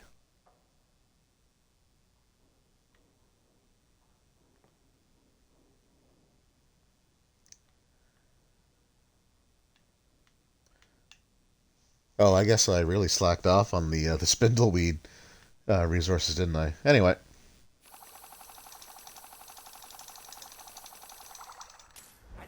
There. 67 of those. That ought to do it. Alright, the last straw. Champion, you have proven yourself to be a friend of Kirkwall's mages, and it seems I must call upon you once again. Meredith has gone too far, and I will not let her madness remain unchecked. I ask that you come to the gallows at once. Perhaps together we can stop this before there is bloodshed. Okie dokes. Alright, so we have accepted that, but we're not going to do that yet. Well, we're not going to do much of anything else now, because it's like 4:30 in the morning, and my brain stopped working like 2.5 hours ago. So I guess that's it for this stream. I have to admit, I guess it's good to be finishing this up. I'm looking forward to finishing this game. I can't remember, so I remember, I thought like Memento of Legacy and the Mark of the Assassin were both pretty like decently long. So I don't know how long it is, because like the Mark of the Assassin ended up only being like 2 hours. So for now I'm going to say that the next stream is going to be the last one, because like I want to make sure that I have enough stuff to fill a stream of Dragon Age 2. Like I don't want like a 30-minute stream like the next week, because that'd be weird. So we're going to do Memento of Legacy. Excuse me. Memento of Legacy, and then the last straw, which is the final act or quest in the game.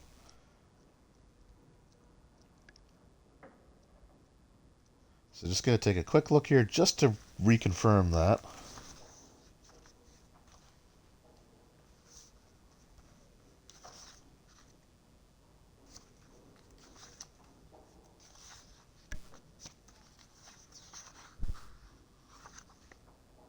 Okay, I'm in Act 2. Yeah, because I'm pretty sure that's it. Like, there's really not much story-wise. The last straw, I think, has a little bit of length to it, but it is the last major story event of the game. Like that's it. That's the point of no return. So yeah, so I think we can get both of those cranked out next week. So first of all, I want to apologize for taking so long to get back into this game, especially since there really wasn't much left to do on it. But it is good to be back. It's good to be streaming again, even if I'm not mentally I don't have the mental fortitude to be up as late as I am tonight. But we'll get back into the swing of things, and then when we finally move into a house, then I can stream at, a normal, decent hour and not an ungodly hour in the morning. So I just want to thank everyone who took time to hang out, roll stats. As always, I know you're not here right now, but I do appreciate you being here. Sword Talent, as always, I really, really genuinely want to thank you for hanging out. I really do appreciate it. It's great. It's great chatting with you. I really enjoy it. So I really appreciate you. I really appreciate you sticking through, because it's late, and I know that, and I appreciate it. So, yeah, I will see everybody next week for the end of Dragon Age 2. Monday, I'll be back for my second installment of my Resident Evil 4 New Game Plus run, because I'm really super rusty at that game, and I don't have the confidence to do a regular new game run.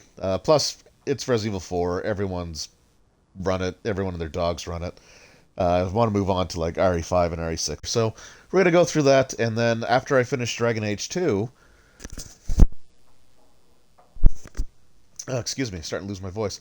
So after finishing Dragon Age 2, we're going to take a little bit of a pause on the Dragon Age series, because Inquisition is a pretty beefy boy, and I think there's a lot to do in that, so I'm going to take a little bit of a pause from Dragon Age once I finish the second one, to wrap up Knights of the Republic, to get back into that one, finish that one off, because I really want to get back into that one, and streaming 3 nights a week is just a little bit too much on me right now. Again, when I can stream at, like, not midnight as a start time, then I might be able to do it more often. But for now, that's what we're sort of looking at, and I kind of needed a break from Dragon Age.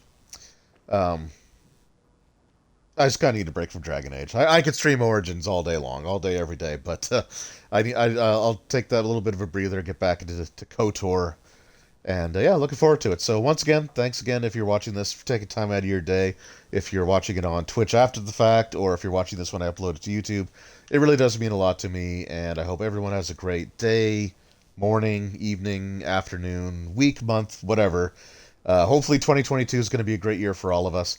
And I will see you all next time. Until then, take care.